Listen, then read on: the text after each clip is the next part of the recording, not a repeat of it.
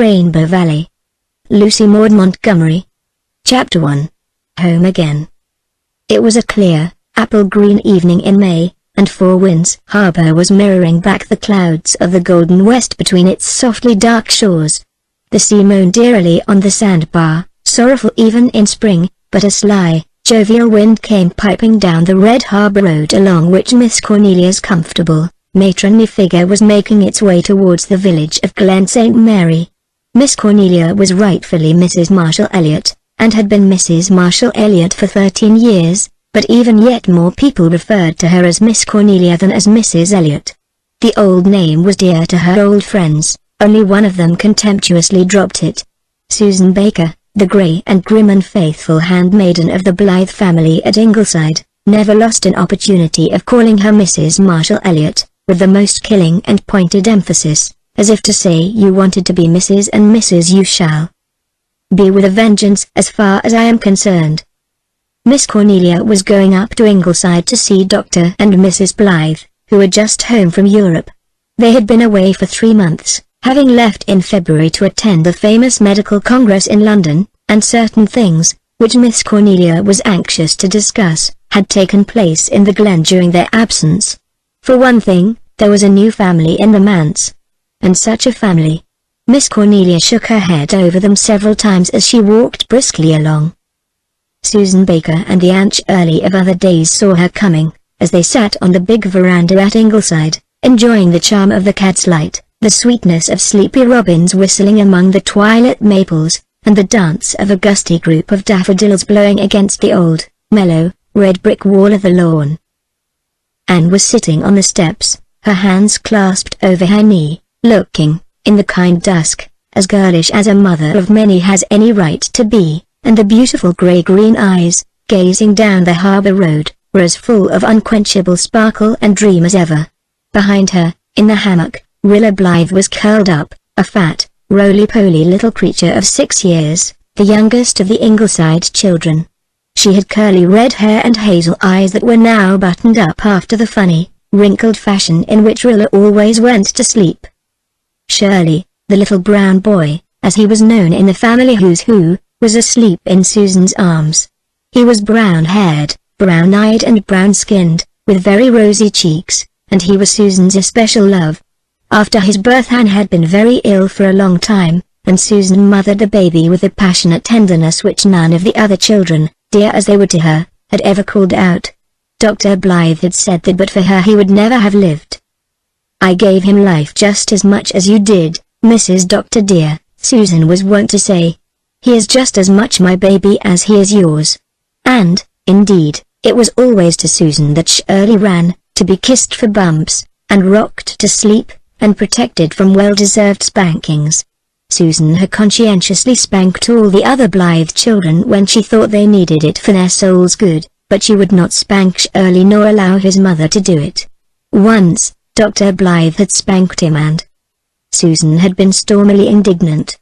That man would spank an angel, Mrs. Doctor dear, that he would, she had declared bitterly, and she would not make the poor doctor a pie for weeks. She had taken Shirley with her to her brother's home during his parents' absence, while all the other children had gone to Avonlea, and she had 3 blessed months of him all to herself.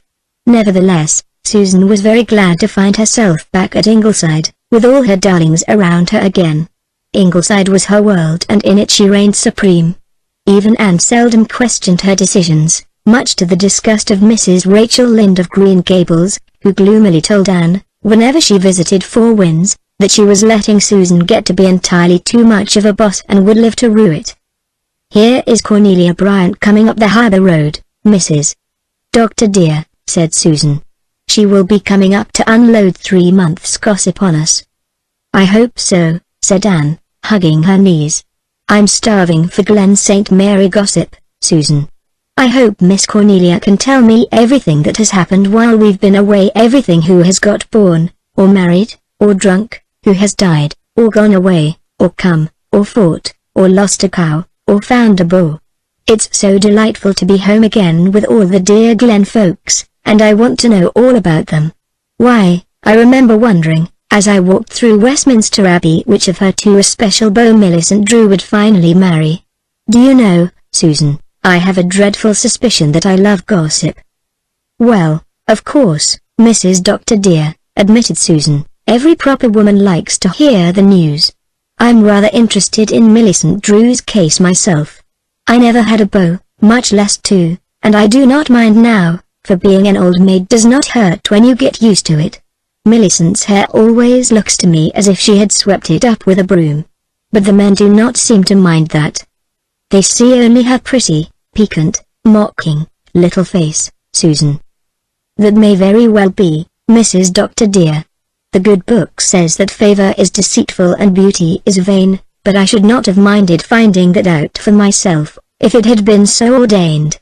I have no doubt we will all be beautiful when we are angels, but what good will it do us then? Speaking of gossip, however, they do say that poor Mrs. Harrison Miller over her Brooke tried to hang herself last week. Oh, Susan. Calm yourself, Mrs. Doctor dear. She did not succeed. But I really do not blame her for trying, for her husband is a terrible man. But she was very foolish to think of hanging herself and leaving the way clear for him to marry some other woman. If I had been in her shoes, Mrs. Doctor dear, I would have gone to work to worry him so that he would try to hang himself instead of me. Not that I hold with people hanging themselves under any circumstances, Mrs. Doctor dear. What is the matter with Harrison Miller, anyway? Said Anne impatiently. He is always driving someone to extremes. Well, some people call it religion and some call it cussedness, begging your pardon, Mrs. Doctor dear, for using such a word. It seems they cannot make out which it is in Harrison's case. There are days when he growls at everybody because he thinks he is foreordained to eternal punishment. And then there are days when he says he does not care and goes and gets drunk. My own opinion is that he is not sound in his intellect, for none of that branch of the Millers were. His grandfather went out of his mind. He thought he was surrounded by big black spiders. They crawled over him and floated in the air about him. I hope I shall never go insane, Mrs. Doctor dear, and I do not think I will, because it is not a habit of the Bakers. But, if an all-wise Providence should decree it, I hope it will not take the form of big black spiders, for I loathe the animals. As for Mrs. Miller, I do not know whether she really deserves pity or not. There are some who say she just married Harrison to spite Richard Taylor, which seems to me a very peculiar reason for getting married. But then, of course, I'm no judge of things matrimonial, Mrs. Doctor dear. And there is Cornelia Bryant at the gate, so I will put this blessed brown baby on his bed and get my knitting. Chapter 2. Sheer Gossip. Where are the other children? Asked Miss Cornelia, when the first greetings cordial on her side, rapturous on Anne's, and dignified on Susan's were over. Shirley is in bed and Jim and Walter and the twins are down in their beloved Rainbow Valley, said Anne. They just came home this afternoon, you know, and they could hardly wait until supper was over before rushing down to the valley. They love it above every spot on earth. Even the maple grove doesn't rival it in their affections.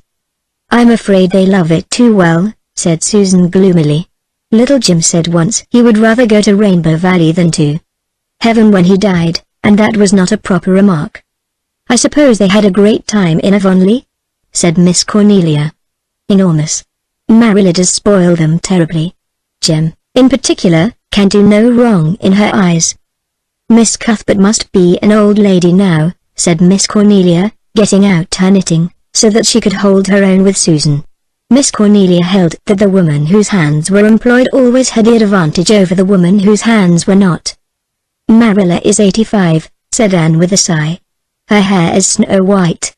But, strange to say, her eyesight is better than it was when she was 60. Well, dearie, I'm real glad you're all back. I've been dreadful lonesome. But we haven't been dull in the Glen, believe me. There hasn't been such an exciting spring in my time, as far as church matters go. We've got settled with a minister at last, Anne dearie. The Reverend John Knox Meredith, Mrs. Doctor dear, said Susan, resolved not to let Miss Cornelia tell all the news. Is he nice? Asked Anne interestedly.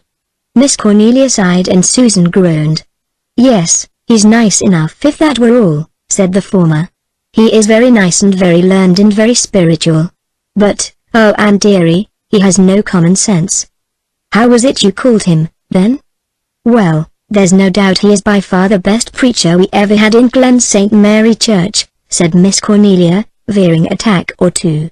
"I suppose it is because he is so moony and absent-minded that he never got a town call. His trial sermon was simply wonderful, believe me. Everyone went mad about it and his looks. He is very comely, Mrs. Dr. dear, and when all is said and done, I do like to see a well-looking man in the pulpit," broke in Susan, thinking it was time she asserted herself again. "Besides," said Miss Cornelia, "we were anxious to get settled. And Mr. Meredith was the first candidate we were all agreed on. Somebody had some objection to all the others. There was some talk of calling Mr. Folsom. He was a good preacher, too, but somehow people didn't care for his appearance. He was too dark and sleek. He looked exactly like a great black tomcat, that he did, Mrs. Dr. dear," said Susan. "I never could abide such a man in the pulpit every Sunday." "Then Mr. Rogers came and he was like a chip in porridge, neither harm nor good," resumed Miss Cornelia.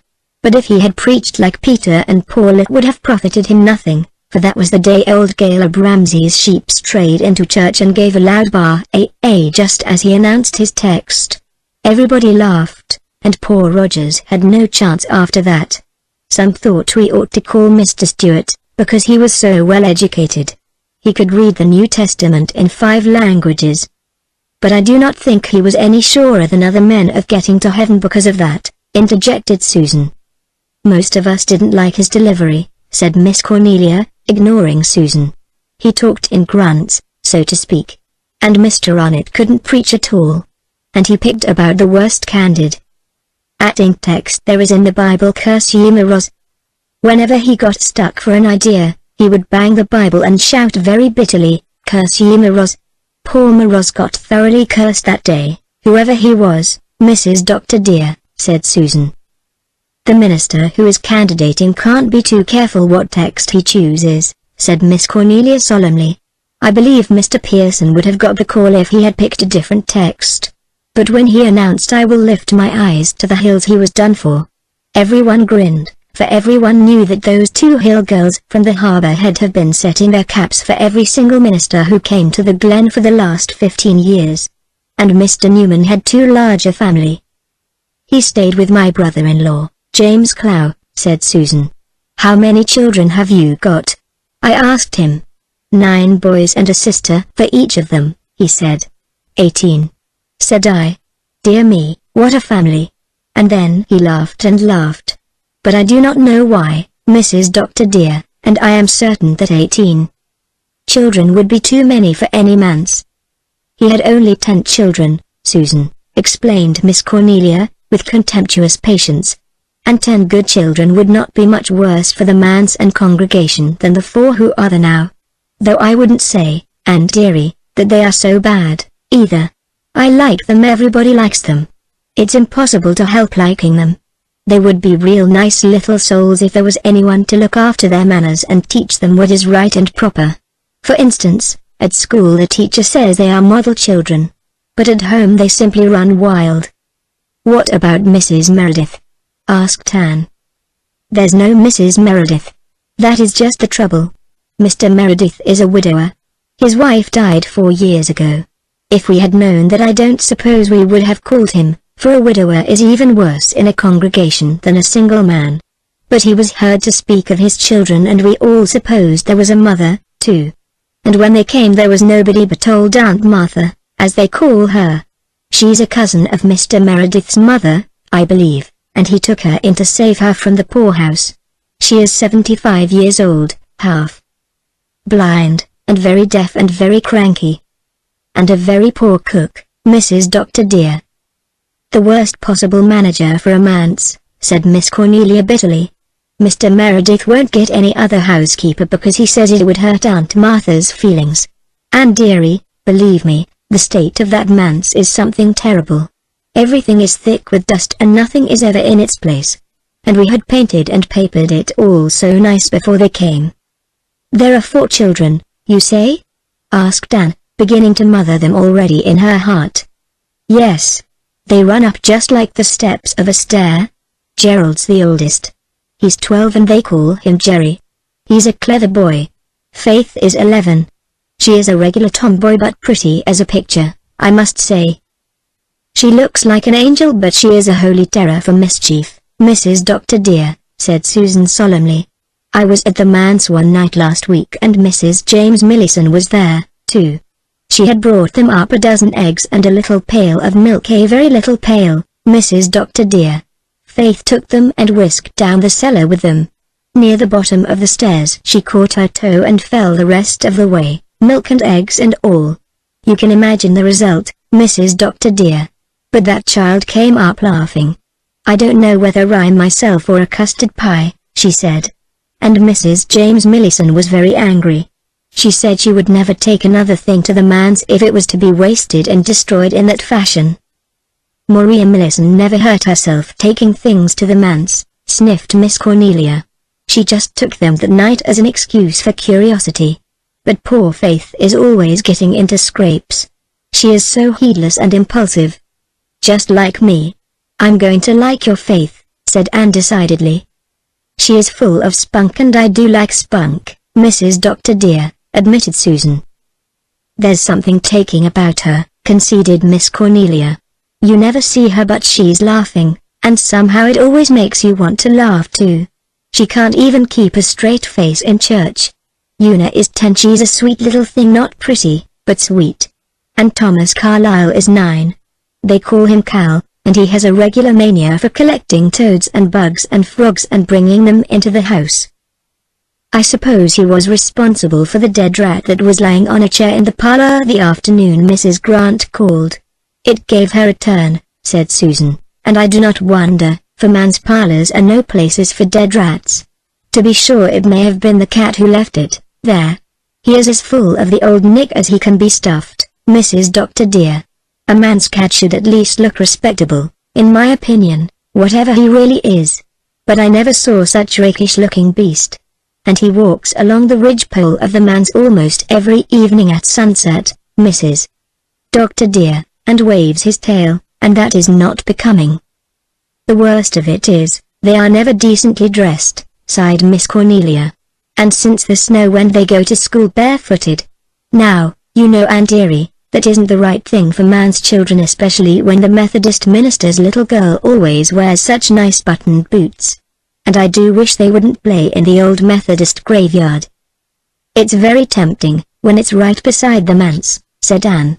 I've always thought graveyards must be delightful places to play in. Oh, no, you did not, Mrs. Dr. dear, said loyal Susan, determined to protect Anne from herself. You have too much good sense and decorum. Why did they ever build the manse beside the graveyard in the first place? Asked Anne. Their lawn is so small there is no place for them to play except in the graveyard. It was a mistake, admitted Miss Cornelia. But they got the lot cheap. And no other man's children ever thought of playing there. Mr. Meredith shouldn't allow it. But he has always got his nose buried in a book, when he is home. He reads and reads, or walks about in his study in a daydream. So far he hasn't forgotten to be in church on Sundays, but twice he has forgotten about the prayer meeting and one of the elders had to go over to the manse and remind him. And he forgot about Fanny Cooper's wedding. They rang him up on the phone and then he rushed right over, just as he was, carpet slippers and all. One wouldn't mind if the Methodists didn't laugh so about it. But there's one comfort, they can't criticize his sermons. He wakes up when he's in the pulpit, believe me. And the Methodist minister can't preach at all, so they tell me. I have never heard him, thank goodness. Miss Cornelia's scorn of men had abated somewhat since her marriage, but her scorn of Methodists remained untinged of charity. Susan smiled slyly. They do say, Mrs. Marshall Elliott, that the Methodists and Presbyterians are talking of uniting, she said. Well, all I hope is that I'll be under the sod if that ever comes to pass, retorted Miss Cornelia. I shall never have truck or trade with Methodists, and Mr. Meredith will find that he'd better steer clear of them, too. He is entirely too sociable with them, believe me. Why, he went to the Jacob Drews' silver wedding supper and got into a nice scrape as a result. What was it? Mrs. Drew asked him to carve the roast goose, for Jacob Drew never did orca carve. Well, Mr. Meredith tackled it, and in the process he knocked it clean off the platter into Mrs. Reese's lap, who was sitting next him. And he just said dreamily, "Mrs. Reese, will you kindly return me that goose?" Mrs. Reese returned it, as meek as Moses, but she must have been furious, for she had on her new silk dress. The worst of it is, she was a Methodist. "But I think that is better than if she was a Presbyterian," interjected Susan. "If she had been a Presbyterian she would mostly likely have left the church, and we cannot afford to lose our members. And Mrs. Reese is not liked in her own church, because she gives herself such great airs, so that the Methodists would be rather pleased that Mr. Meredith spoiled her dress. The point is, he made himself ridiculous, and I, for one, do not like to see my minister made ridiculous in the eyes of the Methodists," said Miss Cornelia stiffly. "If he had had a wife it would not have happened." "I do not see if he had a dozen wives how they could have prevented Mrs. Drew from using up her tough old gander for the wedding feast," said Susan stubbornly. "They say that was her husband's doing," said Miss Cornelia. "Jacob Drew is a conceited, stingy, domineering creature. And they do say he and his wife detest each other, which does not seem to me the proper way for married folks to get along. But then, of course, I have had no experience along that line," said Susan, tossing her head. "And I am not one to blame everything on the men. Mrs. Drew is mean enough herself. They say that the only thing she was ever known to give away was a crock of butter made out of cream a rat had fell into. She contributed it to a church social. Nobody found out about the rat until afterwards. Fortunately, all the people the Merediths have offended so far are Methodists," said Miss Cornelia. "That Jerry went to the Methodist prayer meeting one night about a fortnight ago and sat beside old William Marsh, who got up as usual and testified with fearful groans. 'Do you feel any better now?' whispered Jerry when William sat down. Poor Jerry meant to be sympathetic, but Mr. Marsh thought he was impertinent and is furious at him. Of course, Jerry had no business to be in a Methodist prayer meeting at all. But they go where they like." "I hope they will not offend Mrs. Alec Davis of the Harbour Head," said Susan. "She is a very touchy woman, I understand, but she is very well off and pays the most of anyone to the salary. I have heard that she says the Merediths are the worst brought-up children she ever saw." "Every word you say convinces me more and more that the Merediths belong to the race that knows Joseph," said Mistress Anne decidedly. "When all is said and done, they do," admitted Miss Cornelia. "And that balances everything. Anyway, we've got them now and we must just do the best we can by them and stick up for them to the Methodists. Well, I suppose I must be getting down harbor. Marshall will soon be home. He went over harbor today and wanting his man-like. I'm sorry I haven't seen the other children. And where's the doctor?" "Up at the Harbour Head. We've only been home 3 days and in that time he has spent 3 hours in his own bed and eaten 2 meals in his own house. Well, everybody who has been sick for the last 6 weeks has been waiting for him to come home and I don't blame them. When that over-harbour doctor married the undertaker's daughter at Lowbridge, people felt suspicious of him. It didn't look well. You and the doctor must come down soon and tell us all about your trip. I suppose you've had a splendid time." "We had," agreed Anne. "It was the fulfillment of years of dreams. The old world is very lovely and very wonderful. But we have come back very well satisfied with our own land. Canada is the finest country in the world, Miss Cornelia." "Nobody ever doubted that," said Miss Cornelia, complacently. "And old PEI is the loveliest province in it and Four Winds the loveliest spot in PEI, laughed Anne, looking adoringly out over the sunset splendor of glen and harbor and gulf. She waved her hand at it. "I saw nothing more beautiful than that in Europe, Miss Cornelia. Must you go? The children will be sorry to have missed you. They must come and see me soon. Tell them the donut jar is always full. Oh, at supper they were planning a descent on you. They'll go soon, but they must settle down to school again now. And the twins are going to take music lessons. Not from the Methodist minister's wife, I hope?" said Miss Cornelia anxiously. "No, from Rosemary West. I was up last evening to arrange it with her. What a pretty girl she is. Rosemary holds her own well. She isn't as young as she once was. I thought her very charming. I've never had any real acquaintance with her, you know. Their house is so out of their way, and I've seldom ever seen her except at church. People always have liked Rosemary West, though they don't understand her, said Miss Cornelia, quite unconscious of the high tribute she was paying to Rosemary's charm. Ellen has always kept her down, so to speak. She has tyrannized over her, and yet she has always indulged her in a good many ways. Rosemary was engaged once, you know, to young Martin Crawford. His ship was wrecked on the Magdalens and all the crew were drowned. Rosemary was just a child, only 17. But she was never the same afterwards. She and Ellen have stayed very close at home since their mother's death. They don't often get to their own church at Lowbridge, and I understand Ellen doesn't approve of going too often to a Presbyterian church. To the Methodist she never goes, I'll say that much for her. That family of Wests have always been strong Episcopalians. Rosemary and Ellen are pretty well off. Rosemary doesn't really need to give music lessons. She does it because she likes to. They are distantly related to Leslie, you know. Are the Fords coming to the harbor this summer? No. They are going on a trip to Japan and will probably be away for a year. Owen's new novel is to have a Japanese setting. This will be the first summer that the dear old house of dreams will be empty since we left it. I should think Owen Ford might find enough to write about in Canada without dragging his wife and his innocent children off to a heathen country like Japan, grumbled Miss Cornelia. The Life book was the best book he's ever written, and he got the material for that right here in Four Winds.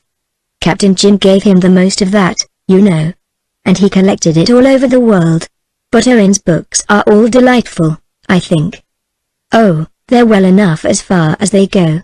I make it a point to read every one he writes, though I've always held, and dearie, that reading novels is a sinful waste of time.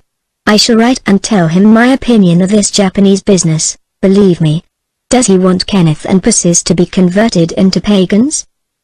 With which unanswerable conundrum Miss Cornelia took her departure.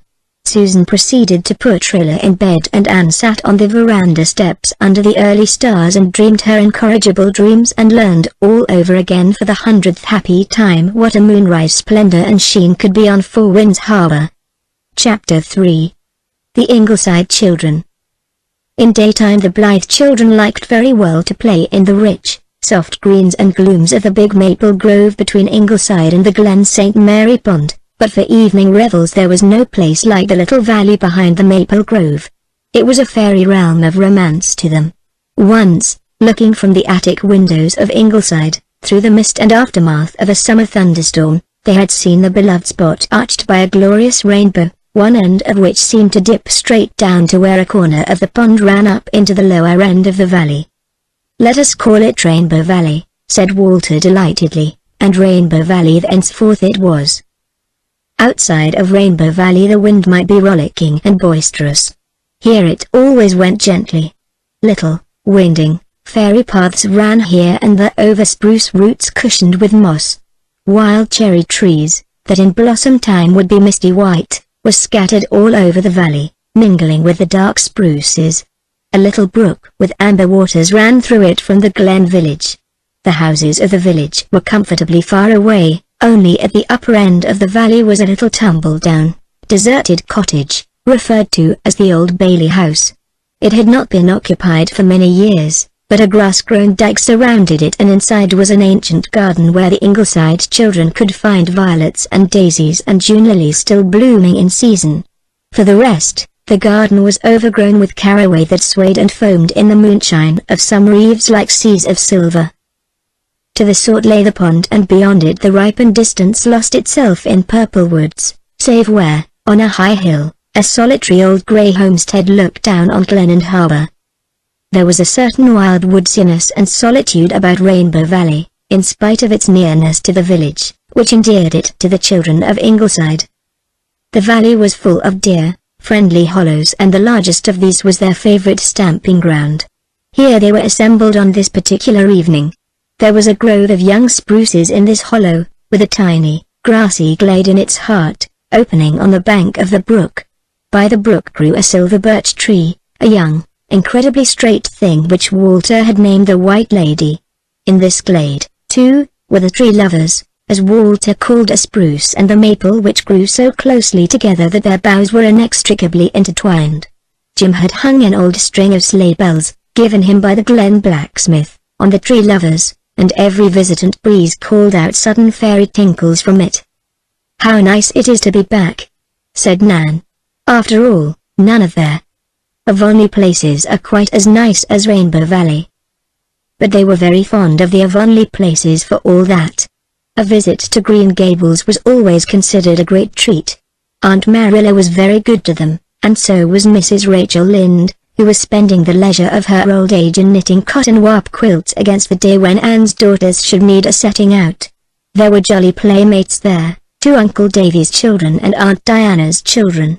They knew all the spots their mother had loved so well in her girlhood, that old Green Gables, the long lover's lane, that was pink-hedged in wild rose time, the always neat yard, with its willows and poplars, the Dryad's Bubble, lucent and lovely as of yore, the Lake of Shining Waters, and Willowmere. The twins had their mother's old porch gable room, and Aunt Marilla used to come in at night, when she thought they were asleep, to gloat over them. But they all knew she loved Jim the best. Jim was at present busily occupied in frying a mess of small trout which he had just caught in the pond. His stove consisted of a circle of red stones, with a fire kindled in it, and his culinary utensils were an old tin can, hammered out flat, and a fork with only one tine left. Nevertheless, ripping good meals had before now been thus prepared.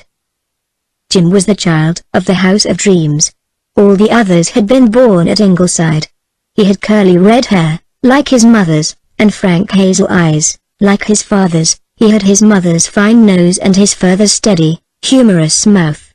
And he was the only one of the family who had ears nice enough to please Susan. But he had a standing feud with Susan because she would not give up calling him Little Jim. It was outrageous, thought 13-year-old Jim. Mother had more sense. "I'm not little any more, Mother," he had cried indignantly, on his 8th birthday. "I'm awful big." Mother had sighed and laughed inside again, and she never called him Little Jim again, in his hearing at least. He was and always had been a sturdy, reliable little chap. He never broke a promise. He was not a great talker. His teachers did not think him brilliant, but he was a good, all-round student. He never took things on faith. He always liked to investigate the truth of a statement for himself. Once Susan had told him that if he touched his tongue to a frosty latch all the skin would tear off it. Jim had promptly done it, just to see if it was so. He found it was so, at the cost of a very sore tongue for several days. But Jim did not grudge suffering in the interests of science. By constant experiment and observation he learned a great deal, and his brothers and sisters thought his extensive knowledge of their little world quite wonderful. Jim always knew where the first and ripest berries grew, where the first pale violets shyly wakened from their winter's sleep, and how many blue eggs were in a given robin's nest in the maple grove. He could tell fortunes from daisy petals and suck honey from red clovers, and grub up all sorts of edible roots on the banks of the pond, while Susan went in daily fear that they would all be poisoned. He knew where the finest spruce gum was to be found, in pale amber nuts on a lichen bark. He knew where the nuts grew thickest in the beech woods around the harbor head, and where the best trouting places up the brooks were.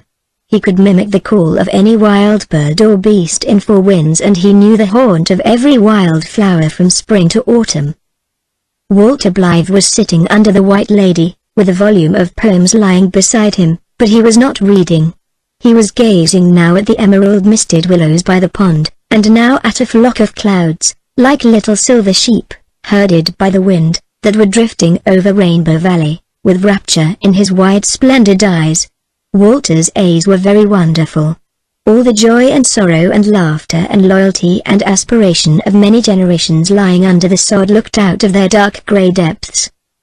Walter was a hop out of kin, as far as looks went. He did not resemble any known relative. He was quite the handsomest of the Ingleside children, with straight black hair and finely modelled features. But he had all his mother's vivid imagination and passionate love of beauty. Frost of winter, invitation of spring, dream of summer and glamour of autumn, all meant much to Walter. In school, where Jim was a chieftain, Walter was not thought highly of. He was supposed to be girly and milksopish, because he never fought and seldom joined in the school sports, preferring to herd by himself in out-of-the-way corners and read books, especially poetry books. Walter loved the poets and pored over their pages from the time he could first read. Their music was woven into his growing soul, the music of the immortals.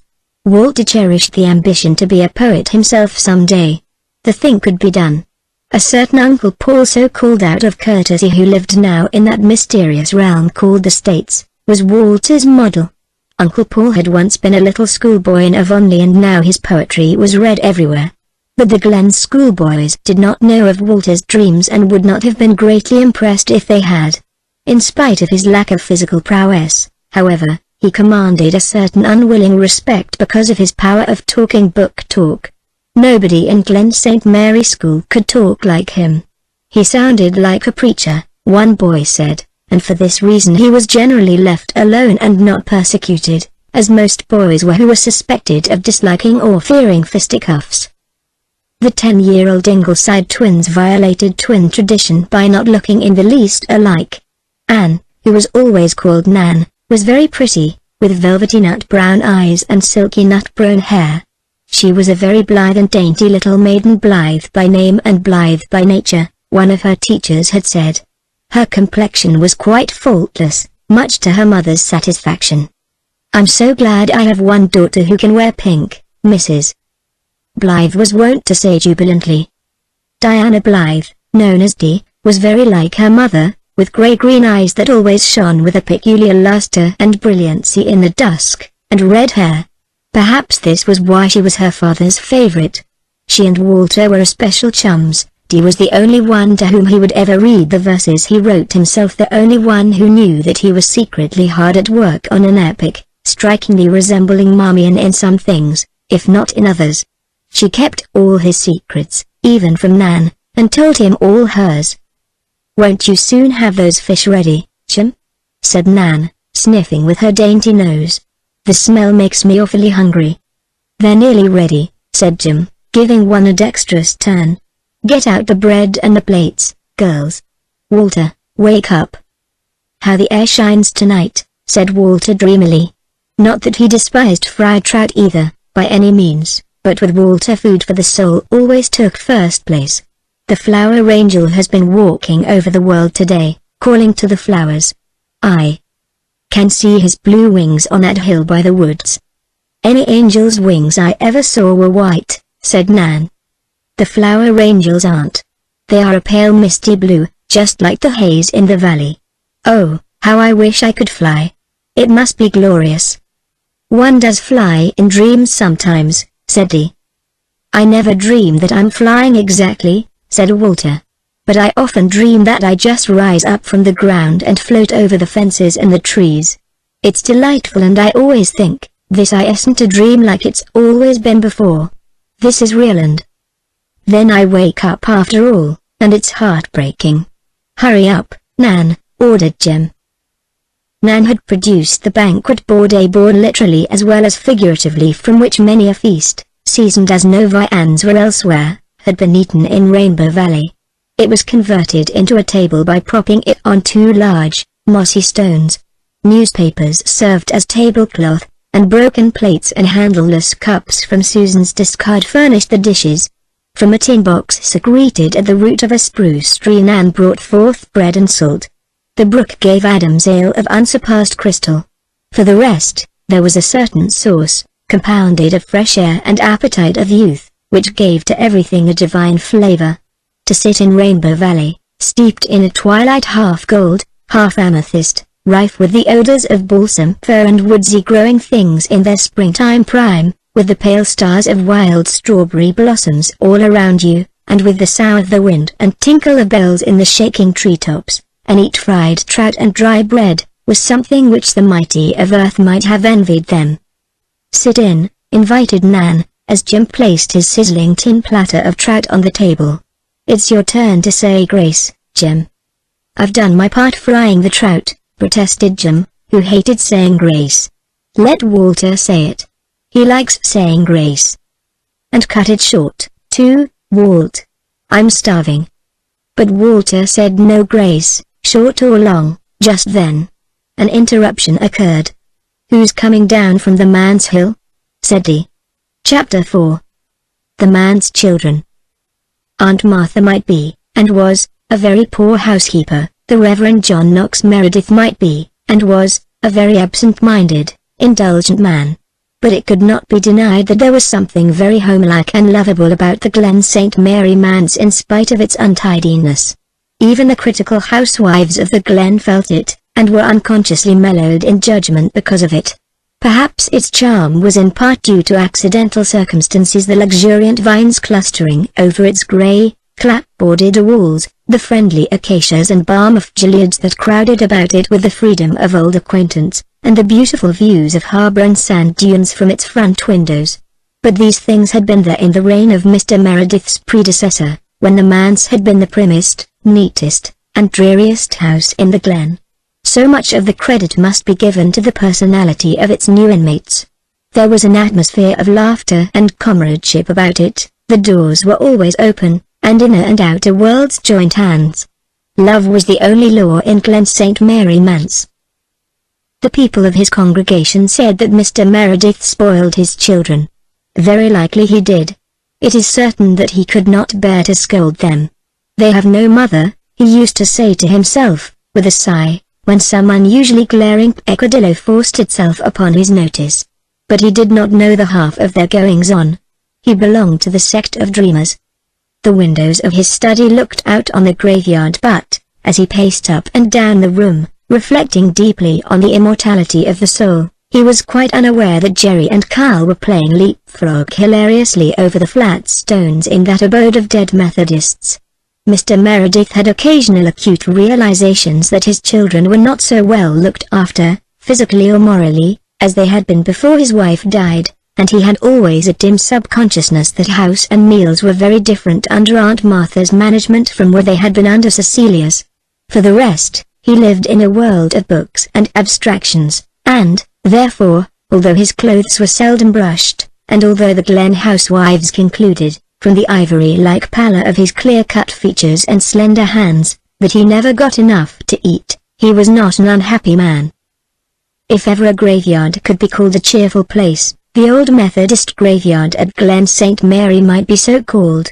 The new graveyard, at the other side of the Methodist church, was a neat and proper and doleful spot, but the old one had been left so long to nature's kindly and gracious ministries that it had become very pleasant. It was surrounded on three sides by a dike of stones and sod, topped by a grey and uncertain paling. Outside the dike grew a row of tall fir trees with thick, balsamic boughs. The dike, which had been built by the first settlers of the Glen, was old enough to be beautiful, with mosses and green things growing out of its crevices, violets purpling at its base in the early spring days, and asters and goldenrod making an autumnal glory in its corners. Little ferns clustered companionably between its stones, and here and there a big bracken grew.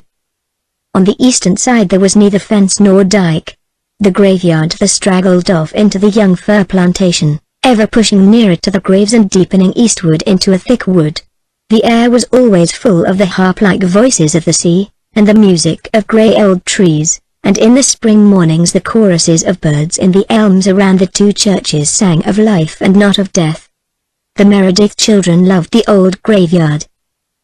Blue-eyed ivy, garden spruce, and mint ran riot over the sunken graves. Blueberry bushes grew lavishly in the sandy corner next to the fir wood. The variant fashions of tombstones for 3 generations were to be found there, from the flat, oblong, red sandstone slabs of old settlers, down through the days of weeping willows and clasped hands, to the latest monstrosities of tall monuments and draped urns. One of the latter, the biggest and ugliest in the graveyard, was sacred to the memory of a certain Alec Davis who had been born a Methodist but had taken to himself a Presbyterian bride of the Douglas clan. She had made him turn Presbyterian and kept him toeing the Presbyterian mark all his life. But when he died she did not dare to doom him to a lonely grave and the Presbyterian graveyard over harbor. His people were all buried in the Methodist cemetery, so Alec Davis went back to his own in death, and his widow consoled herself by erecting a monument which cost more than any of the Methodists could afford. The Meredith children hated it, without just knowing why, but they loved the old, flat, bench-like stones with the tall grasses growing rankly about them. They made jolly seats for one thing. They were all sitting on one now.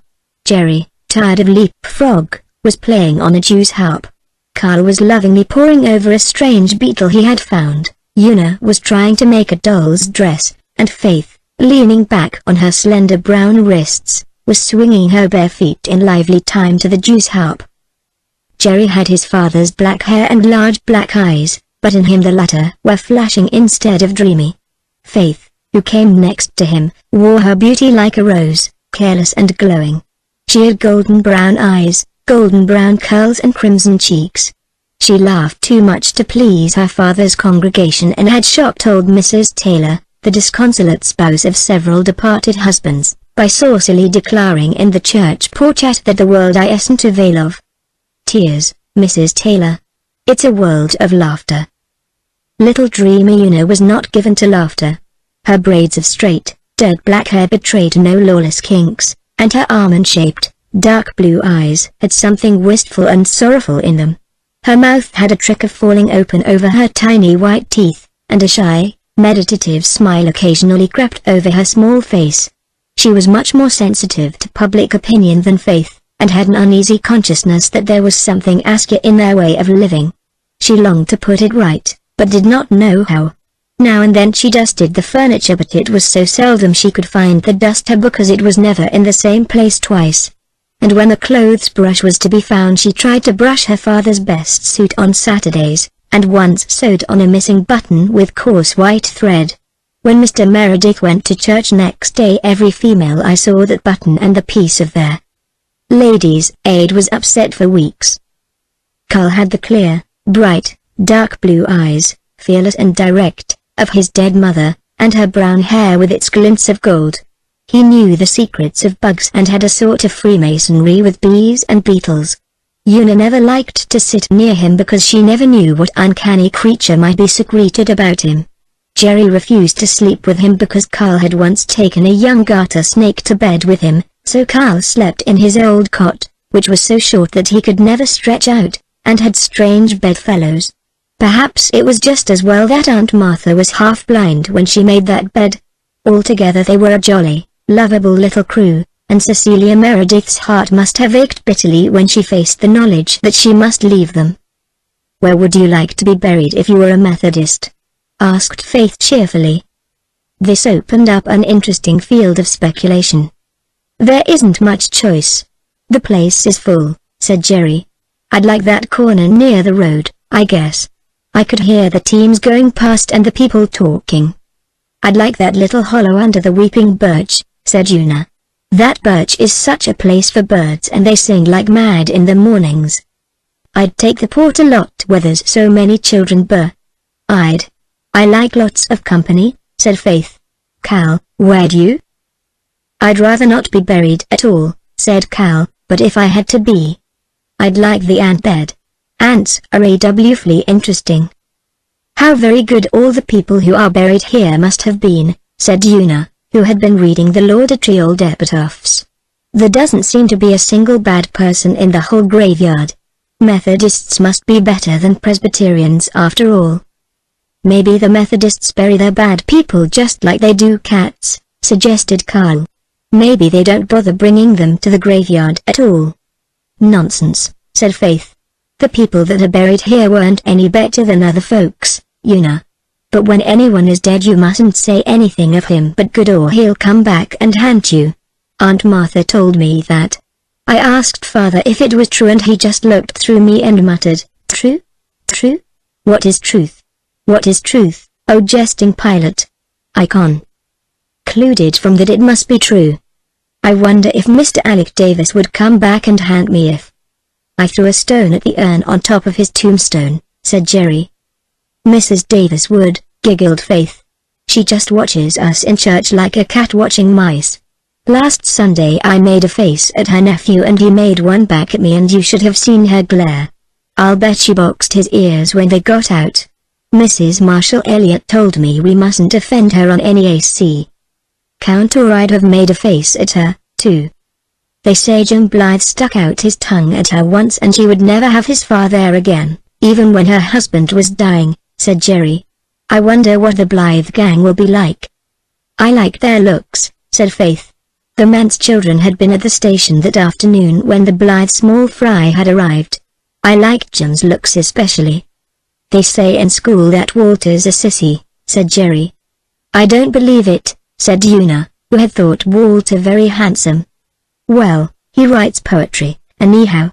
He won the prize the teacher offered last year for writing a poem, Bertie Shakespeare Drew told me. Bertie's mother thought he should have got the prize because of his name, but Bertie said he couldn't write poetry to save his soul, name or no name. I suppose we'll get acquainted with them as soon as they begin going to school, mused Faith. I hope the girls are nice. I don't like most of the girls round here. Even the nice ones are pokey. But the Blythe twins look jolly. I thought twins always looked alike, but they don't. I think the red-haired one is the nicest. I liked their mother's looks, said Una with a little sigh.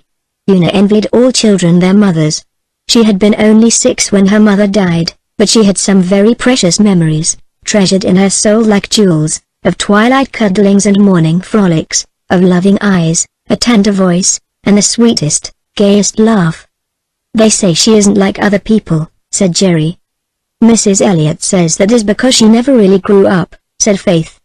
She's taller than Mrs. Elliot. Yes, but it is inside Mrs. Elliot says Mrs. Blythe just stayed a little girl inside. What do I smell? Interrupted Cal, sniffing. They all smelled it now. A most delectable odor came floating up on the still evening air from the direction of the little woodsy dell below the man's hill. That makes me hungry, said Jerry. We had only bread and molasses for supper and cold ditto for dinner, said Una plaintively. Aunt Martha's habit was to boil a large slab of mutton early in the week and serve it up every day, cold and greasy, as long as it lasted. To this Faith, in a moment of inspiration, had given the name of ditto, and by this it was invariably known at the manse. Let's go and see where that smell is coming from, said Jerry. They all sprang up, frolicked over the lawn with the abandon of young puppies, climbed a fence, and tore down the mossy slope, guided by the savory lure that ever grew stronger. A few minutes later they arrived breathlessly in the sanctum sanctorum of Rainbow Valley, where the Blythe children were just about to give thanks and eat. They halted shyly. Una wished they had not been so precipitate, but Dee Blythe was equal to that and any occasion. She stepped forward, with a comrade's smile. I guess I know who you are, she said. You belong to the manse, don't you? Faith nodded, her face creased by dimples. We smelled your trout cooking and wondered what it was. You must sit down and help us eat them, said Dee. Maybe you haven't more than you want yourselves, said Jerry, looking hungrily at the tin platter. We've heaps 3 apiece, said Jim. Sit down. No more ceremony was necessary. Down they all sat on mossy stones. Merry was that feast and long. Nan and Dee would probably have died of horror had they known what Faith and Una knew perfectly well, that Carl had 2 young mice in his jacket pocket. But they never knew it, so it never hurt them. Where can folks get better acquainted than over a meal table? When the last trout had vanished, the manse children and the Ingleside children were sworn friends and allies. They had always known each other and always would. The race of Joseph recognized its own. They poured out the history of their little pasts. The manse children heard of Avonlea and Green Gables, of Rainbow Valley traditions, and of the little house by the harbor shore where Jim had been born. The Ingleside children heard of Maywater, where the Merediths had lived before coming to the Glen, of Una's beloved, one-eyed doll and Faith's pet rooster. Faith was inclined to resent the fact that people laughed at her for petting a rooster. She liked the Blythers because they accepted it without question. A handsome rooster like Adam is just as nice a pet as a dog or cat, I think, she said. If he was a canary nobody would wonder. and I brought him up from a little, wee, yellow chicken. Mrs. Johnson at Maywater gave him to me. A weasel had killed all his brothers and sisters. I called him after her husband. I never liked dolls or cats. Cats are too sneaky and dolls are dead. Who lives in that house away up there? Asked Jerry. The Miss Wests, Rosemary and Ellen, answered Nan. Dee and I are going to take music lessons from Miss Rosemary this summer.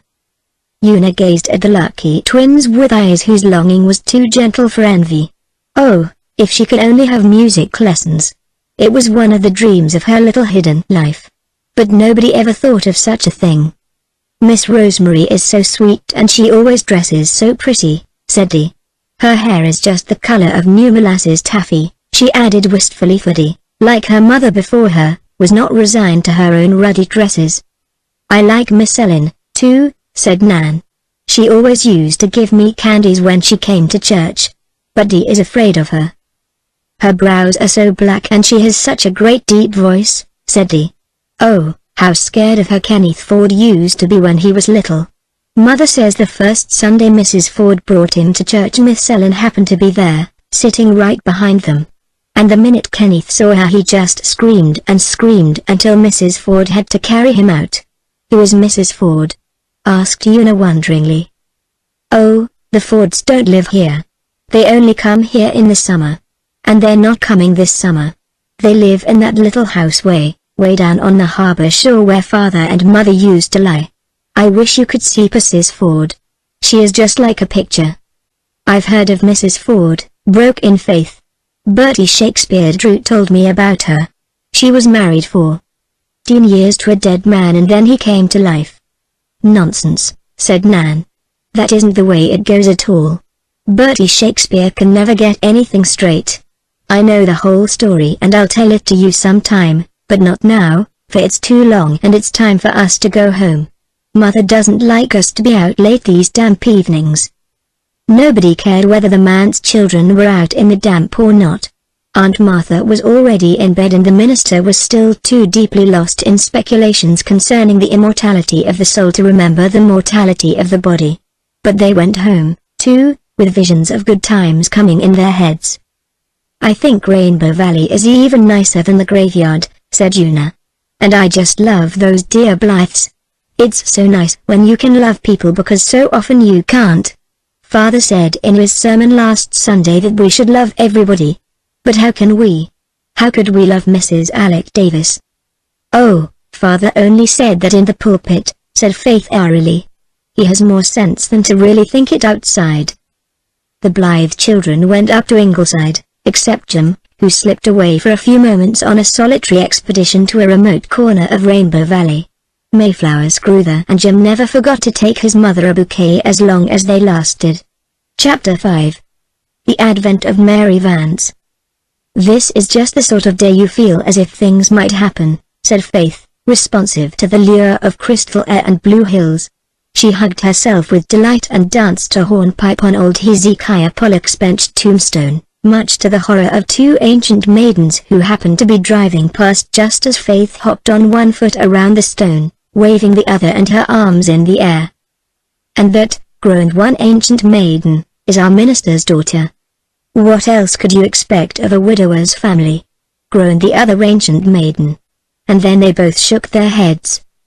It was early on Saturday morning and the Merediths were out in the dew-drenched world with a delightful consciousness of the holiday. They had never had anything to do on a holiday.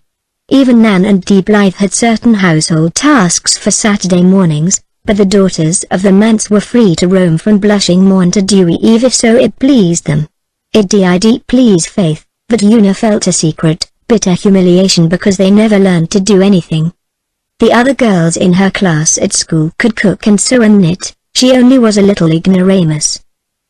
Jerry suggested that they go exploring, so they went lingeringly through the fir grove, picking up Carl on the way, who was on his knees in the dripping grass studying his darling ants. Beyond the grove they came out in Mr. Taylor's pasture field, sprinkled over with the white ghosts of dandelions. In a remote corner was an old tumble-down barn, where Mr. Taylor sometimes stored his surplus hay crop but which was never used for any other purpose. Thither the Meredith children trooped, and prowled about the ground floor for several minutes. "What was that?" whispered Una suddenly. They all listened. There was a faint but distinct rustle in the hayloft above. The Merediths looked at each other. "There's something up there," breathed Faith. "I'm going up to see what it is," said Jerry resolutely. "Oh, don't," begged Una, catching his arm. "I'm going." "We'll all go, too, then," said Faith. The whole four climbed the shaky ladder, Jerry and Faith quite dauntless, Una pale from fright, and Carl rather absent-mindedly speculating on the possibility of finding a bat up in the loft. He longed to see a bat in daylight. When they stepped off the ladder they saw what had made the rustle, and the sight struck them dumb for a few moments. In a little nest in the hay a girl was curled up, looking as if she had just wakened from sleep. When she saw them she stood up, rather shakily, as it seemed, and in the bright sunlight that streamed through the cobwebbed window behind her, they saw that her thin, sunburned face was very pale under its tan. She had 2 braids of lank, thick, tow-colored hair and very odd white eyes, the manse children thought, as she stared at them half defiantly, half piteously. They were really so pale a blue that they did seem almost white, especially when contrasted with the narrow black ring that circled the iris. She was barefooted and bareheaded, and was clad in a faded, ragged, old plaid dress, much too short and tight for her. As for years, she might have been almost any age, judging from her wizened little face, but her height seemed to be somewhere in the neighborhood of 12. "Who are you?" asked Jerry. The girl looked about her as if seeking a way of escape. Then she seemed to give in with a little shiver of despair. "I'm Mary Vance," she said. "Where'd you come from?" pursued Jerry. Mary, instead of replying, suddenly sat, or fell, down on the hay and began to cry. Instantly Faith had flung herself down beside her and put her arm around the thin, shaking shoulders. "You stop bothering her," she commanded Jerry. Then she hugged the waif. "Don't cry, dear. Just tell us what's the matter. We're friends." "I'm so hungry," wailed Mary. I ain't had a thing to eat since Thursday morning, except a little water from the brook out there." The man's children gazed at each other in horror. Faith sprang up. "You come right up to the manse and get something to eat. Before you say another word." Mary shrank. "Oh, I can't. What will your pa and ma say? Besides, they'd send me back. We've no mother, and father won't bother about you. Neither will Aunt Martha. Come, I say." Faith stamped her foot impatiently. Was this queer girl going to insist on starving to death almost at their very door? Mary yielded. She was so weak that she could hardly climb down the ladder, but somehow they got her down and over the field and into the man's kitchen. Aunt Martha, muddling through her Saturday cooking, took no notice of her. Faith and Una flew to the pantry and ransacked it for such eatables as it contained some ditto, bread, butter, milk and a doubtful pie. Mary Vance attacked the food ravenously and uncritically, while the man's children stood around and watched her. Jerry noticed that she had a pretty mouth and very nice, even, white teeth. Faith decided, with secret horror, that Mary had not one stitch on her except that ragged, faded dress. Una was full of pure pity, Carl of amused wonder, and all of them of curiosity. "Now come out to the graveyard and tell us about yourself," ordered Faith, when Mary's appetite showed signs of failing her. Mary was now nothing loath. Food had restored her natural vivacity and unloosed her by no means reluctant tongue. "You won't tell your pa or anybody if I tell you?" she stipulated, when she was enthroned on Mr. Pollock's tombstone. Opposite her the manse children lined up on another. Here was spice and mystery and adventure. Something had happened. "No, we won't." "Cross your hearts?" "Cross our hearts. Well, I've run away. I was living with Mrs. Wiley over harbor." "Do you know Mrs. Wiley?" "No." "Well, you don't want to know her. She's an awful woman. My, how I hate her. She worked me to death and wouldn't give me half enough to eat, and she used to larrup me most every day. Look-a here." Mary rolled up her ragged sleeves, and held up her scrawny arms and thin hands, chapped almost to rawness. They were black with bruises. The man's children shivered. Faith flushed crimson with indignation. Una's blue eyes filled with tears. "She licked me Wednesday night with a stick," said Mary, indifferently. "It was 'cause I let the cow kick over a pail of milk. How'd I know the darn old cow was going to kick?" A not unpleasant thrill ran over her listeners. They would never dream of using such dubious words, but it was rather titivating to hear someone else use them, and a girl, at that. Certainly this Mary Vance was an interesting creature. "I don't blame you for running away," said Faith. "Oh, I didn't run away 'cause she licked me. A licking was all in the day's work with me. I was darn well used to it. Nope, I'd meant to run away for a week 'cause I'd found out that Mrs. Wiley was going to rent her farm and go to Lowbridge to live and give me to a cousin of hers up Charlottetown way. I wasn't going to stand for that. She was a worse sort than Mrs. Wiley even. Mrs. Wiley lent me to her for a month last summer and I'd rather live with the devil himself." Sensation number 2. But Una looked doubtful. "So I made up my mind I'd beat it.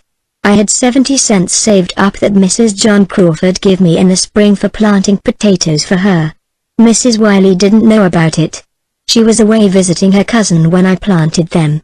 I thought I'd sneak up here to the Glen and buy a ticket to Charlottetown and try to get work there. I'm a hustler, let me tell you. There ain't a lazy bone in my body. So I lit out Thursday morning 'fore Mrs. Wiley was up and walked to the Glen 6 miles. And when I got to the station I found I'd lost my money. Dunno how, dunno where. Anyhow, it was gone. I didn't know what to do. If I went back to old Lady Wiley she'd take the hide off me. So I went and hid in that old barn." "And what will you do now?" asked Jerry. "Dunno. I suppose I'll have to go back and take my medicine. Now that I've got some grub in my stomach I guess I can stand it." But there was fear behind the bravado in Mary's eyes. Una suddenly slipped from the one tombstone to the other and put her arm about Mary. "Don't go back. Just stay here with us." "Oh, Mrs. Wiley'll hunt me up," said Mary. "It's likely she's on my trail before this. I might stay here till she finds me, I suppose, if your folks don't mind. I was a darn fool ever to think of skipping out. She'd run a weasel to earth. But I was so miserable." Mary's voice quivered, but she was ashamed of showing her weakness. "I hain't had the life of a dog for these 4 years, she explained defiantly. "You've been 4 years with Mrs. Wiley?" "Yep. She took me out of the asylum over in Hopetown when I was 8. "That's the same place Mrs. Blythe came from," exclaimed Faith. "I was 2 years in the asylum. I was put there when I was 6. My ma had hung herself and my pa had cut his throat. Holy cats." "Why?" said Jerry. "Booze," said Mary laconically. "And you've no relations?" "Not a darn one that I know of. Must have had some once, though. I was called after half a dozen of them. My full name is Mary Martha Lucilla Morbull Vance. Can you beat that? My grandfather was a rich man. I'll bet he was richer than your grandfather. But pa drunk it all up and ma, she did her part. They used to beat me, too. Laws, I've been licked so much I kind of like it." Mary tossed her head. She divined that the man's children were pitying her for her many stripes and she did not want pity. She wanted to be envied. She looked gaily about her. Her strange eyes, now that the dullness of famine was removed from them, were brilliant. She would show these youngsters what a personage she was. "I've been sick an awful lot," she said proudly. "There's not many kids could have come through what I have. I've had scarlet fever and measles and erysipelas and mumps and whooping cough and pneumonia." "Were you ever fatally sick?" asked Una. "I don't know," said Mary doubtfully.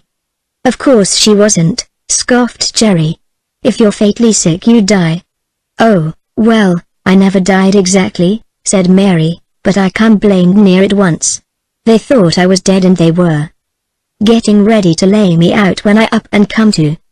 "What is it like to be half dead?" asked Jerry curiously. "Like nothing. I didn't know it for days afterwards. It was when I had the pneumonia. Mrs. Wiley wouldn't have. The doctor said she wasn't going to no such expense for a home girl. Old Aunt Christina McAllister nursed me with poultices. She brung me round. But sometimes I wish I'd just died the other half and done with it. I'd been better off. If you went to heaven I suppose you would, said Faith, rather doubtfully. Well, what other place is there to go to? Demanded Mary in a puzzled voice. There's hell, you know, said Una, dropping her voice and hugging Mary to lessen the awfulness of the suggestion. Hell? What's that? Why, it's where the devil lives, said Jerry. You've heard of him, you spoke about him. Oh, yes, but I didn't know he lived anywhere. I thought he just roamed round. Mr. Wiley used to mention hell when he was alive. He was always telling folks to go there. I thought it was someplace over in New Brunswick where he come from. Hell is an awful place, said Faith, with the dramatic enjoyment that is born of telling dreadful things. Bad people go there when they die and burn in fire forever and ever and ever. Who told you that? Demanded Mary incredulously. It's in the Bible. And Mr. Isaac Crothers at Maywater told us, too, in Sunday school. He was an elder and a pillar in the church and knew all about it. But you needn't worry. If you're good, you'll go to heaven, and if you're bad I guess you'd rather go to hell. I wouldn't, said Mary positively. No matter how bad I was. I wouldn't want to be burned and burned. I know what it's like. I picked up a red-hot poker once by accident. What must you do to be good?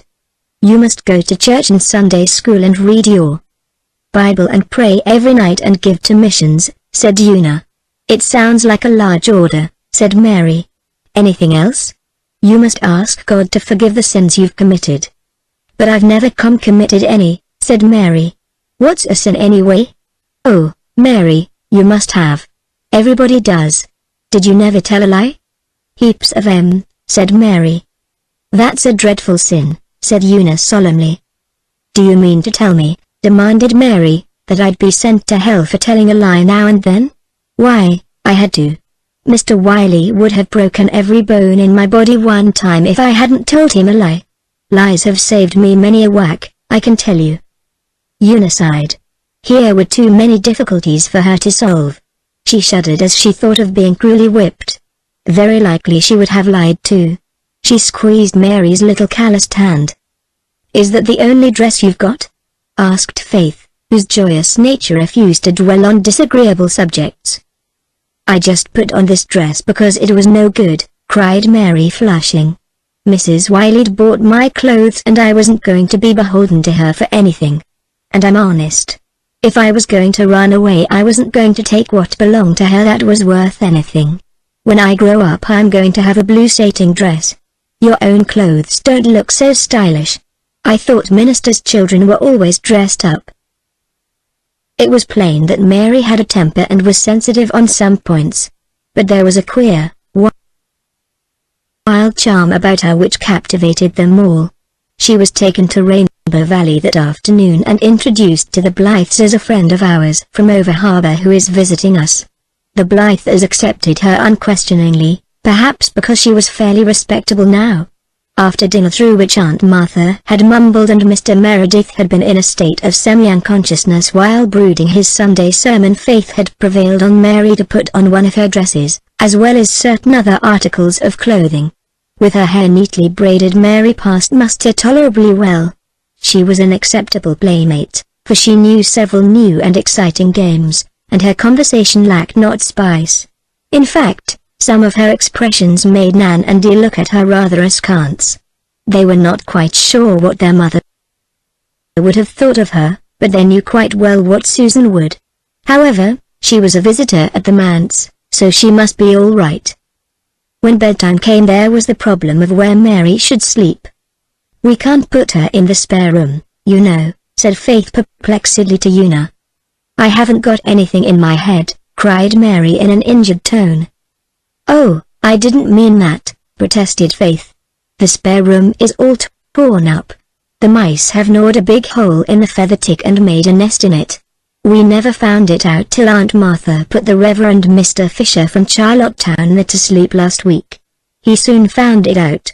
Then Father had to give him his bed and sleep on the study lounge. Aunt Martha hasn't had time to fix the spare room bed up yet, so she says, so nobody can sleep there. no matter how clean their heads are. And our room is so small, and the bed so small you can't sleep with us.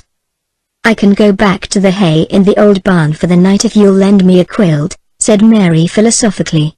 It was kind of chilly last night, but except for that I've had worse beds. Oh, no, no, you mustn't do that, said Una. I've thought of a plan, Faith. You know that little trestle bed in the garret room, with the old mattress on it, that the last minister left there? Let's take up the spare room bedclothes and make Mary a bed there. You won't mind sleeping in the garret, will you, Mary? It's just above our room. Any place'll do me. Laws, I never had a decent place to sleep in my life. I slept in the loft over the kitchen at Mrs. Wiley's. The roof leak train in the summer and the snow druff in winter. My bed was a straw tick on the floor. You won't find me a mite huffy about where I sleep.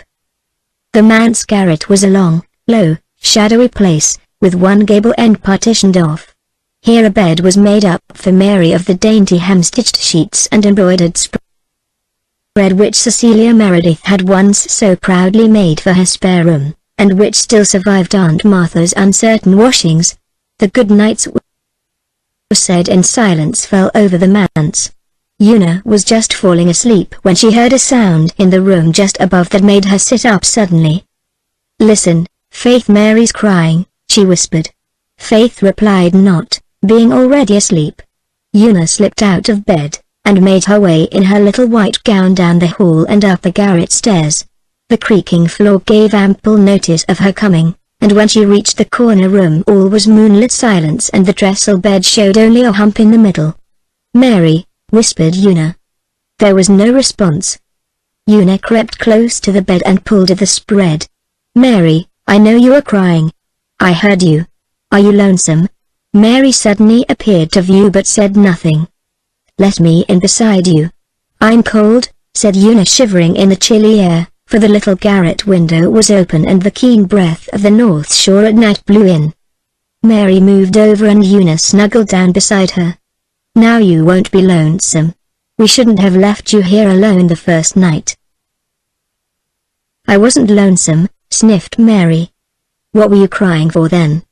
Oh, I just got to thinking of things when I was here alone. I thought of having to go back to Mrs. Wiley and of being licked for running away and of going to hell for telling lies. It all worried me, something scandalous. Oh, Mary, said poor Una in distress. I don't believe God will send you to hell for telling lies when you didn't know it was wrong. He couldn't. Why, he's kind and good. Of course. You mustn't tell any more now that you know it's wrong. If I can't tell lies, what's to become of me? Said Mary with a sob. You don't understand. You don't know anything about it. You've got a home and a kind father, though it does seem to me that he isn't more'n about half there.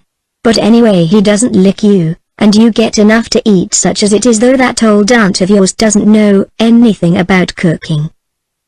Why, this is the first day I ever remember of feeling as if I'd enough to eat. I've been knocked about all of my life, except for the 2 years I was at the asylum. They didn't lick me there and it wasn't too bad, though the matron was cross. She always looked ready to bite my head off a nail. But Mrs. Wiley is a holy terror, that's what she is, and I'm just scared stiff when I think of going back to her. Perhaps you won't have to. Perhaps we'll be able to think of a way out. Let's both ask God to keep you from having to go back to Mrs. Wiley. You say your prayers, don't you, Mary? Oh, yes, I always go over an old rhyme before I get into bed, said Mary indifferently. I never thought of asking for anything in particular, though. Nobody in this world ever bothered themselves about me, so I didn't suppose God would. He might take more trouble for you, seeing you're a minister's daughter. He'd take every bit as much trouble for you, Mary, I'm sure, said Una. It doesn't matter whose child you are. You just ask him and I will, too. All right, agreed Mary. It won't do any harm if it doesn't do much good. If you knew Mrs. Wiley as well as I do, you wouldn't think God would want to meddle with her. Anyhow, I won't cry any more about it. This is a big sight better than last night down in that old barn, with the mice running about. Look at the Four Winds light. Ain't it pretty? This is the only window we can see it from, said Una. I love to watch it. Do you? So do I. I could see it from the whirly loft and it was the only comfort I had. When I was all sore from being licked I'd watch it and forget about the places that hurt. I'd think of the ships sailing away and away from it and wish I was on one of them sailing far away too, away from everything. On winter nights when it didn't shine, I just felt real lonesome. Say, Una, what makes all you folks so kind to me when I'm just a stranger? Because it's right to be. The Bible tells us to be kind to everybody. Does it? Well, I guess most folks don't mind it much then. I never remember of anyone being kind to me before. True's you live I don't. Say, Una, ain't them shadows on the walls pretty? They look just like a flock of little dancing birds. And say, Una, I like all you folks and them blithe boys and but I don't like that Nan. She's a proud one. Oh, no, Mary, she isn't a bit proud, said Una eagerly. Not a single bit. Don't tell me. Anyone that holds her head like that is proud. I don't like her. We all like her very much. Oh, I suppose you like her better than me? Said Mary jealously. Do you? Why, Mary, we've known her for weeks and we've only known you a few hours, stammered Una. So you do like her better then? Said Mary in a rage. All right. Like her all you want to. I don't care. I can get along without you. She flung herself over against the wall of the garret with a slam. Oh, Mary, said Una, pushing a tender arm over Mary's uncompromising back, don't talk like that. I do like you ever so much. And you make me feel so bad. No answer. Presently Una gave a sob. Instantly Mary squirmed around again and engulfed Una in a bear's hug. Hush up, she ordered. Don't go crying over what I said. I was as mean as the devil to talk that way. I oughter to be skinned alive and you all so good to me. I should think you would like anyone better than me. I deserve every licking I ever got. Hush, now. If you cry any more I'll go and walk right down to the harbor in this nightdress and drown myself. This terrible threat made Una choke back her sobs. Her tears were wiped away by Mary with the lace frill of the spare room pillow and forgive her and forgiven cuddled down together again, harmony restored, to watch the shadows of the vine leaves on the moonlit wall until they fell asleep. And in the study below Reverend John Meredith walked the floor with rapt face and shining eyes, thinking out his message of the morrow, and knew not that under his own roof there was a little forlorn soul, stumbling in darkness and ignorance, beset by terror and compassed about with difficulties too great for it to grapple in its unequal struggle with a big and different world. Chapter 6. Mary stays at the manse. The manse children took Mary Vance to church with them the next day. At first Mary objected to the idea. Didn't you go to church over harbor? Asked Una. You bet. Mrs. Wiley never troubled church much, but I went every Sunday I could get off. I was mighty thankful to go to some place where I could sit down for a spell. But I can't go to church in this old ragged dress. This difficulty was removed by Faith offering the loan of her second-best dress. It's faded a little and 2 of the buttons are off, but I guess it'll do. I'll sew the buttons on in a jiffy, said Mary. Not on Sunday, said Una, shocked. Sure. The better the day the better the deed. You just gimme a needle and thread and look the other way if you're squeamish. Faith's school boots, and an old black velvet cap that had once been Cecilia Meredith's, completed Mary's costume, and to church she went. Her behavior was quite conventional, and though some wondered who the shabby little girl with the man's children was, she did not attract much attention. She listened to the sermon with outward decorum and joined lustily in the singing. She had, it appeared, a clear, strong voice and a good ear. His blood can make the violets clean, caroled Mary blithely. Mrs. Jimmy Milgrave, whose pew was just in front of the man's pew, turned suddenly and looked the child over from top to toe. Mary, in a mere superfluity of naughtiness, stuck out her tongue at Mrs. Milgrave, much to Yuna's horror. I couldn't help it, she declared after church. What did she want to stare at me like that for? Such manners. I'm glad stuck my tongue out at her. I wish I'd stuck it further out. Say, I saw Rob McAllister from over harbour there. Wonder if he'll tell Mrs. Wiley on me. No Mrs. Wiley appeared, however, and in a few days the children forgot to look for her. Mary was apparently a fixture at the manse. But she refused to go to school with the others. Nope. I've finished my education, she said, when Faith urged her to go. I went to school 4 winters since I come to Mrs. Wiley's and I've had all I want of that. I'm sick and tired of being everlastingly jawed at cause I didn't get my home lessons done. I'd no time to do home lessons. Our teacher won't jaw you. He is awfully nice, said Faith. Well, I ain't going. I can read and write and cipher up to fractions. That's all I want. You fellows go and I'll stay home. You needn't be scared I'll steal anything. I swear I'm honest. Mary employed herself while the others were at school in cleaning up the manse. In a few days it was a different place. Floors were swept, furniture dusted, everything straightened out. She mended the spare room bed deck, she sewed on missing buttons, she patched clothes neatly, she even invaded the study with broom and dustpan and ordered Mr. Meredith out while she put it to rights. But there was one department with which Aunt Martha refused to let her interfere. Aunt Martha might be deaf and half-blind and very childish, but she was resolved to keep the commissariat in her own hands, in spite of all Mary's wiles and stratagems. I can tell you if old Martha'd let me cook you'd have some decent meals, she told the man's children indignantly. There'd be no more ditto and no more lumpy porridge and blue milk either. What does she do with all the cream? She gives it to the cat. He's hers, you know, said Faith.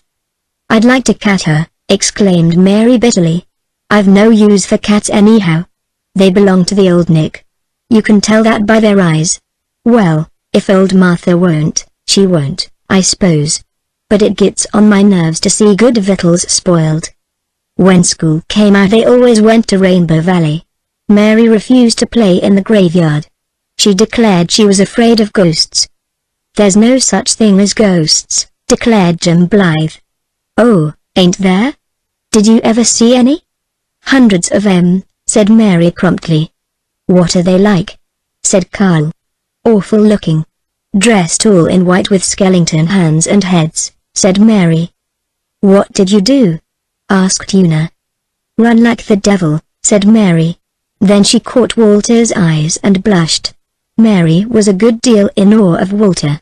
She declared to the man's girls that his eyes made her nervous. I think of all the lies I've ever told when I look into them, she said, and I wish I hadn't. Jim was Mary's favorite. When he took her to the attic at Ingleside and showed her the museum of curios that Captain Jim Boyd had bequeathed to him, she was immensely pleased and flattered.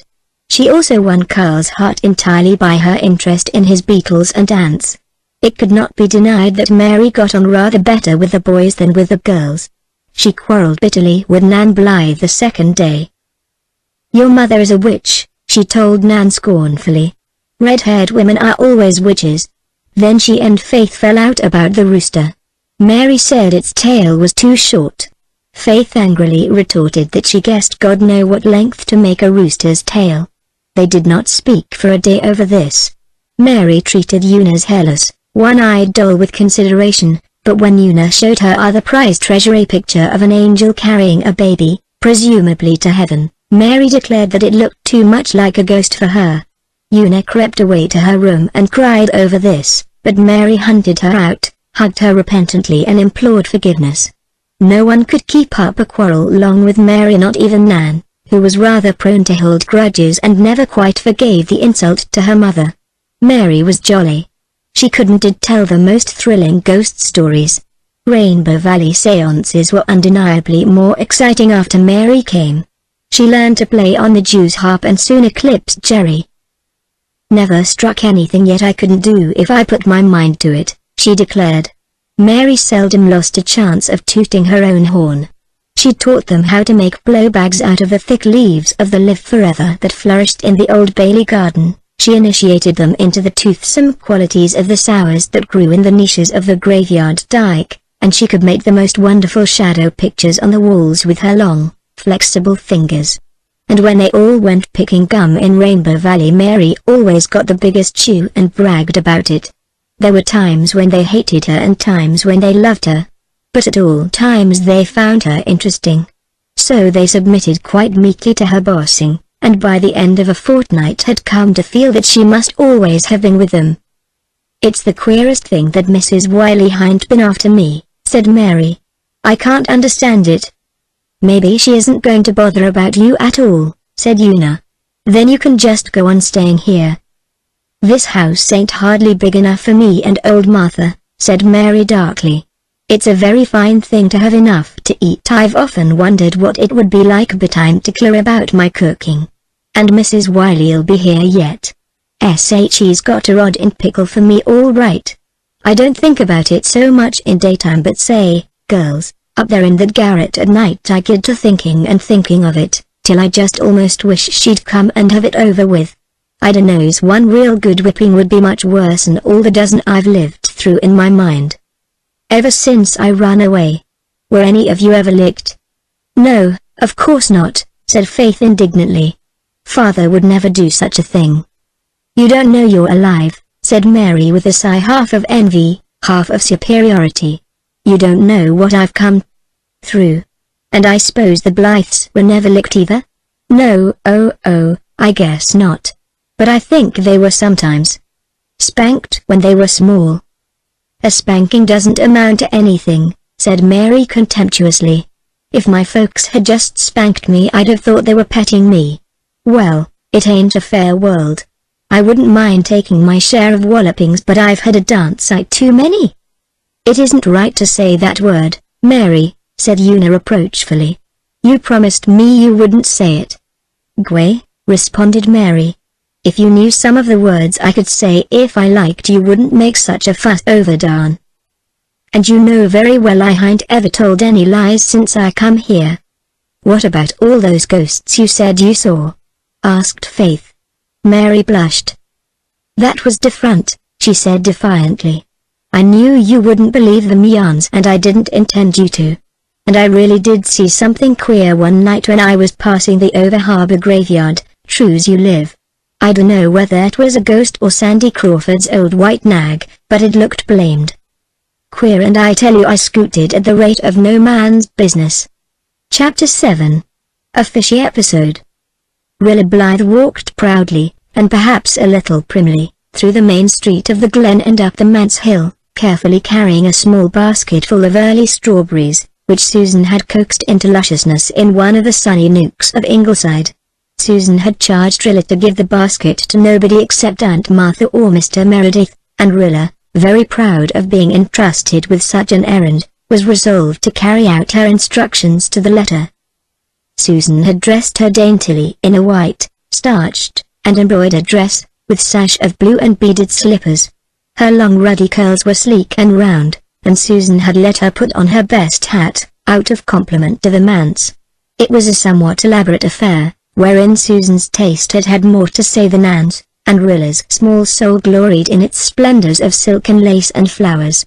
She was very conscious of her hat, and I am afraid she strutted up the manse hill. The strut, or the hat, or both, got on the nerves of Mary Vance, who was swinging on the lawn gate. Mary's temper was somewhat ruffled just then, into the bargain. Aunt Martha had refused to let her peel the potatoes and had ordered her out of the kitchen. "Yeah. You'll bring the potatoes to the table with strips of skin hanging to them and half-boiled as usual. My, but it'll be nice to go to your funeral," shrieked Mary. She went out of the kitchen, giving the door such a bang that even Aunt Martha heard it, and Mr. Meredith in his study felt the vibration and thought absently that there must have been a slight earthquake shock. Then he went on with his sermon. Mary slipped from the gate and confronted the spick-and-span damsel of Ingleside. "What you got there?" she demanded, trying to take the basket. Rilla resisted. "It's for Mr. Meredith," she lisped. "Give it to me." "I'll give it to him," said Mary. "No. Thunted that I wasn't to give it to anybody but Mr. Meredith or Aunt Martha," insisted Rilla. Mary eyed her sourly. "You think you're something, don't you, all dressed up like a doll? Look at me. My dress is all rags and I don't care. I'd rather be ragged than a doll baby. Go home and tell them to put you in a glass case. Look at me, look at me, look at me."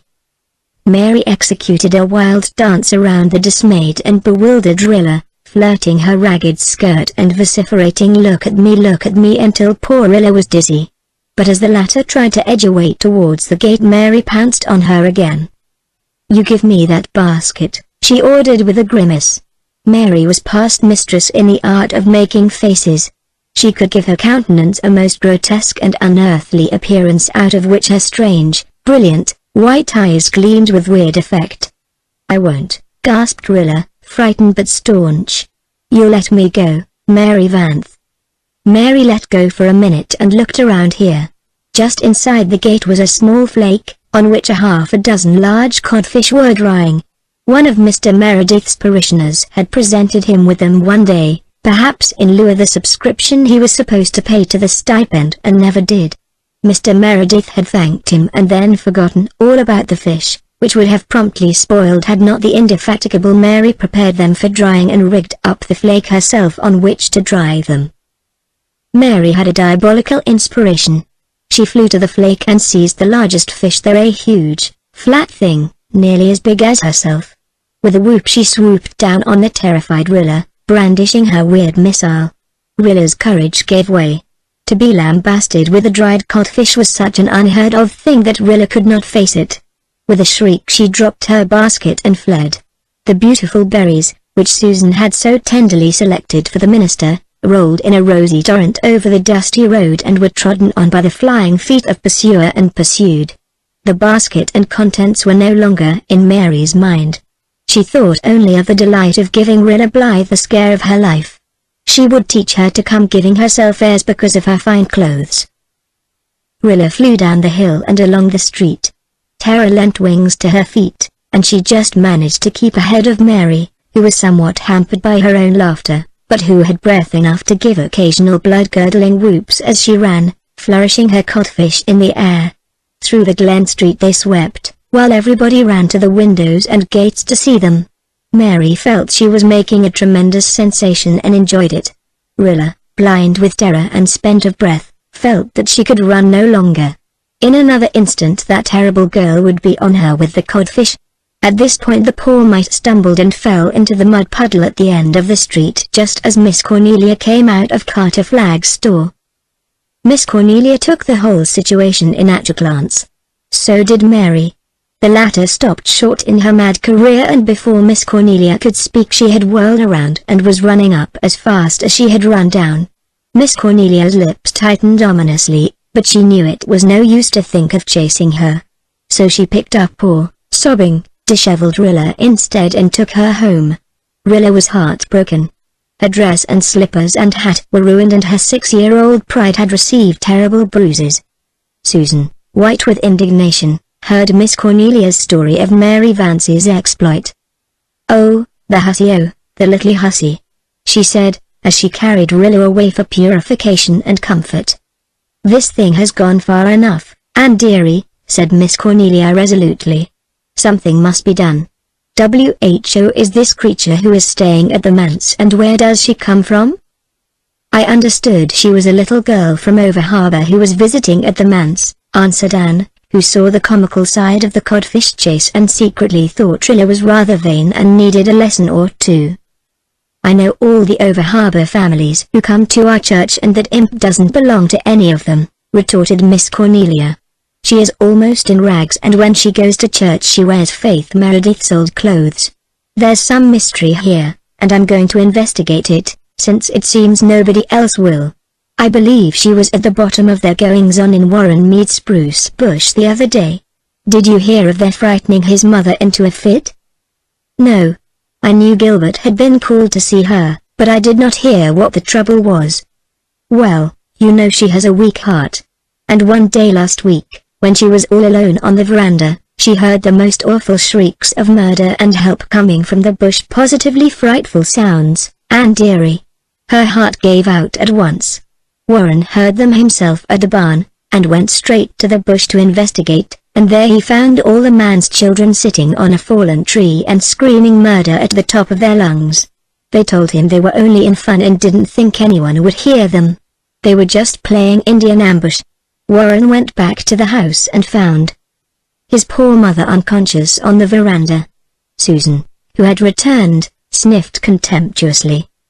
"I think she was very far from being unconscious, Mrs. Marshall Elliott, and that you may tie to. I have been hearing of Amelia Warren's weak heart for 40 years. She had it when she was 20. She enjoys making a fuss and having the doctor, and any excuse will do." "I don't think Gilbert thought her attack very serious," said Anne. "Oh, that may very well be," said Miss Cornelia. "But the matter has made an awful lot of talk, and the Meads being Methodists makes it that much worse. What is going to become of those children? Sometimes I can't sleep at nights for thinking about them, Anne dearie. I really do question if they get enough to eat, even, for their father is so lost in dreams that he doesn't often remember he has a stomach, and that lazy old woman doesn't bother cooking what she ought. They are just running wild, and now that school is closing they'll be worse than ever." "They do have jolly times," said Anne, laughing over the recollections of some Rainbow Valley happenings that had come to her ears. "And they are all brave and frank and loyal and truthful." "That's a true word, Anne dearie, and when you come to think of all the trouble in the church those two tattling, deceitful youngsters of the last ministers made, I'm inclined to overlook a good deal in the Merediths. When all is said and done, Mrs. Doctor dear, they are very nice children," said Susan. "They have got plenty of original sin in them, and that I will admit, but maybe it is just as well, for if they had not they might spoil from over-sweetness. Only I do think it is not proper for them to play in a graveyard, and that I will maintain." "But they really play quite quietly there," excused Anne. "They don't run and yell as they do elsewhere. Such howls as drift up here from Rainbow Valley sometimes. Though I fancy my own small fry bear a valiant part in them. They had a sham battle the last night and had to roar themselves, because they had no artillery to do it, so Jim says. Jim is passing through the stage where all boys hanker to be soldiers." "Well, thank goodness, he'll never be a soldier," said Miss Cornelia. "I never approved of our boys going to that South African frack. But it's over, and not likely anything of the kind will ever happen again. I think the world is getting more sensible. As for the Merediths, I've said many a time and I say it again, if Mr. Meredith had a wife all would be well. He called twice at the Kirks last week, so I am told," said Susan. "Well," said Miss Cornelia thoughtfully, "as a rule, I don't approve of a minister marrying in his congregation. It generally spoils him. But in this case it would do no harm, for everyone likes Elizabeth Kirk and nobody else is hankering for the job of stepmothering those youngsters. Even the Hill girls balk at that. They haven't been found laying traps for Mr. Meredith. Elizabeth would make him a good wife if he only thought so. But the trouble is, she really is homely and dearie, Mr. Meredith, abstracted as he is, has an eye for a good-looking woman, man-like. He isn't so otherworldly when it comes to that, believe me. Elizabeth Kirk is a very nice person, but they do say that people have nearly frozen to death in her mother's spare room bed before now, Mrs. Doctor dear," said Susan darkly. "If I felt I had any right to express an opinion concerning such a solemn matter as a minister's marriage, I would say that I think Elizabeth's cousin Sarah, over harbour, would make Mr. Meredith a better wife." "Why, Sarah Kirk is a Methodist," said Miss Cornelia, much as if Susan had suggested a Hottentot as a man's bride. "She would likely turn Presbyterian if she married Mr. Meredith," retorted Susan. Miss Cornelia shook her head. Evidently with her it was, once a Methodist, always a Methodist. "Sarah Kirk is entirely out of the question," she said positively. "And so is Emmeline Drew, though the Drews are all trying to make the match. They are literally throwing poor Emmeline at his head, and he hasn't the least idea of it." "Emmeline Drew has no gumption, I must allow," said Susan. "She is the kind of woman, Mrs. Doctor dear, who would put a hot water bottle in your bed on a dog night and then have her feelings hurt because you are not grateful. And her mother was a very poor housekeeper.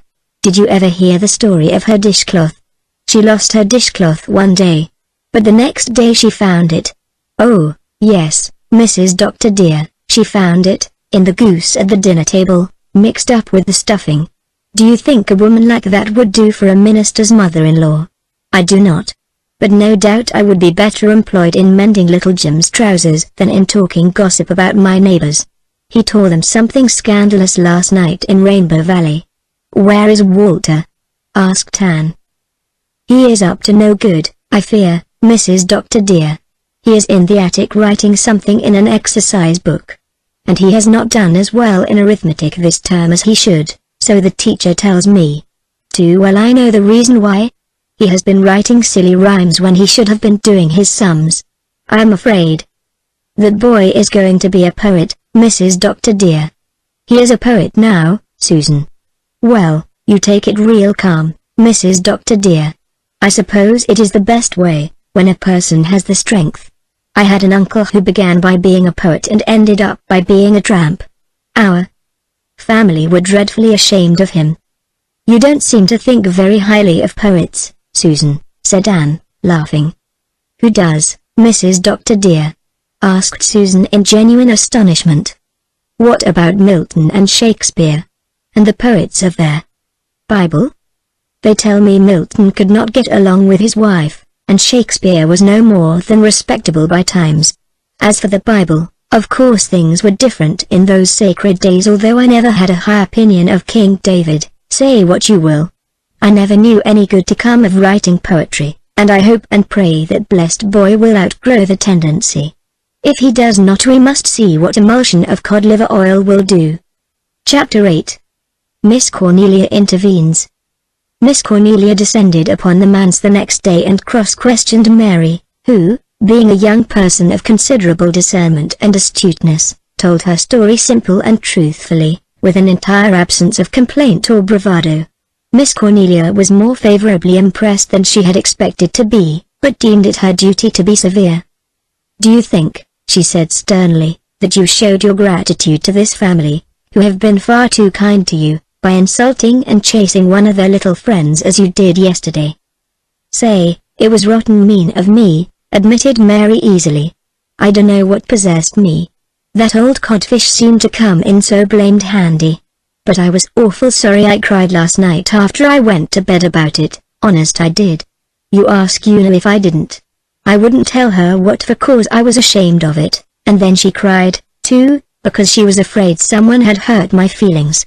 Laws, I ain't got any feelings to hurt worth speaking of. What worries me is why Mrs. Wiley hain't been hunting for me. It ain't like her. Miss Cornelia herself thought it rather peculiar, but she merely admonished Mary sharply not to take any further liberties with the minister's codfish, and went to report progress at Ingleside. If the child's story is true, the matter ought to be looked into, she said. I know something about that Wiley woman, believe me. Marshall used to be well acquainted with her when he lived over harbor. I heard him say something last summer about her and a home child she had, likely this very May creature. He said someone told him she was working the child to death and not half feeding and clothing it. You know, and dearie, it has always been my habit neither to make nor meddle with those over harbor folks. But I shall send Marshall over tomorrow to find out the rights of this if he can. And then I'll speak to the minister. Mind you, and dearie, the Merediths found this girl literally starving in James Taylor's old hay barn. She had been there all night, cold and hungry and alone. And us sleeping warm in our beds after good suppers.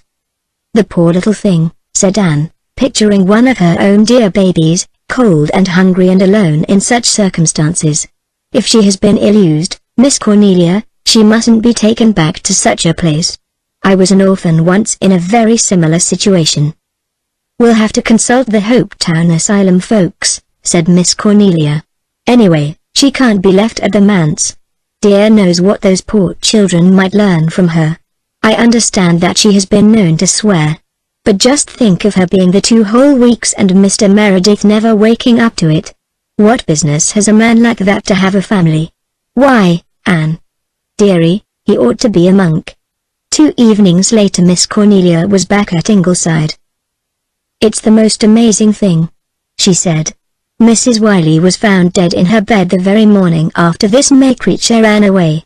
She has had a bad heart for years and the doctor had warned her it might happen at any time. She had sent away her hired man and there was nobody in the house. Some neighbors found her the next day. They missed the child, it seems, but supposed Mrs. Wiley had sent her to her cousin near Charlottetown as she had said she was going to do. The cousin didn't come to the funeral and so nobody ever knew that Mary wasn't with her. The people Marshall talked to told him some things about the way Mrs. Wiley used this Mary that made his blood boil, so he declares. You know, it puts Marshall in a regular fury to hear of a child being ill-used. They said she whipped her mercilessly for every little fault or mistake. Some folks talked of writing to the asylum authorities but everybody's business is nobody's business and it was never done." "I am sorry that Wiley person is dead," said Susan fiercely. "I should like to go over harbor and give her a piece of my mind. Starving and beating a child, Mrs. Doctor dear. As you know, I hold with lawful spanking, but I go no further. And what is to become of this poor child now, Mrs. Marshall Elliott?" "I suppose she must be sent back to Hopetown," said Miss Cornelia. "I think everyone hereabouts who wants a home child has one. I'll see Mr. Meredith tomorrow and tell him my opinion of the whole affair." "And no doubt she will, Mrs. Doctor dear," said Susan, after Miss Cornelia had gone. "She would stick at nothing, not even at shingling the church spire if she took it into her head. But I cannot understand how even Cornelia Bryant can talk to a minister as she does. You would think he was just any common person." When Miss Cornelia had gone, Nan Blythe uncurled herself from the hammock where she had been studying her lessons and slipped away to Rainbow Valley. The others were already there. Jim and Jerry were playing quoits with old horseshoes borrowed from the Glen blacksmith. Carl was stalking ants on a sunny hillock. Walter, lying on his stomach among the fern, was reading aloud to Mary and Dee and Faith and Una from a wonderful book of myths wherein were fascinating accounts of Prester John and the Wandering Jew, divining rods and tailed men, of Shkamir, the worm that split rocks and opened the way to golden treasure, of fortunate isles and swan maidens.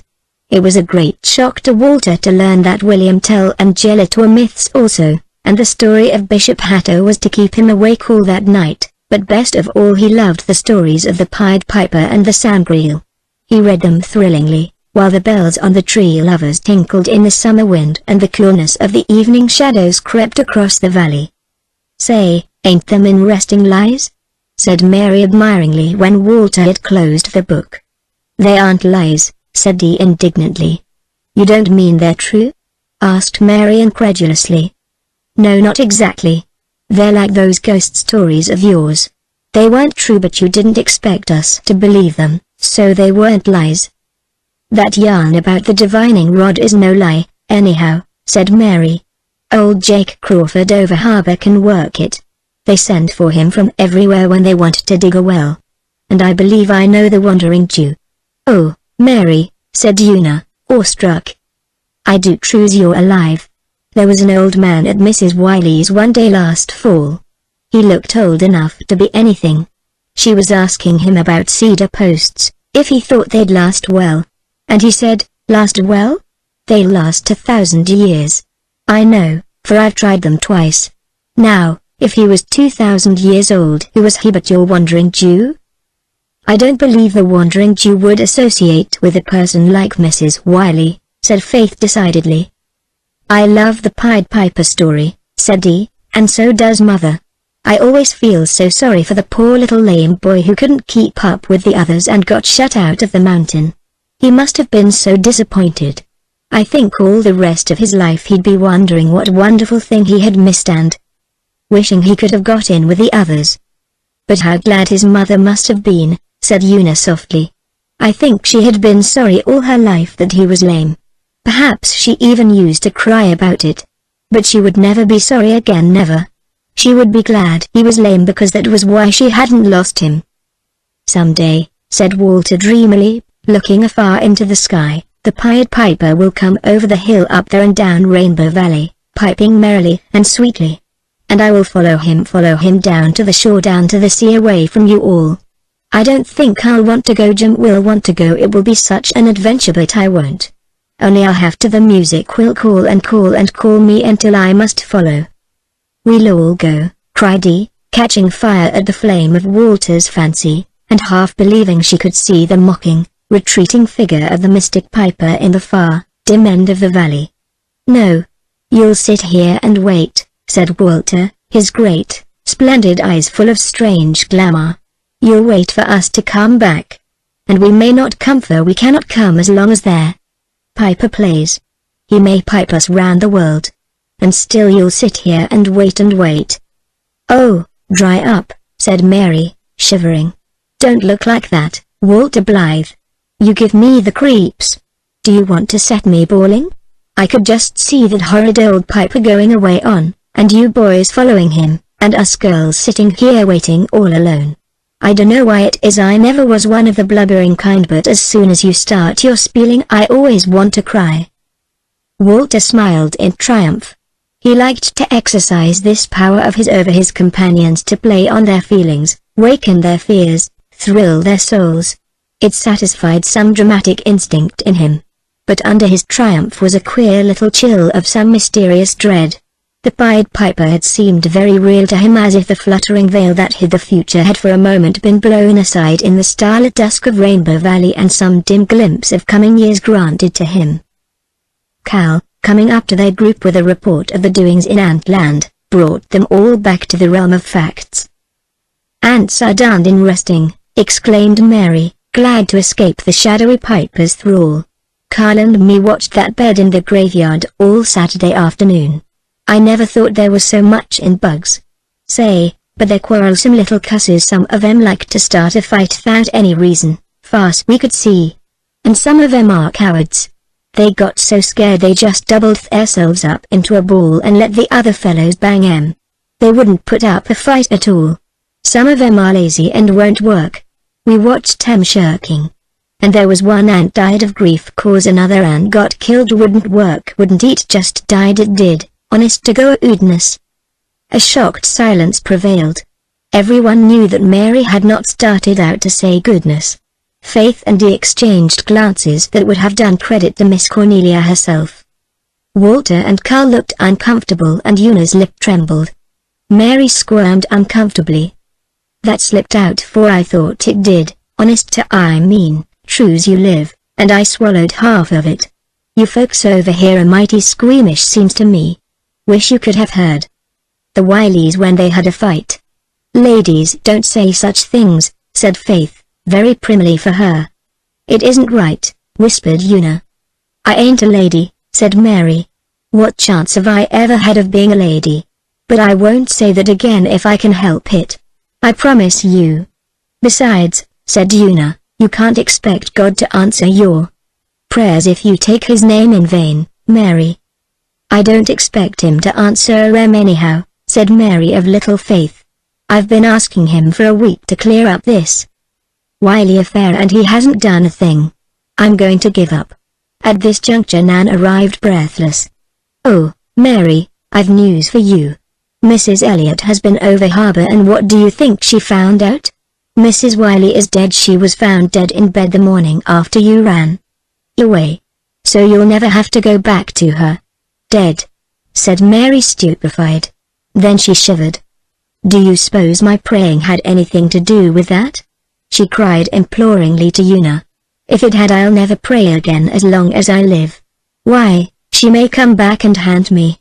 "No, no, Mary," said Una comfortingly, "it hadn't. Why, Mrs. Wiley died long before you ever began to pray about it at all."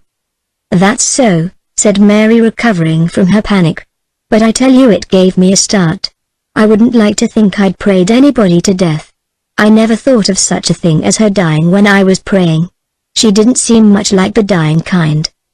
"Did Mrs. Elliot say anything about me?" "She said you would likely have to go back to the asylum." "I thought as much," said Mary drearily. "And then they'll give me out again, likely to someone just like Mrs. Wiley. Well, I suppose I can stand it. I'm tough." "I'm going to pray that you won't have to go back," whispered Una, as she and Mary walked home to the manse. "You can do as you like," said Mary decidedly, "but I vow I won't. I'm good and scared of this praying business. See what's come of it. If Mrs. Wiley had died after I started praying, it would have been my doings." "Oh, no, it wouldn't," said Una. "I wish I could explain things better. Father could, I know, if you'd talk to him, Mary. Catch me? I don't know what to make of your father, that's the long and short of it. He goes by me and never sees me in broad daylight. I ain't proud, but I ain't a doormat, neither. Oh, Mary, it's just Father's way. Most of the time he never sees us, either. He is thinking deeply, that is all. And I am going to pray that God will keep you in Four Winds because I like you, Mary." "All right. Only don't let me hear of any more people dying on account of it," said Mary. "I'd like to stay in Four Winds fine. I like it, and I like the harbor and the lighthouse and you and the Blythes. You're the only friends I ever had, and I'd hate to leave you." Chapter 9. Una intervenes. Miss Cornelia had an interview with Mr. Meredith which proved something of a shock to that abstracted gentleman. She pointed out to him, none too respectfully, his dereliction of duty in allowing a waif like Mary Vance to come into his family and associate with his children without knowing or learning anything about her. "I don't say there is much harm done, of course," she concluded. "This Mary creature isn't what you might call bad, when all is said and done. I've been questioning your children and the Blythes, and from what I can make out there's nothing much to be said against the child except that she's slangy and doesn't use very refined language. But think what might have happened if she'd been like some of those home children we know of. You know yourself what that poor little creature there, Jim Flaggs, had taught and told the Flagg children." Mr. Meredith did know and was honestly shocked over his own carelessness in the matter. "But what is to be done, Mrs. Elliot?" he asked helplessly. "We can't turn the poor child out. She must be cared for." "Of course. We'd better write to the Hopetown authorities at once. Meanwhile, I suppose she might as well stay here for a few more days till we hear from them. But keep your eyes and ears open, Mr. Meredith." Susan would have died of horror on the spot if she had heard Miss Cornelia so admonishing a minister. But Miss Cornelia departed in a warm glow of satisfaction over duty done, and that night Mr. Meredith asked Mary to come into his study with him. Mary obeyed, looking literally ghastly with fright. But she got the surprise of her poor, battered little life. This man, of whom she had stood so terribly in awe, was the kindest, gentlest soul she had ever met. Before she knew what happened, Mary found herself pouring all her troubles into his ear and receiving in return such sympathy and tender understanding as it had never occurred to her to imagine. Mary left the study with her face and eyes so softened that Una hardly knew her. "Your father's all right, when he does wake up," she said with a sniff that just escaped being a sob. "It's a pity he doesn't wake up oftener. He said I wasn't to blame for Mrs. Wiley dying, but that I must try to think of her good points and not of her bad ones. I dunno what good points she had, unless it was keeping her house clean and making first-class butter. I know I most wore my arms out scrubbing her old kitchen floor with the knots in it. But anything your father says goes with me after this." Mary proved a rather dull companion in the following days, however. She confided to Una that the more she thought of going back to the asylum the more she hated it. Una racked her small brains for some way of averting it, but it was Nan Blythe who came to the rescue with a somewhat startling suggestion. "Mrs. Elliot might take Mary herself. She has a great big house and Mr. Elliot is always wanting her to have help. It would be just a splendid place for Mary. Only she'd have to behave herself." "Oh, Nan, do you think Mrs. Elliot would take her?" "It wouldn't do any harm if you asked her," said Nan. At first Una did not think she could. She was so shy that to ask a favor of anybody was agony to her. And she was very much in awe of the bustling, energetic Mrs. Elliot. She liked her very much and always enjoyed a visit to her house, but to go and ask her to adopt Mary Vance seemed such a height of presumption that Una's timid spirit quailed. When the Hopetown authorities wrote to Mr. Meredith to send Mary to them without delay, Mary cried herself to sleep in the manse attic that night and Una found the desperate courage The next evening she slipped away from the manse to the harbor road. Far down in Rainbow Valley she heard joyous laughter, but her way lay not there. She was terribly pale and terribly in earnest, so much so that she took no notice of the people she met, and old Mrs. Stanley Flagg was quite huffed and said Una Meredith would be as absent-minded as her father when she grew up. Miss Cornelia lived halfway between the Glen and Four Winds Point, in a house whose original glaring green hue had mellowed down to an agreeable greenish-grey. Marshall Elliott had planted trees about it and set out a rose garden and a spruce hedge. It was quite a different place from what it had been in years agone. The manse children and the Ingleside children liked to go there. It was a beautiful walk down the old harbour road, and there was always a well-filled cookie jar at the end. The misty sea was lapping softly far down on the sands. 3 big boats were skimming down the harbour like great white seabirds. A schooner was coming up the channel. The world of Four Winds was steeped in glowing colour, and subtle music, and strange glamour, and everybody should have been happy in it. But when Una turned in at Miss Cornelia's gate her very legs had almost refused to carry her. Miss Cornelia was alone on the veranda. Una had hoped Mr. Elliott would be there. He was so big and hearty and twinkly that there would be encouragement in his presence. She sat on the little stool Miss Cornelia brought out and tried to eat the donut Miss Cornelia gave her. It stuck in her throat, but she swallowed desperately lest Miss Cornelia be offended. She could not talk, she was still pale, and her big, dark blue eyes looked so piteous that Miss Cornelia concluded the child was in some trouble. "What's on your mind, dearie?" she asked. "There's something, that's plain to be seen." Una swallowed the last twist of donut with a desperate gulp. "Mrs. Elliott, won't you take Mary Vance?" she said beseechingly. Miss Cornelia stared blankly. "Me? Take Mary Vance? Do you mean keep her?" "Yes, keep her, adopt her," said Una eagerly, gaining courage now that the ice was broken. "Oh, Mrs. Elliott, please do. She doesn't want to go back to the asylum. She cries every night about it. She's so afraid of being sent to another hard place. And she's so smart there isn't anything she can't do. I know you wouldn't be sorry if you took her." "I never thought of such a thing," said Miss Cornelia rather helplessly. "Won't you think of it?" implored Una. "But, dearie, I don't want help. I'm quite able to do all the work here. And I never thought I'd like to have a home girl if I did need help." The light went out of Una's eyes. Her lips trembled. She sat down on her stool again, a pathetic little figure of disappointment, and began to cry. "Don't, dearie, don't," exclaimed Miss Cornelia in distress. She could never bear to hurt a child. "I don't say I won't take her, but the idea is so new it has just kerflummoxed me. I must think it over." "Mary is so smart," said Una again. "Humphrey. So I've heard. I've heard she swears, too. Is that true?" "I've never heard her swear exactly," faltered Una uncomfortably. "But I'm afraid she could." "I believe you. Does she always tell the truth?" "I think she does, except when she's afraid of a whipping." "And yet you want me to take her?" "Someone has to take her," sobbed Una. "Someone has to look after her, Mrs. Elliott." "That's true. Perhaps it is my duty to do it," said Miss Cornelia with a sigh. "Well, I'll have to talk it over with Mr. Elliott. So don't say anything about it just yet. Take another donut, dearie." Una took it and ate it with a better appetite. "I'm very fond of donuts," she confessed. "Aunt Martha never makes any. But Miss Susan at Ingleside does, and sometimes she lets us have a plateful in Rainbow Valley. Do you know what I do when I'm hungry for donuts and can't get any, Mrs. Elliott?" "No, dearie."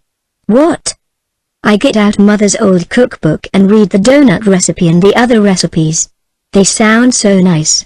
I always do that when I'm hungry, especially after we've had ditto for dinner. Then I read the fried chicken and the roast goose recipes. Mother could make all those nice things. Those man's children will starve to death yet if Mr. Meredith doesn't get married," Miss Cornelia told her husband indignantly after Una had gone. "And he won't, and what's to be done? And shall we take this Mary creature, Marshall?" "Yes, take her," said Marshall laconically. "Just like a man," said his wife. despairingly. Take her as if that was all. There are 100 things to be considered, believe me. Take her and we'll consider them afterwards, Cornelia, said her husband. In the end Miss Cornelia did take her and went up to announce her decision to the Ingleside people first. Splendid, said Anne delightedly. I've been hoping you would do that very thing, Miss Cornelia. I want that poor child to get a good home. I was a homeless little orphan just like her once. I don't think this Mary creature is or ever will be much like you, retorted Miss Cornelia gloomily. She's a cat of another color. But she's also a human being with an immortal soul to save. I've got a shorter catechism and a small tooth comb and I'm going to do my duty by her, now that I've set my hand to the plow, believe me. Mary received the news with chastened satisfaction. It's better luck than I expected, she said. You'll have to mind your P's and Q's with Mrs. Elliot, said Nan. Well, I can do that, flashed Mary. I know how to behave. When I want to just as well as you, Nan Blythe. You mustn't use bad words, you know, Mary, said Una anxiously. I suppose she'd die of horror if I did, grinned Mary, her white eyes shining with unholy glee over the idea. But you needn't worry, Una. Butter won't melt in my mouth after this. I'll be all prunes and prisms. Nor tell lies, added Faith. Not even to get off from a whipping? Pleaded Mary. Mrs. Elliot will never whip you, never, exclaimed Dee. Won't she? Said Mary skeptically. If I ever find myself in a place where I ain't licked, I'll think it's heaven, all right. No fear of me telling lies then. I ain't fond of telling 'em, I'd rather not, if it comes to that. The day before Mary's departure from the manse they had a picnic in her honor in Rainbow Valley, and that evening all the manse children gave her something from their scanty store of treasured things for a keepsake. Carl gave her his Noah's Ark and Jerry his second-best Jew's harp. Faith gave her a little hairbrush with a mirror in the back of it, which Mary had always considered very wonderful. Una hesitated between an old beaded purse and a gay picture of Daniel in the lion's den, and finally offered Mary her choice. Mary really hankered after the beaded purse, but she knew Una loved it, so she said, "Give me Daniel. I'd rusher have it 'cause I'm partial to lions. Only I wish they'd et Daniel up. It would have been more exciting." At bedtime Mary coaxed Una to sleep with her. "It's for the last time," she said, "and it's raining tonight, and I hate sleeping up there alone when it's raining on account of that graveyard. I don't mind it on fine nights, but a night like this I can't see anything but the rain pouring down on the milled white stones, and the wind round the window sounds as if them dead people were trying to get in and crying 'cause they couldn't." "I like rainy nights," said Una, when they were cuddled down together in the little attic room, "and so do the Blythe girls." "I don't mind 'em when I'm not handy to graveyards," said Mary. "If I was alone here I'd cry my eyes out, I'd be so lone. I feel awful bad to be leaving you all." "Mrs. Elliot will let you come up and play in Rainbow Valley quite often, I'm sure," said Una. "And you will be a good girl, won't you, Mary?" "Oh, I'll try," sighed Mary. "But it won't be as easy for me to be good inside, I mean, as well as outside as it is for you. You hadn't such scalawags of relations as I had." "But your people must have had some good qualities as well as bad ones," argued Una. "You must live up to them and never mind their bad ones." "I don't believe they had any good qualities," said Mary gloomily. "I never heard of any. My grandfather had money, but they say he was a rascal. No, I'll just have to start out on my own hook and do the best I can. And God will help you, you know, Mary, if you ask him." "I don't know about that." "Oh, Mary. You know we asked God to get a home for you and he did." "I don't see what he had to do with it," retorted Mary. "It was you put it into Mrs. Elliot's head." "But God put it into her heart to take you. All my putting it into her head wouldn't have done any good if he hadn't." "Well, there may be something in that," admitted Mary. "Mind you, I haven't got anything against God, Una. I'm willing to give him a chance. But, honest, I think he's an awful lot like your father, just absent-minded and never taking any notice of a body most of the time, but sometimes waking up all of a sud." content and being awful good and kind and sensible. "Oh, Mary, no!" exclaimed horrified Una. "God isn't a bit like father. I mean, he's 1,000 times better and kinder. If he's as good as your father, he'll do for me," said Mary. "When your father was talking to me, I felt as if I never could be bad anymore." "I wish you'd talk to father about him," sighed Una. "He can explain it all so much better than I can." "Why, so I will, next time he wakes up," promised Mary. "That night he talked to me in the study, he showed me real clear that my praying didn't kill Mrs. Wiley. My mind's been easy since, but I'm real cautious about praying. I guess the old rhyme is the safest. Say, Una, it seems to me if one has to pray to anybody, it'd be better to pray to the devil than to God. God's good, anyhow, so you say, so he won't do you any harm, but from all I can make out the devil needs to be pacified. I think the sensible way would be to say to him, 'Good devil, please, don't tempt me. Just leave me alone, please. Now, don't you?'" "Oh, no, no, Mary. I'm sure it couldn't be right to pray to the devil. And it wouldn't do any good because he's bad. It might aggravate him and he'd be worse than ever." "Well, as to this God matter," said Mary stubbornly, "since you and I can't settle it, there ain't no use in talking more about it until we've a chance to find out the rights of it. I'll do the best I can alone till then." "If Mother was alive she could tell us everything," said Una with a sigh. "I wished she was alive," said Mary. "I don't know what's going to become of you youngsters when I'm gone. Anyhow, do try and keep the house a little tidy. The way people talks about it is scandalous.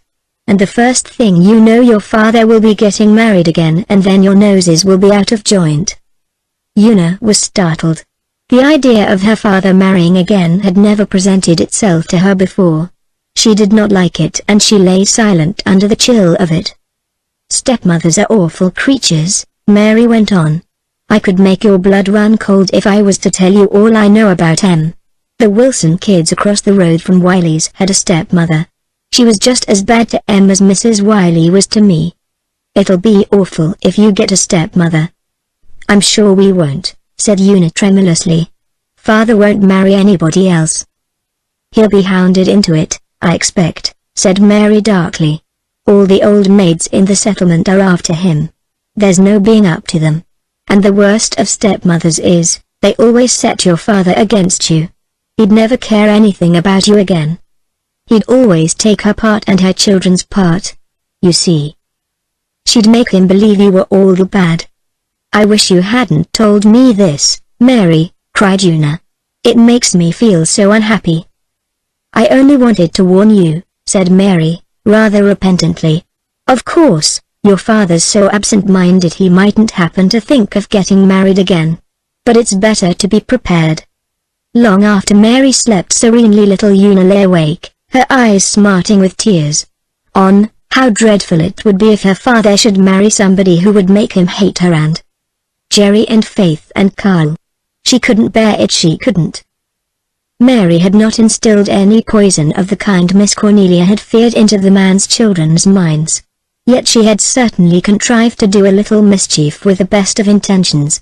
But she slept dreamlessly, while Una lay awake and the rain fell and the wind wailed round the old grey manse. And the Reverend John Meredith forgot to go to bed at all because he was absorbed in reading a life of St. Augustine. It was grey dawn when he finished it and went upstairs, wrestling with the problems of 2,000 years ago. The door of the girls' room was open and he saw Faith lying asleep, rosy and beautiful. He wondered where Una was. Perhaps she had gone over to stay all night with the Blythe girls. She did this occasionally, deeming it a great treat. John Meredith sighed. He felt that Una's whereabouts ought not to be a mystery to him. Cecilia would have looked after her better than that. If only Cecilia were still with him. How pretty and gay she had been. How the old man's up at Maywater had echoed to her songs. And she had gone away so suddenly, taking her laughter and music and leaving silence so suddenly that he had never quite got over his feeling of amazement. How could she, the beautiful and vivid, have died? The idea of a second marriage had never presented itself seriously to John Meredith.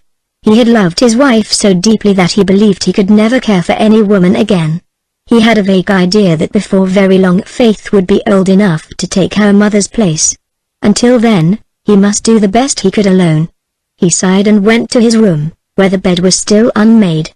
Aunt Martha had forgotten it, and Mary had not dared to make it because Aunt Martha had forbidden her to meddle with anything in the minister's room.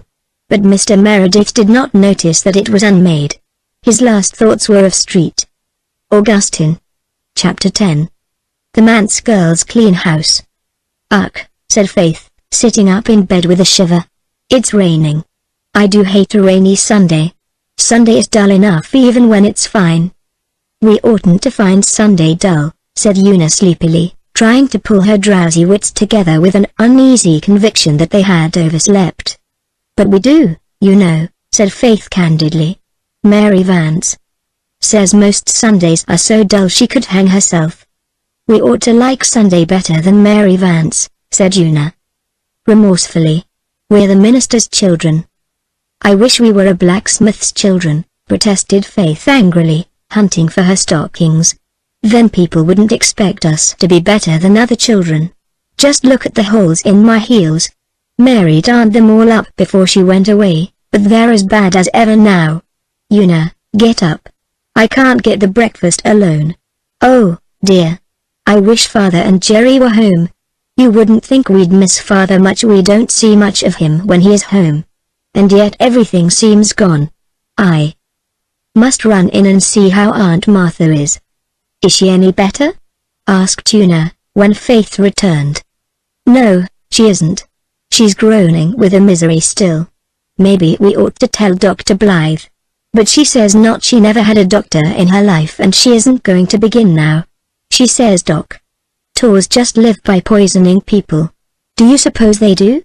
No, of course not, said Una indignantly. I'm sure Dr. Blythe wouldn't poison anybody. Well, we'll have to rub Aunt Martha's back again after breakfast. We'd better not make the flannels as hot as we did yesterday. Faith giggled over the remembrance. They had nearly scalded the skin off poor Aunt Martha's back. Una sighed. Mary Vance would have known just what the precise temperature of flannels for a misery back should be. Mary knew everything. They knew nothing. And how could they learn, save by bitter experience for which, in this instance, unfortunate Aunt Martha had paid? The preceding Monday Mr. Meredith had left for Nova Scotia to spend his short vacation, taking Jerry with him. On Wednesday Aunt Martha was suddenly seized with a recurring and mysterious ailment which she always called the misery, and which was tolerably certain to attack her at the most inconvenient times. She could not rise from her bed, any movement causing agony. A doctor she flatly refused to have. Faith and Una cooked the meals and waited on her. The less said about the meals the better, yet they were not much worse than Aunt Martha's had been. There were many women in the village who would have been glad to come and help, but Aunt Martha refused to let her plight be known. You must worry until I can get around, she groaned. Thank goodness, John isn't here. There's a plenty of cold boiled meat and bread and you can try your hand at making porridge. The girls had tried their hand, but so far without much success. The first day it had been too thin. The next day so thick that you could cut it in slices. And both days it had been burned. I hate porridge, said Faith viciously. When I have a house of my own I'm never going to have a single bit of porridge in it. What'll your children do then? Asked Una. Children have to have porridge or they won't grow. Everybody says so. They'll have to get along without it or stay runts, retorted Faith stubbornly. Here, Una, you stir it while I set the table. If I leave it for a minute the horrid stuff will burn.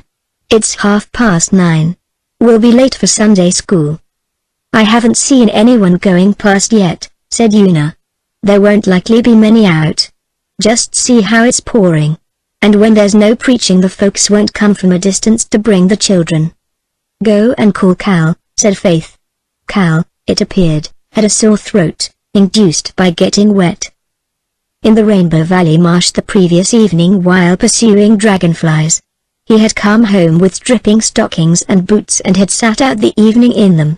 He could not eat any breakfast and Faith made him go back to bed again. She and Una left the table as it was and went to Sunday school. There was no one in the schoolroom when they got there and no one came. They waited until 11 and then went home. There doesn't seem to be anybody at the Methodist Sunday school either, said Una. I'm glad, said Faith. I'd hate to think the Methodists were better at going to Sunday school on rainy Sundays than the Presbyterians. But there's no preaching in their church today, either, so likely their Sunday school is in the afternoon. Una washed the dishes, doing them quite nicely, for so much had she learned from Mary Vance. Faith swept the floor after a fashion and peeled the potatoes for dinner, cutting her finger in the process. I wish we had something for dinner besides ditto, sighed Una. I'm so tired of it. The Blythe children don't know what ditto is. And we never have any pudding. Nan says Susan would faint if they had no pudding on Sundays. Why aren't we like other people, Faith? I don't want to be like other people, laughed Faith, tying up her bleeding finger. I likes being myself. It's more interesting. Jessie Drew is as good a housekeeper as her mother, but would you want to be as stupid as she is? But our house isn't right. Mary Vance says so. She says, people talk about it being so untidy. Faith had an inspiration. We'll clean it all up, she cried. We'll go right to work tomorrow. It's a real good chance when Aunt Martha is laid up and can't interfere with us. We'll have it all lovely and clean when Father comes home, just like it was when Mary went away. Anyone can sweep and dust and wash windows. People won't be able to talk about us anymore. Jim Blythe says it's only old cats that talk, but their talk hurts just as much as anybody's. I hope it will be fine tomorrow, said Una, fired with enthusiasm. Oh, Faith, it will be splendid to be all cleaned up and like other people. I hope Aunt Martha's misery will last over tomorrow, said Faith. If it doesn't, we won't get a single thing done. Faith's amiable wish was fulfilled. The next day found Aunt Martha still unable to rise. Cal, too, was still sick and easily prevailed on to stay in bed. Neither Faith nor Una had any idea how sick the boy really was. A watchful mother would have had a doctor without delay, but there was no mother, and poor little Cal, with his sore throat and aching head and crimson cheeks, rolled himself up in his twisted bedclothes and suffered alone, somewhat comforted by the companionship of a small green lizard in the pocket of his ragged nightie. The world was full of summer sunshine after the rain. It was a peerless day for house cleaning and Faith and Una went gaily to work. We'll clean the dining room and the parlor, said Faith. It wouldn't do to meddle with the study, and it doesn't matter much about the upstairs. The first thing is to take everything out. Accordingly, everything was taken out. The furniture was piled on the veranda and lawn and the Methodist graveyard fence was gaily draped with rugs. An orgy of sweeping followed, with an attempt at dusting on Una's part, while Faith washed the windows of the dining room, breaking one pane and cracking two in the process. Una surveyed the streaked result dubiously. They don't look right, somehow, she said. Mrs. Elliott's and Susan's windows just shine and sparkle. Never mind. They let the sunshine through just as well, said Faith cheerfully. They must be clean after all the soap and water I've used, and that's the main thing. Now, it's past 11, so I'll wipe up this mess on the floor and we'll go outside. You dust the furniture and I'll shake the rugs. I'm going to do it in the graveyard. I don't want to send dust flying all over the lawn.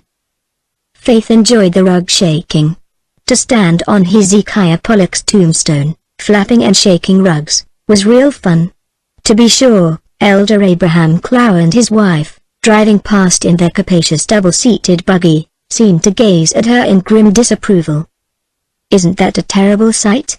Said Elder Abraham solemnly. I would never have believed it if I hadn't seen it with my own eyes, said Mrs. Elder Abraham, more solemnly still. Faith waved a doormat cheerily at the Clow party. It did not worry her that the elder and his wife did not return her greeting. Everybody knew that Elder Abraham had never been known to smile since he had been appointed superintendent of the Sunday school 14 years previously. But it hurt her that Minnie and Adela Clow did not wave back. Faith liked Minnie and Adela. Next to the Blythes, they were her best friends in school and she always helped Adela with her sums, This was gratitude for you. Her friends cut her because she was shaking rugs in an old graveyard where, as Mary Vance said, not a living soul had been buried for years. Faith flounced around to the veranda, where she found Una grieved in spirit because the Cloudgirls had not waved to her, either. "I suppose they're mad over something," said Faith. "Perhaps they're jealous because we play so much in Rainbow Valley with the Blythes. Well, just wait till school opens and Adela wants me to show her how to do her sums. We'll get square then. Come on, let's put the things back in. I'm tired to death and I don't believe the rooms will look much better than before we started, though I shook out specks of dust in the graveyard. I hate house cleaning." It was 2 o'clock before the tired girls finished the 2 rooms. They got a dreary bite in the kitchen and intended to wash the dishes at once. But Faith happened to pick up a new storybook Dee Blythe had lent her and was lost to the world until sunset. Una took a cup of rank tea up to Carl but found him asleep, so she curled herself up on Jerry's bed and went to sleep too. Meanwhile, a weird story flew through Glen St. Mary and folks asked each other seriously what was to be done with those man's youngsters. "That is past laughing at, believe me," said Miss Cornelia to her husband, with a heavy sigh. "I couldn't believe it at first.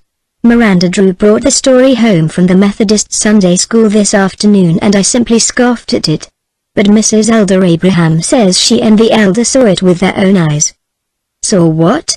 asked Marshall. "Faith and Una Meredith stayed home from Sunday school this morning and cleaned house," said Miss Cornelia, in accents of despair. "When Elder Abraham went home from the church he had stayed behind to straighten out the library books. He saw them shaking rugs in the Methodist graveyard. I can never look a Methodist in the face again. Just think what a scandal it will make." A scandal it assuredly did make, growing more scandalous as it spread, until the over-harbor people heard that the manse children had not only cleaned house and put out a washing on Sunday, but had wound up with an afternoon picnic in the graveyard while the Methodist Sunday school was going on. The only household which remained in blissful ignorance of the terrible thing was the manse itself. On what Faith and Una fondly believed to be Tuesday it rained again. For the next 3 days it rained. Nobody came near the manse folk went nowhere. They might have waded through the misty Rainbow Valley up to Ingleside, but all the Blythe family, save Susan and the doctor, were away on a visit to Avonlea. "This is the last of our bread," said Faith, "and the ditto is done. If Aunt Martha doesn't get better soon, what will we do?" "We can buy some bread in the village and there's the cod. Fish Mary dried," said Una. "But we don't know how to cook it." "Oh, that's easy," laughed Faith. "You just boil it." Boil it they did, but as it did not occur to them to soak it beforehand it was too salty to eat. That night they were very hungry, but by the following day their troubles were over. Sunshine returned to the world, Carl was well and Aunt Martha's misery left her as suddenly as it had come. The butcher called at the manse and chased famine away. To crown all, the Blythes returned home, and that evening they and the manse children and the Mary Vance kept sunset tryst once more in Rainbow Valley, where the daisies were floating upon the grass like spirits of the dew and the bells on the tree lovers rang like fairy chimes in the scented twilight. Chapter 11. A Dreadful Discovery. "Well, you kids have gone and done it now," was Mary's greeting, as she joined them in the valley. Miss Cornelia was up at Ingleside, holding agonized conclave with Anne and Susan, and Mary hoped that the session might be a long one, for it was all of 2 weeks since she had been allowed to revel with her chums in the dear Valley of Rainbows. "Done what?" demanded everybody but Walter, who was daydreaming as usual. "It's you man's young ones, I mean," said Mary. "It was just awful of you. I wouldn't have done such a thing for the world, and I weren't brought up in a manse, weren't brought up anywhere, just come up." "What have we done?" asked Faith blankly. "Done? You'd better ask. The talk is something terrible. I expect it's ruined your father in this congregation. He'll never be able to live it down, poor man. Everybody blames him for it, and that isn't fair. But nothing is fair in this world. You ought to be ashamed of yourselves." "What have we done?" asked Una again, despairingly. Faith said nothing, but her eyes flashed golden brown scorn at Mary. "Oh, don't pretend innocence," said Mary, witheringly. "Everybody knows what you have done." "I don't," interjected Jim Blythe indignantly. "Don't let me catch you making Una cry, Mary Vance." "What are you talking about?" "I suppose you don't know, since you're just back from up west," said Mary, somewhat subdued. Jim could always manage her. "But everybody else knows, you'd better believe." "Knows what?" "That Faith and Una stayed home from Sunday school last Sunday and cleaned house." "We didn't," cried Faith and Una, in passionate denial. Mary looked haughtily at them. "I didn't suppose you'd deny it, after the way you've combed me down for lying," she said. "What's the good of saying you didn't? Everybody knows you did. Elder Clow and his wife saw you. Some people say it will break up the church, but I don't go that far. You're nice ones." Nan Blythe stood up and put her arms around the dazed Faith and Una. "They were nice enough to take you in and feed you and clothe you when you were starving in Mr. Taylor's barn, Mary Vance," she said. "You are very grateful, I must say." "I am grateful," retorted Mary. "You'd know it if you'd heard me standing up for Mr. Meredith through thick and thin. I've blistered my tongue talking for him this week. I've said again and again that he isn't to blame if his young ones did clean house on Sunday. He was away and they knew better." "But we didn't," protested Una. "It was Monday we cleaned house. Wasn't it, Faith?" "Of course it was," said Faith, with flashing eyes. "We went to Sunday school in spite of the rain and no one came, not even Elder Abraham, for all his talk about fair weather Christians." "It was Saturday it rained," said Mary. "Sunday was as fine as silk. I wasn't at Sunday school because I had toothache, but everyone else was and they saw all your stuff out on the lawn. And Elder Abraham and Mrs. Elder Abraham saw you shaking rugs in the graveyard." Una sat down among the daisies and began to cry. "Look here," said Jim resolutely, "this thing must be cleared up. Somebody has made a mistake. Sunday was fine, Faith. How could you have thought Saturday was Sunday?" "Prayer meeting was Thursday night," cried Faith, "and Adam flew into the soup pot on Friday when Aunt Martha's cat chased him, and spoiled our dinner, and Saturday there was a snake in the cellar and Carl caught it with a forked stick and carried it out, and Sunday it rained. So there." "Prayer meeting was Wednesday night," said Mary. "Elder Baxter was to lead and he couldn't go Thursday night and it was changed to Wednesday. You were just a day out, Faith. Meredith, and you did work on Sunday." Suddenly Faith burst into a peal of laughter. "I suppose we did. What a joke." "It isn't much of a joke for your father," said Mary sourly. "It'll be all right when people find out it was just a mistake," said Faith carelessly. "We'll explain." "You can explain till you're black in the face," said Mary, "but a lie like that'll travel faster and further than you ever will. I've seen more of the world than you and I know. Besides, there are plenty of folks won't believe it was a mistake." "They will if I tell them," said Faith. "You can't tell everybody," said Mary.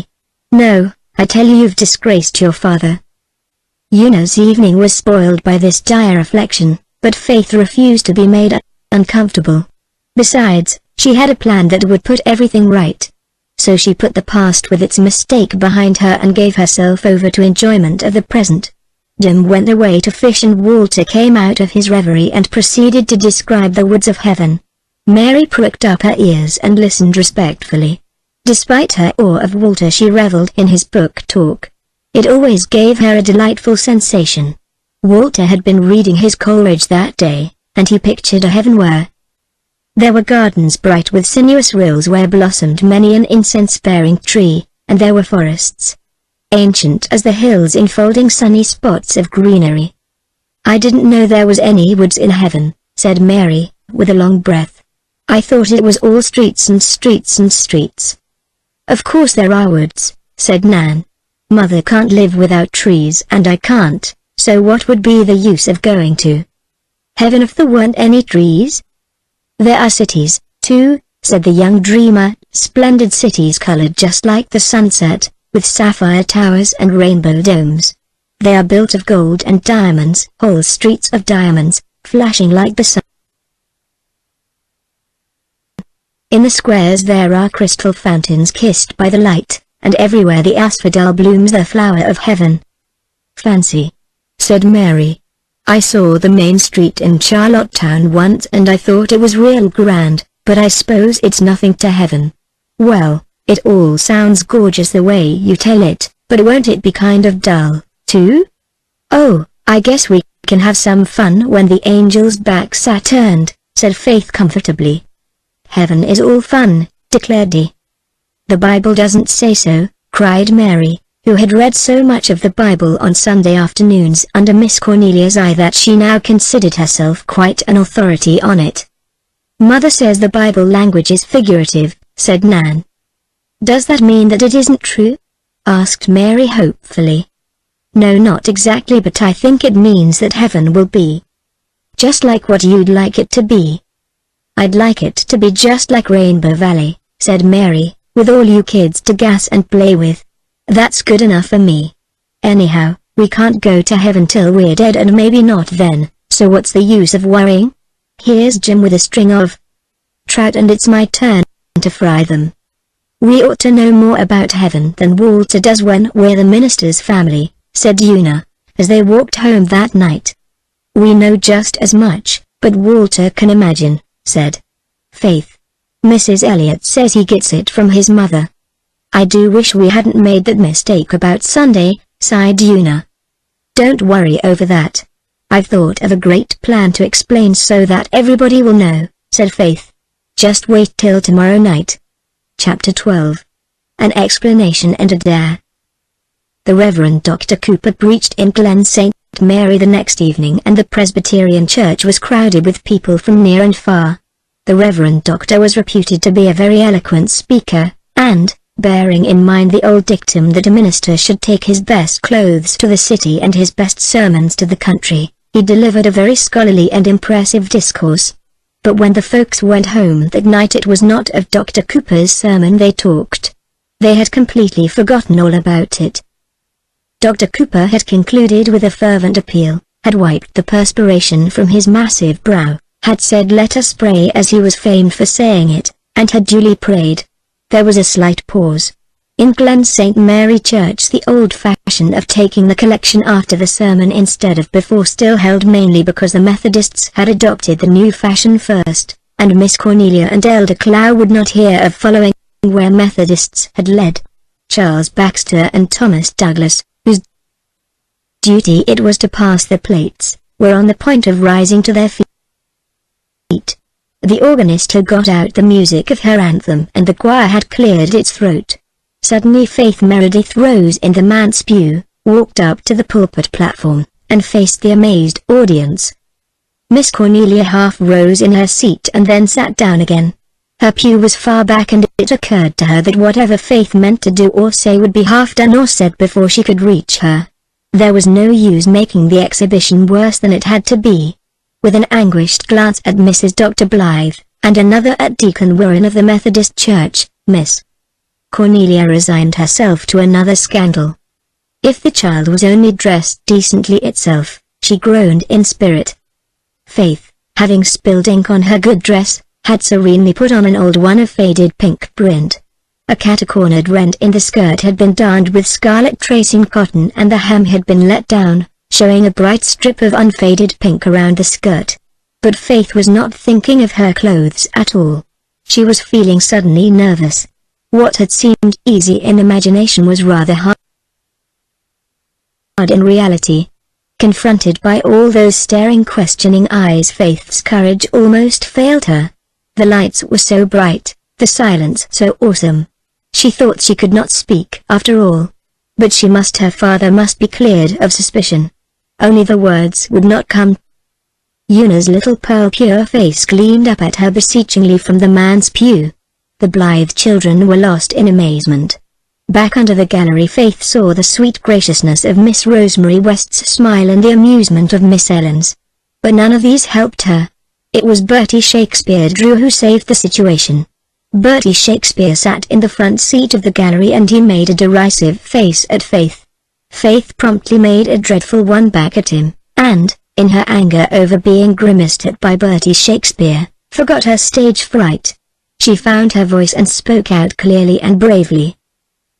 "I want to explain something," she said, "and I want to do it now because everybody will hear it that heard the other. People are saying that Una and I stayed home last Sunday and cleaned house instead of going to Sunday school. Well, we did, but we didn't mean to. We got mixed up in the days of the week.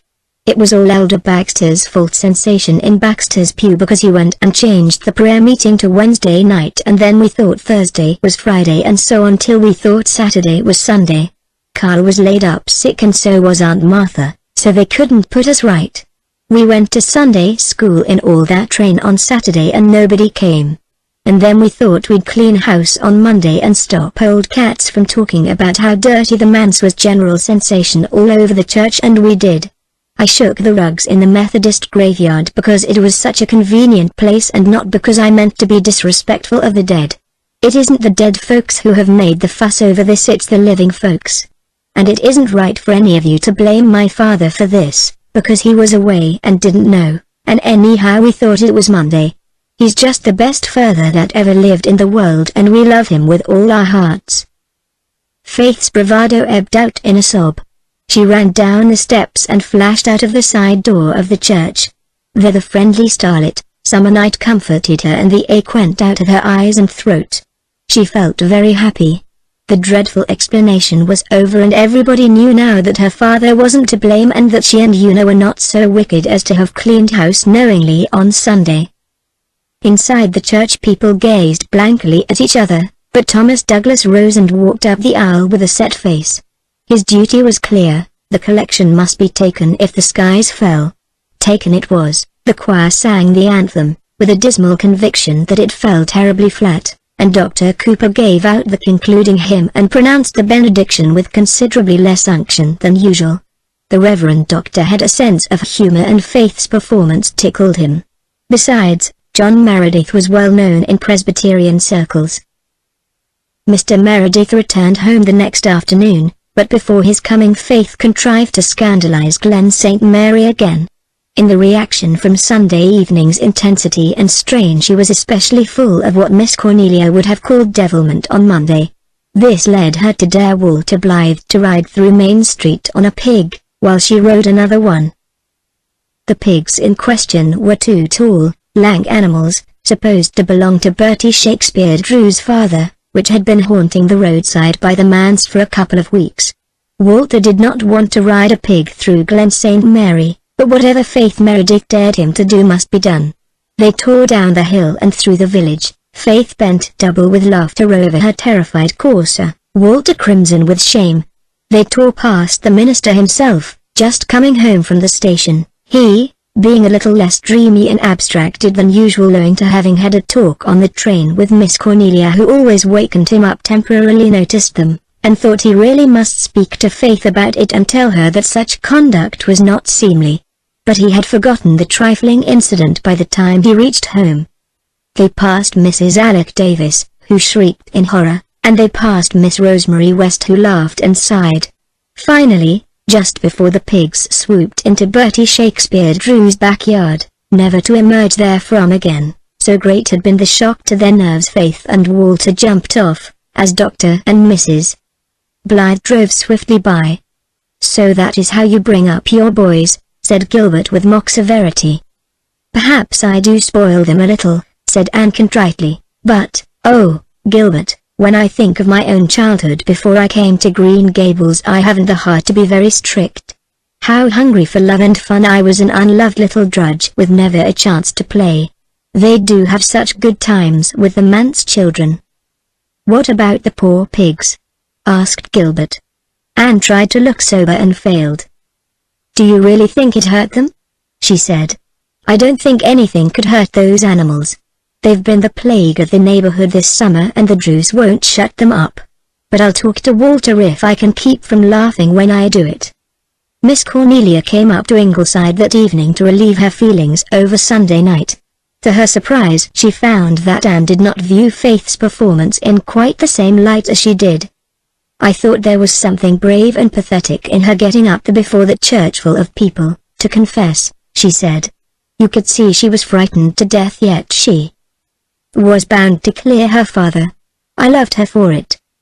Oh, of course, the poor child meant well, sighed Miss Cornelia, but just the same it was a terrible thing to do, and is making more talk than the house cleaning on Sunday. That had begun to die away, and this has started it all up again. Rosemary West is like you, she said last night as she left the church, that it was a plucky thing for Faith to do, but it made her feel sorry for the child, too. Miss Ellen thought it all a good joke, and said she hadn't had as much fun in church for years. Of course they don't care, they are Episcopalians. But we Presbyterians feel it.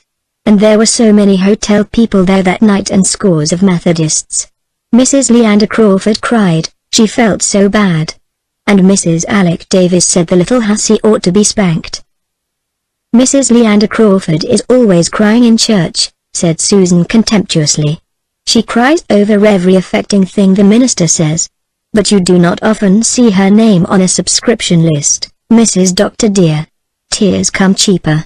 She tried to talk to me one day about Aunt Martha being such a dirty housekeeper, and I wanted to say, everyone knows that you have been seen mixing up cakes in the kitchen wash pan, Mrs. Leander Crawford. But I did not say it, Mrs. Dr. dear, because I have too much respect for myself to condescend to argue with the likes of her. But I could tell worse things than that of Mrs. Leander Crawford, if I was disposed to gossip. And as for Mrs. Alec Davis, if she had said that to me, Mrs. Dr. dear, do you know what I would have said?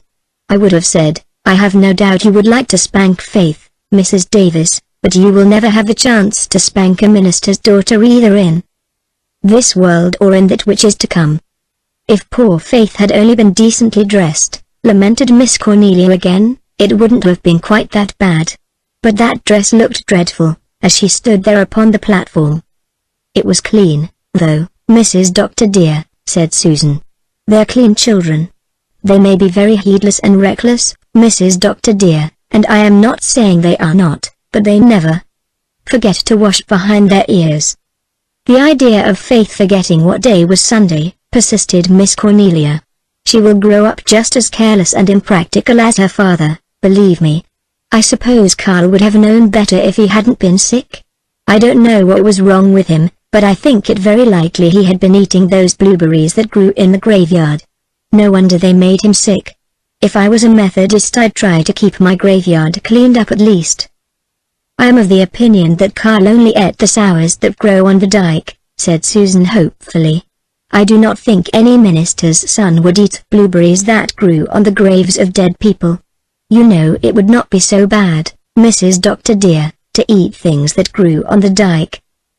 The worst of last night's performance was the face Faith made at somebody in the congregation before she started in, said Miss Cornelia. Elder Cloud declares she made it at him. And did you hear that she was seen riding on a pig today? I saw her. Walter was with her. I gave him a very little scolding about it.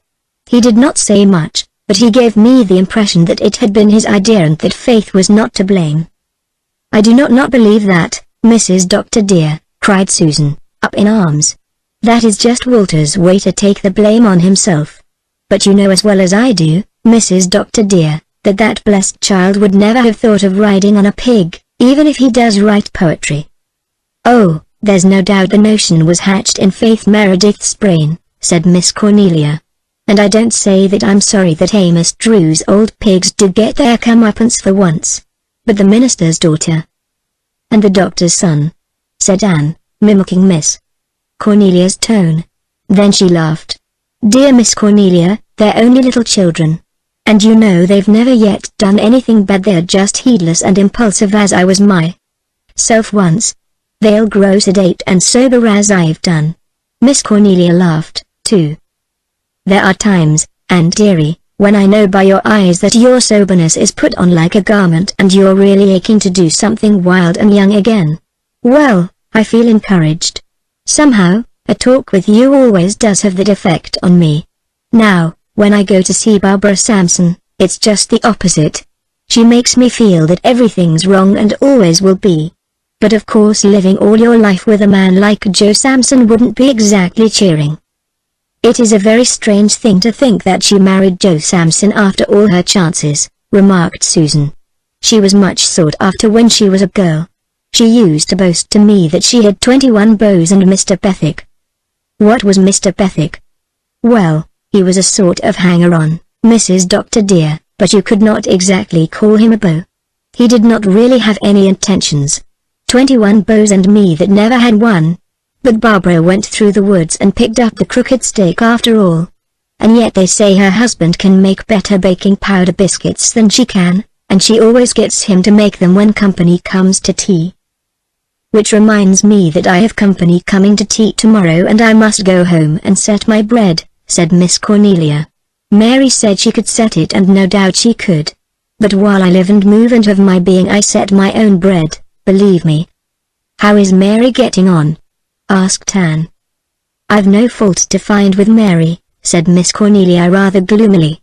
She's getting some flesh on her bones and she's clean and respectful though there's more in her than I can fathom. She's a sly puss. If you dug for 1,000 years you couldn't get to the bottom of that child's mind, believe me. As for work, I never saw anything like her. She eats it up. Mrs. Wiley may have been cruel to her, but folks needn't say she made Mary work. Mary's a born worker. Sometimes I wonder which will wear out first, her legs or her tongue. I don't have enough to do to keep me out of mischief these days. I'll be real glad when school opens, for then I'll have something to do again. Mary doesn't want to go to school, but I put my foot down and said that go she must. I shall not have the Methodists saying that I kept her out of school while I lolled in idleness. Chapter 13. Chapter 13. The House on the Hill. There was a little unfailing spring, always icy cold and crystal pure, in a certain birch-screened hollow of Rainbow Valley in the lower corner near the marsh. Not a great many people knew of its existence. The Manse and Ingleside children knew, of course, as they knew everything else about the Magic Valley. Occasionally they went there to get a drink, and it figured in many of their plays as a fountain of old romance. Anne knew of it and loved it because it somehow reminded her of the beloved Dryad's Bubble at Green Gables. Rosemary West knew of it. It was her fountain of romance, too. 18 years ago she had sat behind it one spring twilight and heard young Martin Crawford stammer out a confession of fervent, boyish love. She had whispered her own secret in return, and they had kissed and promised by the wildwood spring. They had never stood together by it again. Martin had sailed on his fatal voyage soon after, but to Rosemary West it was always a sacred spot, hallowed by that immortal hour of youth and love. Whenever she passed near it she turned aside to hold a secret tryst with an old dream, a dream from which the pain had long gone, leaving only its unforgettable sweetness. The spring was a hidden thing. You might have passed within 10 feet of it and never have suspected its existence.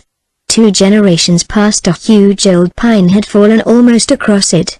Nothing was left of the tree but its grumbling trunk, out of which the ferns grew thickly, making a green roof and a lacy screen for the water. A maple tree grew beside it with a curiously gnarled and twisted trunk, creeping along the ground for a little way before shooting up into the air, and so forming a quaint seat, and September had flung a scarf of pale smoke blue asters around the hollow. John Meredith, taking the Crosslots Road through Rainbow Valley on his way home from some pastoral visitations around the harbour head one evening, turned aside to drink of the little spring. Walter Blythe had shown it to him one afternoon only a few days before, and they had had a long talk together on the maple seat.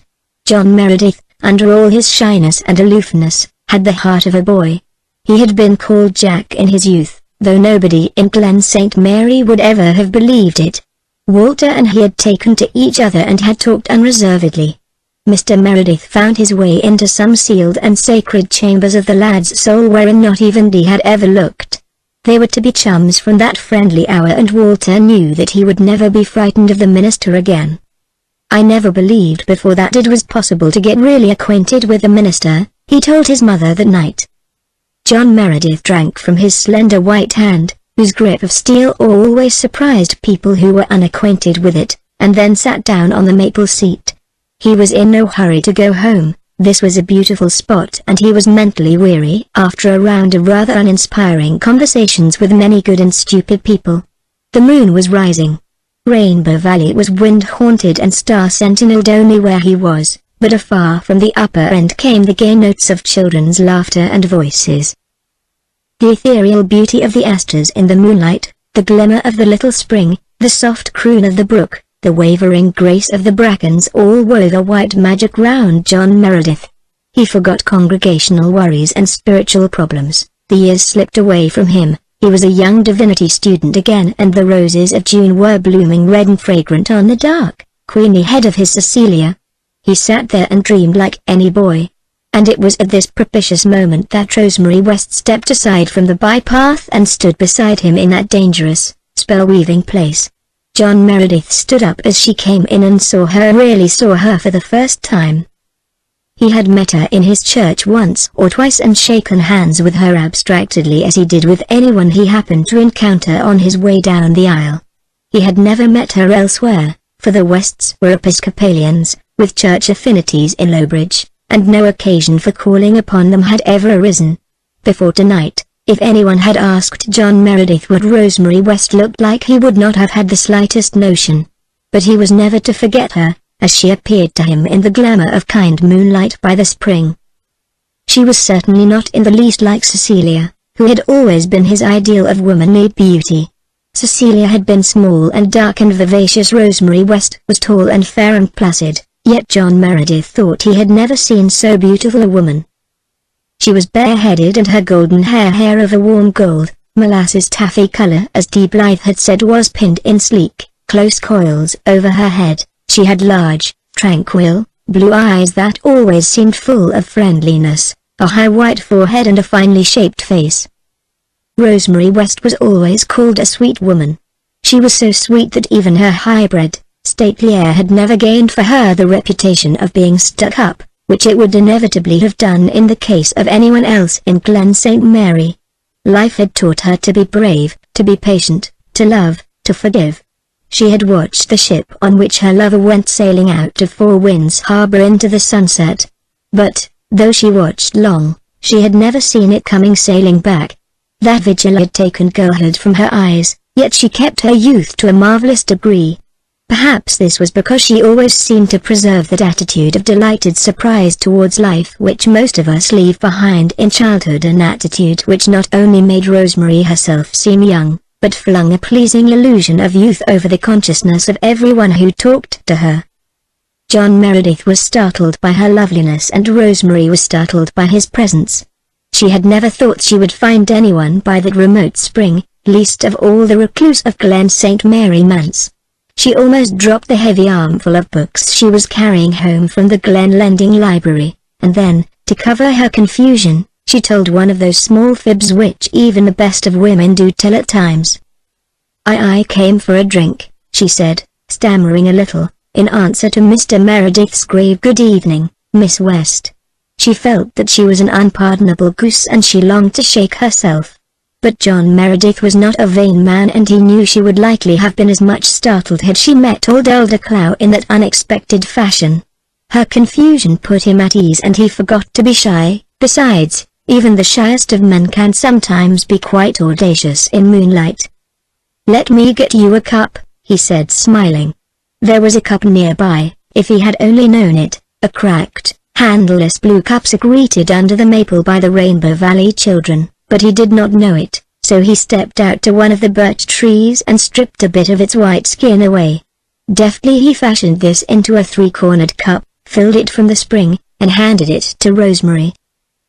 Rosemary took it and drank every drop to punish herself for her fib, for she was not in the least thirsty, and to drink a fairly large cup full of water when you are not thirsty is somewhat of an ordeal.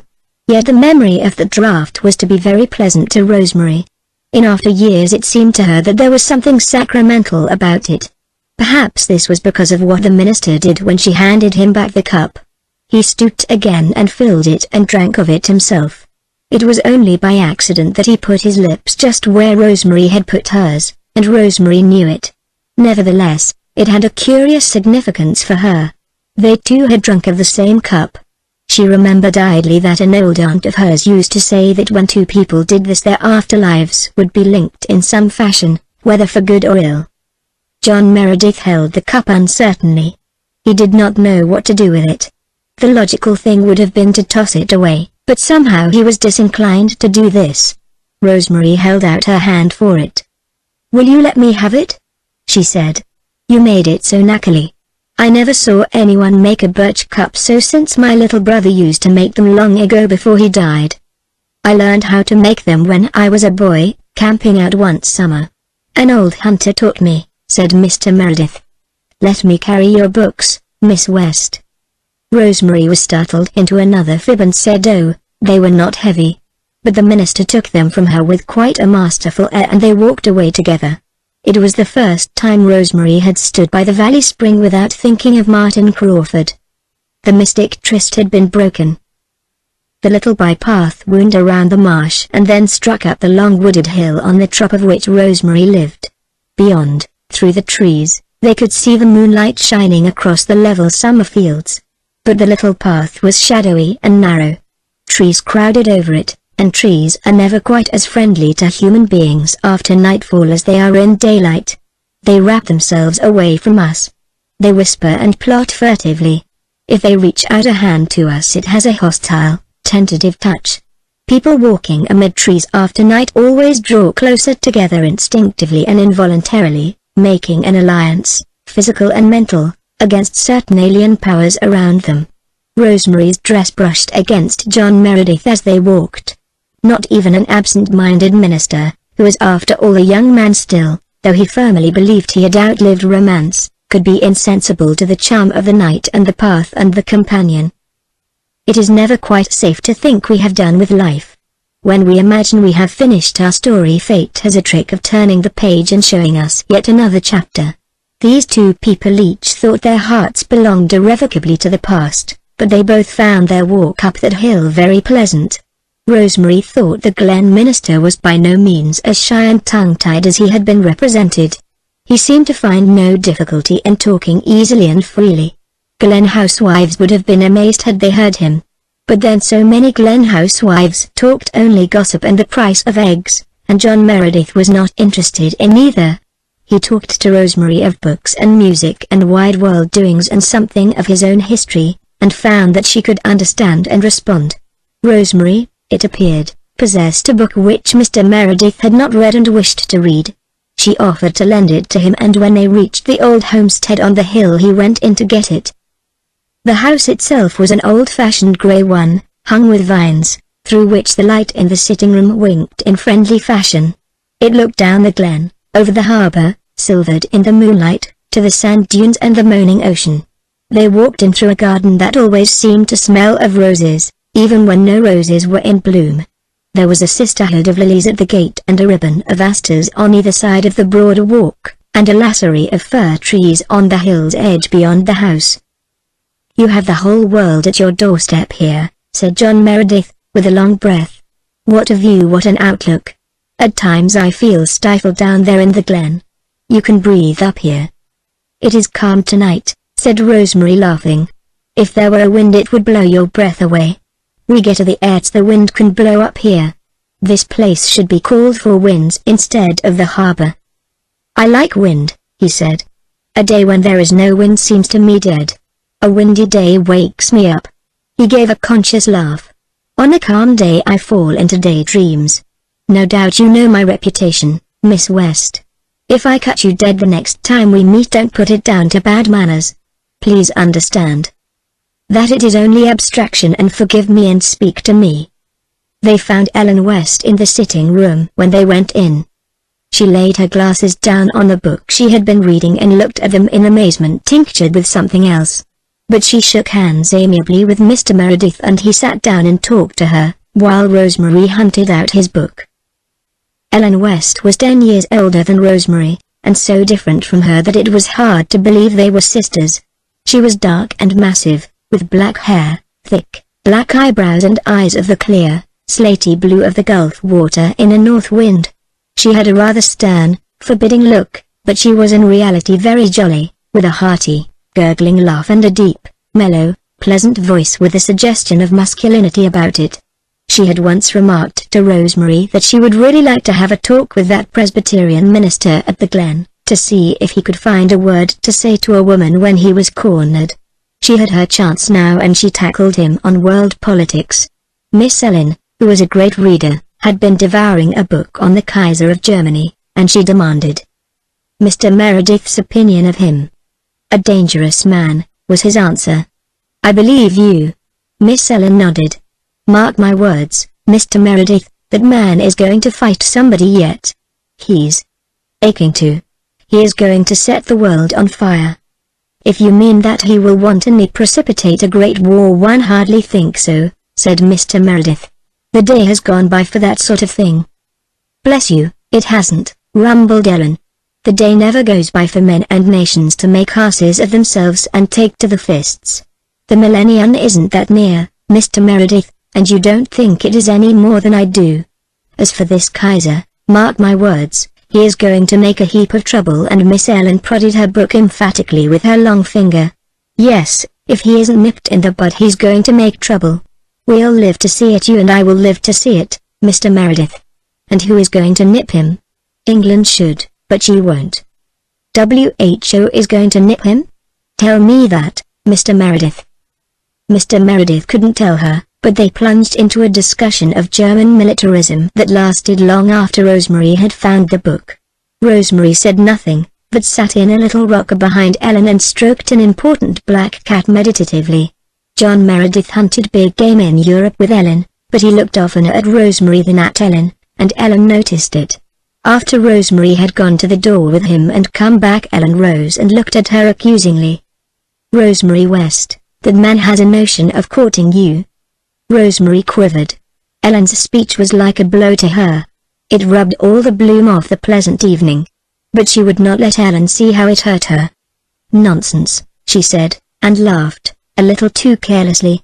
You see a bow for me in every bush, Ellen. Why, he told me all about his wife tonight, how much she was to him, how empty her death had left the world. Well, that may be his way of courting, retorted Ellen. Men have all kinds of ways, I understand. But don't forget your promise, Rosemary. There is no need of my either forgetting or remembering it, said Rosemary, a little wearily. You forget that I'm an old maid, Ellen. It is only your sisterly delusion that I am still young and blooming and dangerous. Mr. Meredith merely wants to be a friend if he wants that much itself. He'll forget us both long before he gets back to the manse. I've no objection to your being friends with him, conceded Ellen, but it mustn't go beyond friendship, remember. I'm always suspicious of widowers. They are not given to romantic ideas about friendship. Their apartment to mean business. As for this Presbyterian man, what do they call him shy for? He's not a bit shy, though he may be absent-minded, so absent-minded that he forgot to say good night to me when you started to go to the door with him. He's got brains, too. There's so few men round here that can talk sense to a body. I've enjoyed the evening. I wouldn't mind seeing more of him. But no philandering, Rosemary, mind you, no philandering. Rosemary was quite used to being warned by Ellen from philandering if she so much as talked 5 minutes to any marriageable man under 80 or over 18. She had always laughed at the warning with unfeigned amusement. This time it did not amuse her, it irritated her a little. Who wanted to philander? Don't be such a goose, Ellen, she said with unaccustomed shortness as she took her lamp. She went upstairs without saying good night. Ellen shook her head dubiously and looked at the black cat. What is she so cross about, St. George? She asked. When you howl you're hit, I've always heard, George. But she promised, she promised, and we Wests always keep our word. So it won't matter if he does want to philander, George. She promised. I won't worry. Upstairs, in the room, Rosemary sat for a long while looking out of the window across the moonlit garden to the distant, shining harbor. She felt vaguely upset and unsettled. She was suddenly tired of outworn dreams. And in the garden the petals of the last red rose were scattered by a sudden little wind. Summer was over, it was autumn. Chapter 14. Mrs. Alec Davis makes a call. John Meredith walked slowly home.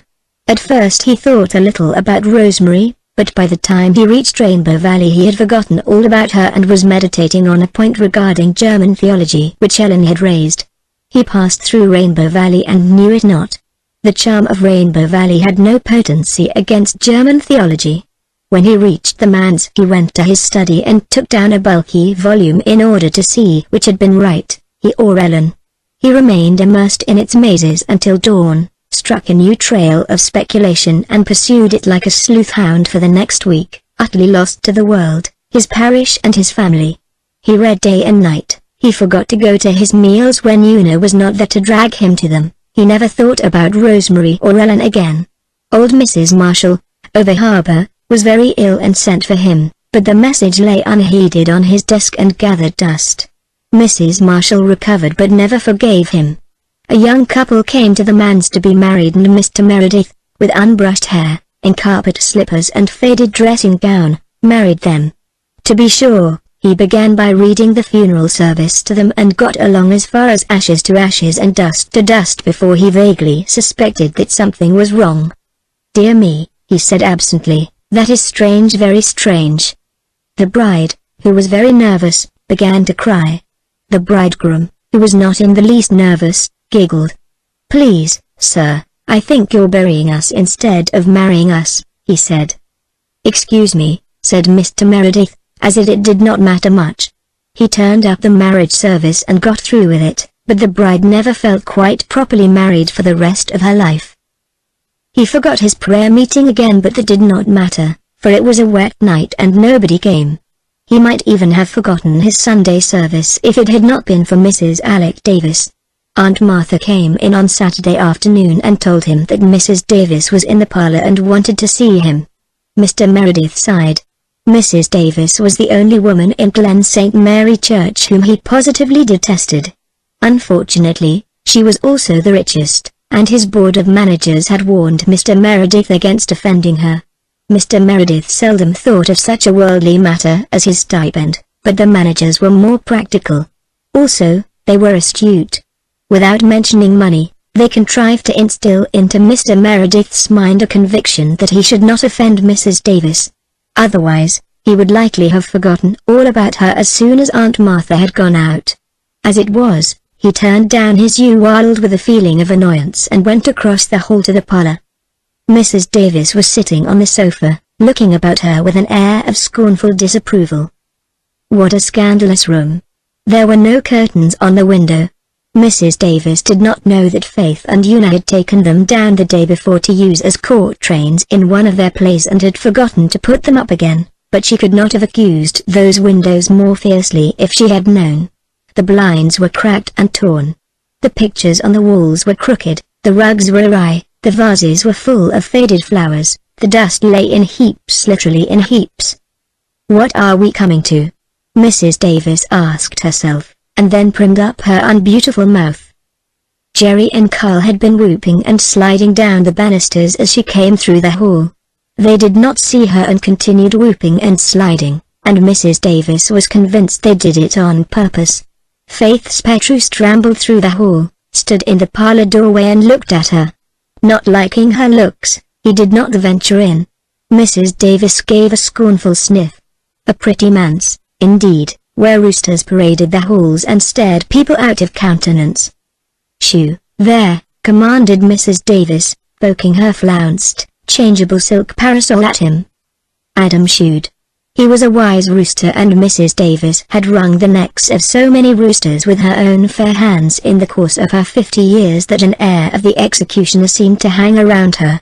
Adam scuttled through the hall as the minister came in. Mr. Meredith still wore slippers and dressing gown, and his dark hair still fell in uncared-for locks over his high brow. But he looked the gentleman he was, and Mrs. Alec Davis, in her silk dress and beplumed bonnet, and kid gloves and gold chain, looked the vulgar, coarse-souled woman she was. Each felt the antagonism of the other's personality. Mr. Meredith shrank, but Mrs. Davis girded up her loins for the fray.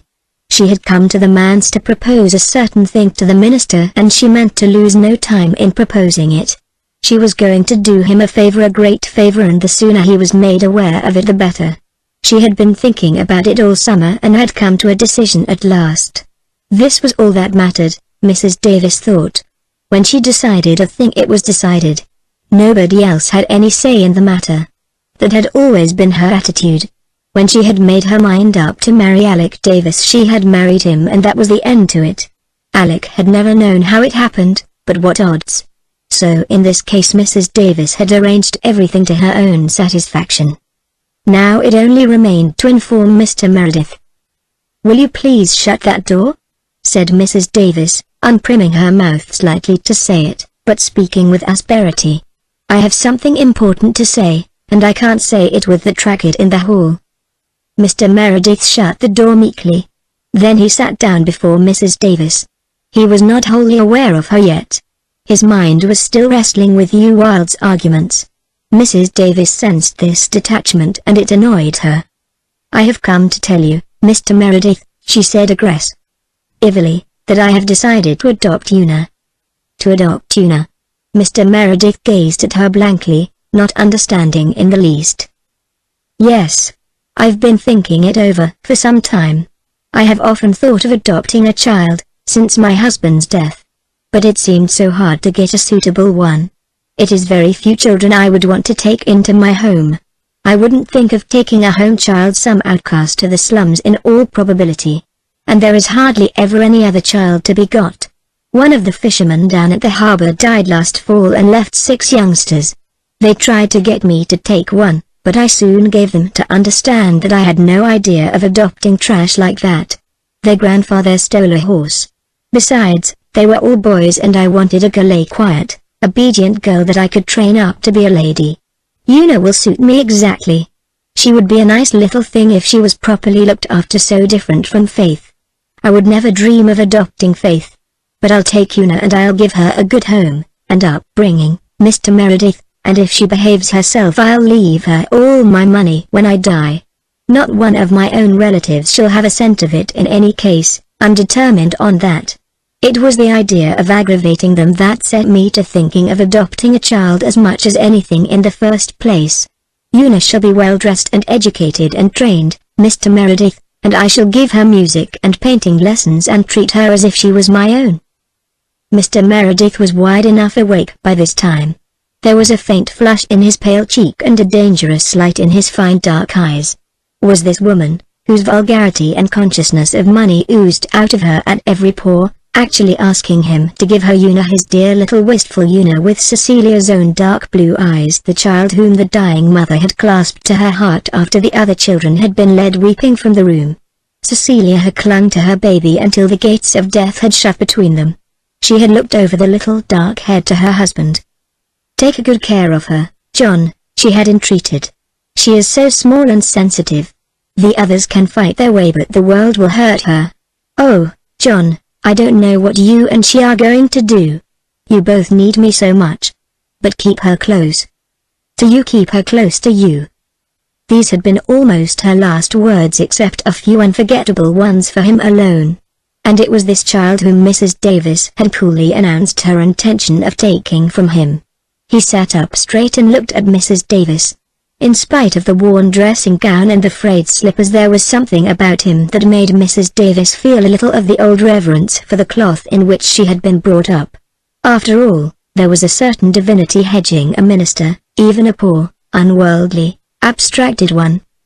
"I thank you for your kind intentions, Mrs. Davis," said Mr. Meredith with a gentle, final, quite awful courtesy, "but I cannot give you my child."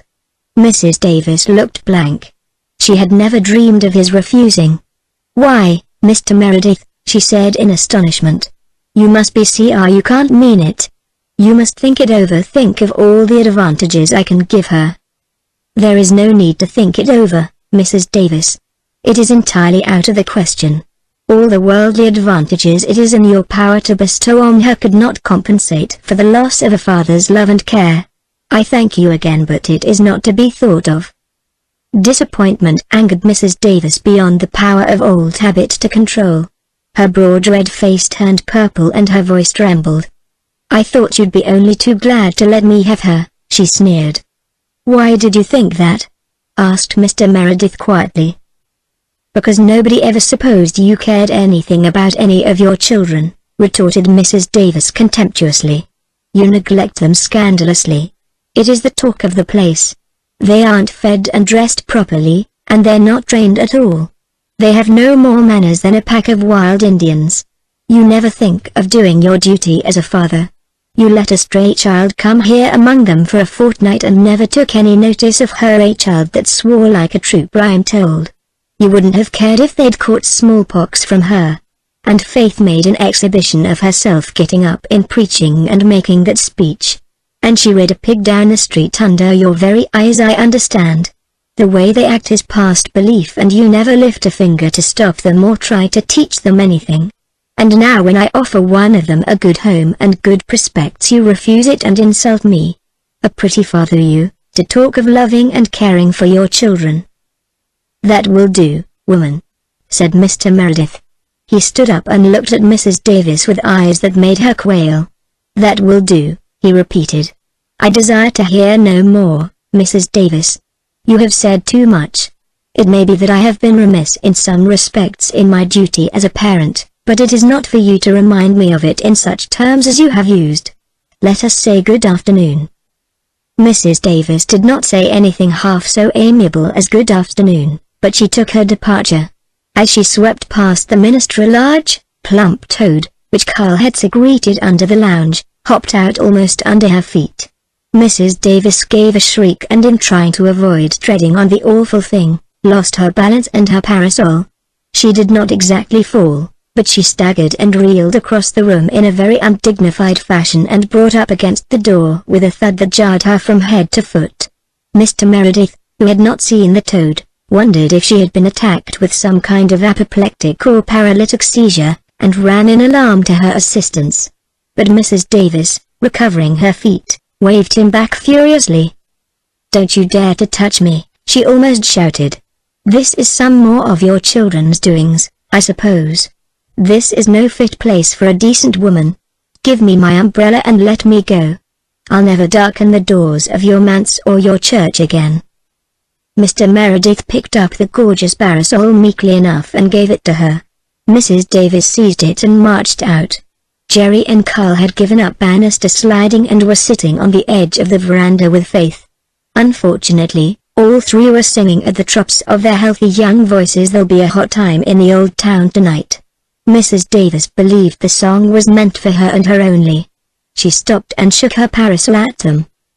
"Your father is a fool," she said, "and you are three young varmints that ought to be whipped within an inch of your lives." "He isn't," cried Faith. "We're not," cried the boys. But Mrs. Davis was gone. "Goodness, isn't she mad?" said Jerry. "And what is a varmint anyhow?" John Meredith paced up and down the parlor for a few minutes, then he went back to his study and sat down. But he did not return to his German theology. He was too grievously disturbed for that. Mrs. Davis had wakened him up with a vengeance. Was he such a remiss, careless father as she had accused him of being? Had he so scandalously neglected the bodily and spiritual welfare of the four little motherless creatures dependent on him? Were his people talking of it as harshly as Mrs. Davis had declared?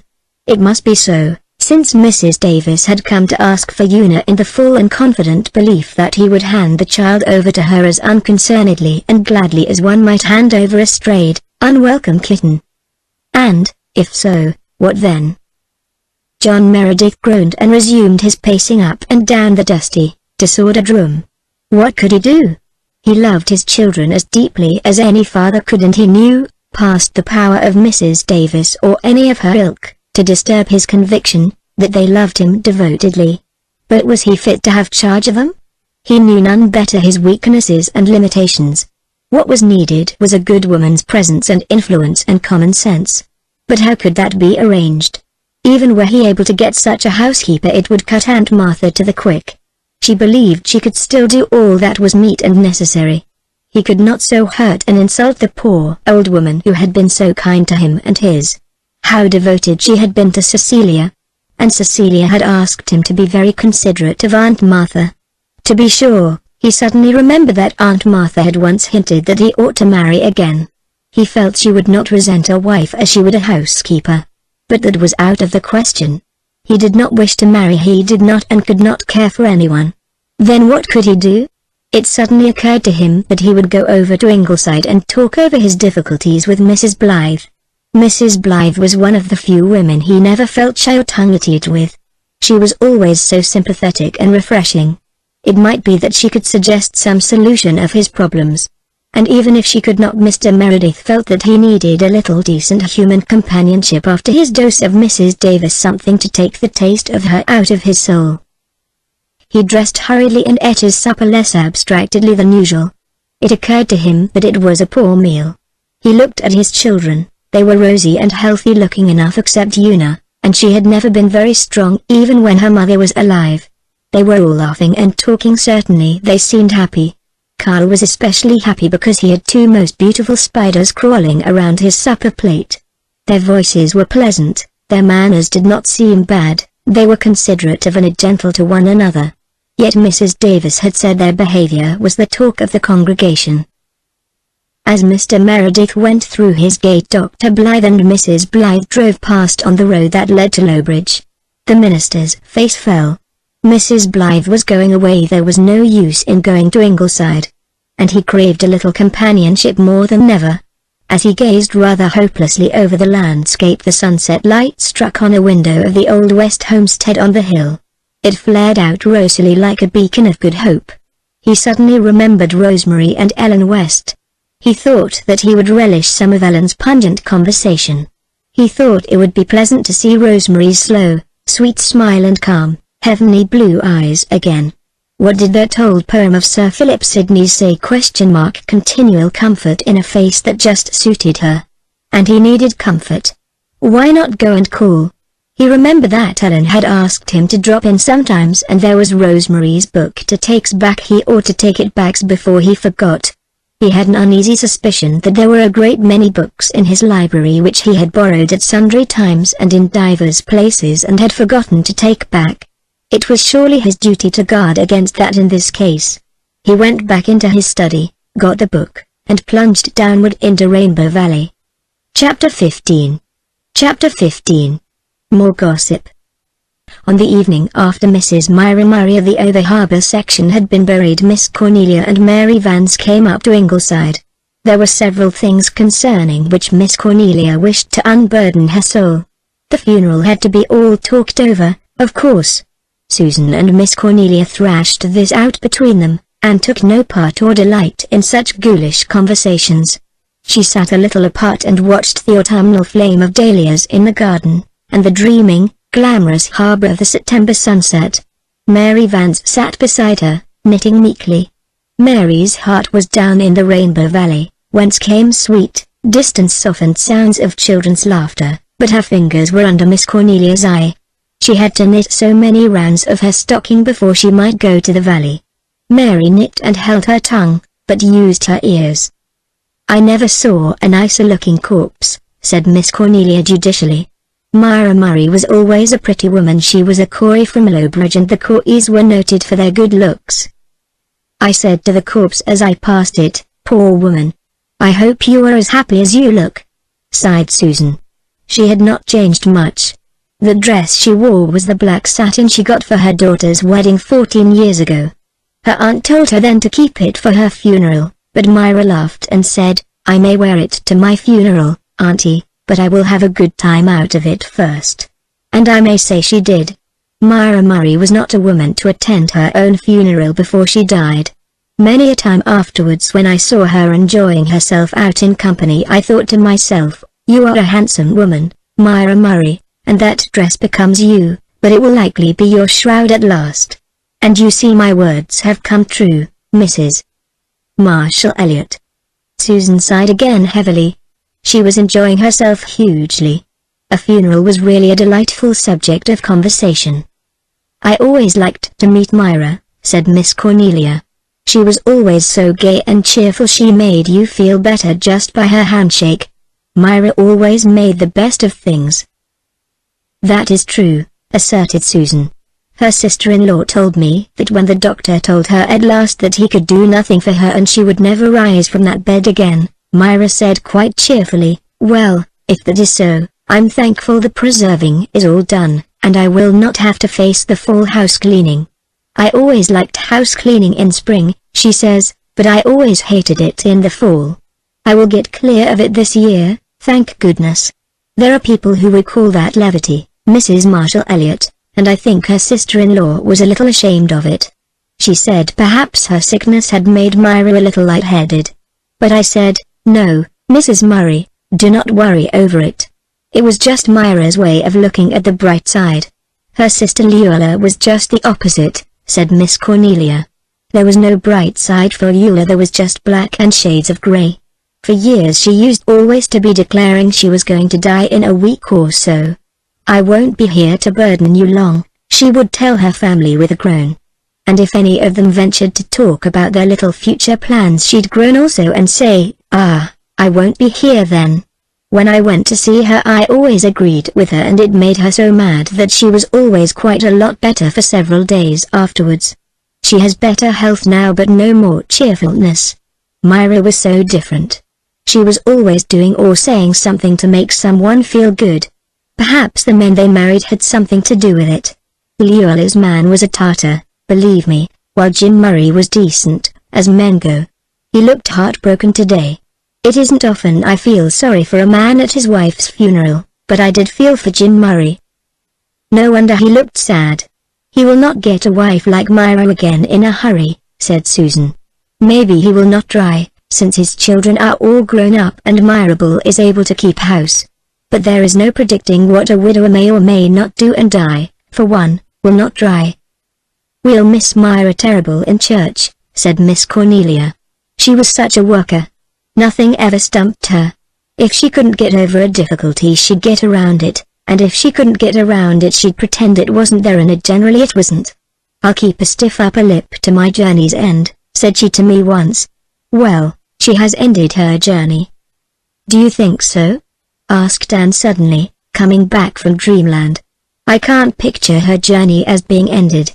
Can you think of her sitting down and folding her hands, that eager, asking spirit of hers, with its fine adventurous outlook? No, I think in death she just opened a gate and went through on to new, shining adventures. Maybe, assented Miss Cornelia. Do you know, Anne dearie, I never was much taken with this everlasting rest doctrine myself, though I hope it isn't heresy to say so. I want to bustle round in heaven the same as here. And I hope there'll be a celestial substitute for pies and donuts, something that has to be made. Of course, one does get awful tired at times, and the older you are the tireder you get. But the very tiredest could get rested in something short of eternity, you'd think, except, perhaps, a lazy man. When I meet Myra Murray again, said Anne, I want to see her coming towards me, brisk and laughing, just as she always did here. Oh, Mrs. Doctor dear, said Susan, in a shocked tone, you surely do not think that Myra will be laughing in the world to come? Why not, Susan? Do you think we will be crying there? No, Mrs. Doctor dear, do not misunderstand me. I do not think we shall be either crying or laughing. What then? Well, said Susan, driven to it. It is my opinion, Mrs. Doctor dear, that we shall just look solemn and holy. And do you really think, Susan, said Anne, looking solemn enough, that either Myra Murray or I could look solemn and holy all the time, Susan? Well, admitted Susan reluctantly, I might go so far as to say that you both would have to smile now and again, but I can never admit that there will be laughing in heaven. The idea seems really irreverent, Mrs. Doctor dear. Well, to come back to earth, said Miss Cornelia, who can we get to take Myra's class in Sunday school? Julia Clow has been teaching it since Myra took ill, but she's going to town for the winter and we'll have to get somebody else. I heard that Mrs. Laurie Jameson wanted it, said Anne. The Jamesons have come to church very regularly since they moved to the Glen from Lowbridge. New brooms, said Miss Cornelia dubiously. Wait till they've gone regularly for a year. You cannot depend on Mrs. Jameson a bit, Mrs. Doctor dear, said Susan solemnly. She died once, and when they were measuring her for her coffin, after laying her out just beautiful, did she not go and come back to life? Now, Mrs. Doctor dear, You know you cannot depend on a woman like that. She might turn Methodist at any moment, said Miss Cornelia. They tell me they went to the Methodist church at Lowbridge quite as often as to the Presbyterian. I haven't caught them at it here yet, but I could not approve of taking Mrs. Jameson into the Sunday school. Yet we must not offend them. We are losing too many people, by death or bad temper. Mrs. Alec Davis has left the church, no one knows why. She told the managers that she would never pay another cent to Mr. Meredith's salary. Of course, most people say that the children offended her, but somehow I don't think so. I tried to pump faith, but all I could get out of her was that Mrs. Davis had come, seemingly in high good humor, to see her father, and had left in an awful rage, calling them all varmints. Varmints, indeed, said Susan furiously. Does Mrs. Alec Davis forget that her uncle on her mother's side was suspected of poisoning his wife? Not that it was ever proved, Mrs. Dr. dear, and it does not do to believe all you hear. But if I had an uncle whose wife died without any satisfactory reason, I would not go about the country calling innocent children varmints. The point is, said Miss Cornelia, that Mrs. Davis paid a large subscription, and how its loss is going to be made up is a problem. And if she turns the other Douglases against Mr. Meredith, as she will certainly try to do, he will just have to go. I do not think Mrs. Alec Davis is very well liked by the rest of the clan, said Susan. It is not likely she will be able to influence them. But those Douglases all hang together so. If you touch one, you touch all. We can't do without them, so much is certain. They pay half the salary. They are not mean, whatever else may be said of them. Norman Douglas used to give $100 a year long ago before he left. What did he leave for? Asked Anne. He declared a member of the session cheated him in a cow deal. He hasn't come to church for 20 years. His wife used to come regular while she was alive, poor thing, but he never would let her pay anything, except 1 red cent every Sunday. She felt dreadfully humiliated. I don't know that he was any too good a husband to her, though she was never heard to complain. But she always had a cowed look. Norman Douglas didn't get the woman he wanted 30 years ago, and the Douglases never liked to put up with second best. Who was the woman he did want? Ellen West. They weren't engaged exactly, I believe, but they went about together for 2 years. And then they just broke off, nobody ever know why. Just some silly quarrel, I suppose. And Norman went and married Hester Reese before his temper had time to cool, married her just to spite Ellen, I haven't a doubt. So like a man. Hester was a nice little thing, but she never had much spirit, and he broke what little she had. She was too meek for Norman. He needed a woman who could stand up to him. Ellen would have kept him in fine order, and he would have liked her all the better for it. He despised Hester, that is the truth, just because she always gave in to him. I used to hear him say many a time, long ago when he was a young fellow, give me a spunky woman, spunk for me every time. And then he went and married a girl who couldn't say boo to a goose man like. That family of Reeses were just vegetables. They went through the motions of living, but they didn't live. Russell Reese used his first wife's wedding ring to marry his second, said Susan reminiscently. That was too economical in my opinion, Mrs. Dr. dear. And his brother John has his own tombstone put up in the Over-Harbour graveyard, with everything on it but the date of death, and he goes and looks at it every Sunday. Most folks would not consider that much fun, but it is plain he does.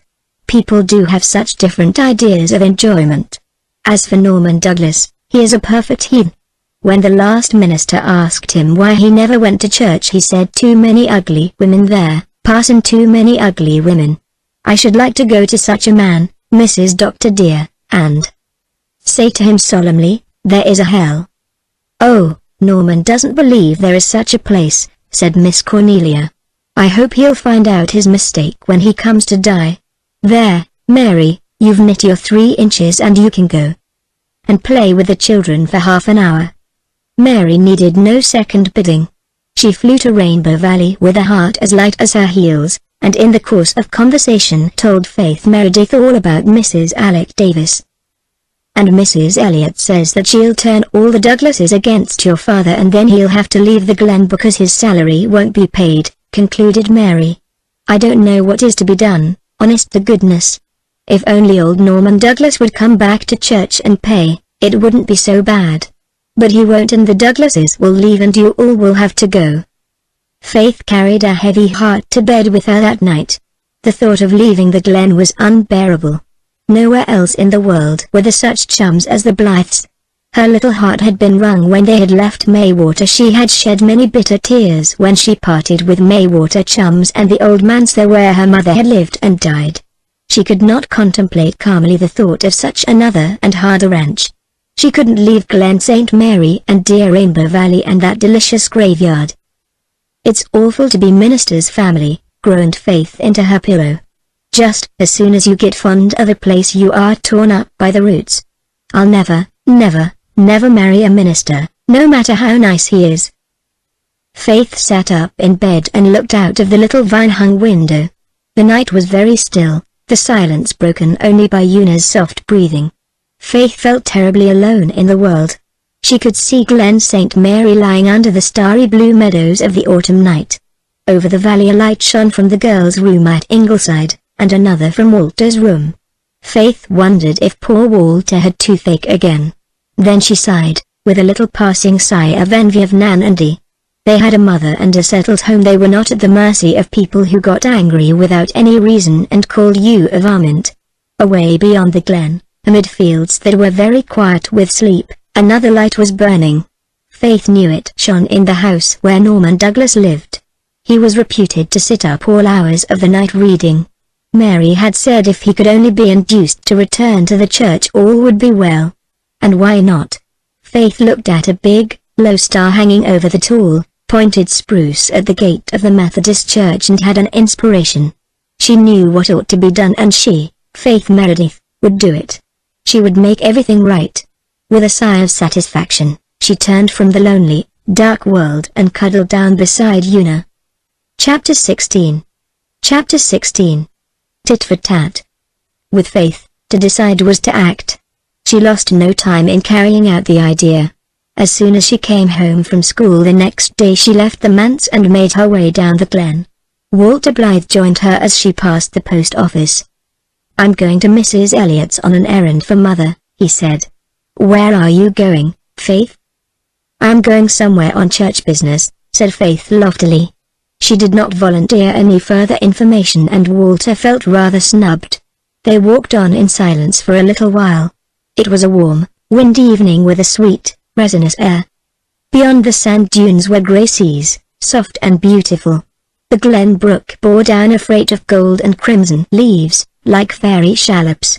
In Mr. James Rees's buckwheat stubble land, with its beautiful tones of red and brown, a Crow Parliament was being held, whereat solemn deliberations regarding the welfare of Crowland were in progress.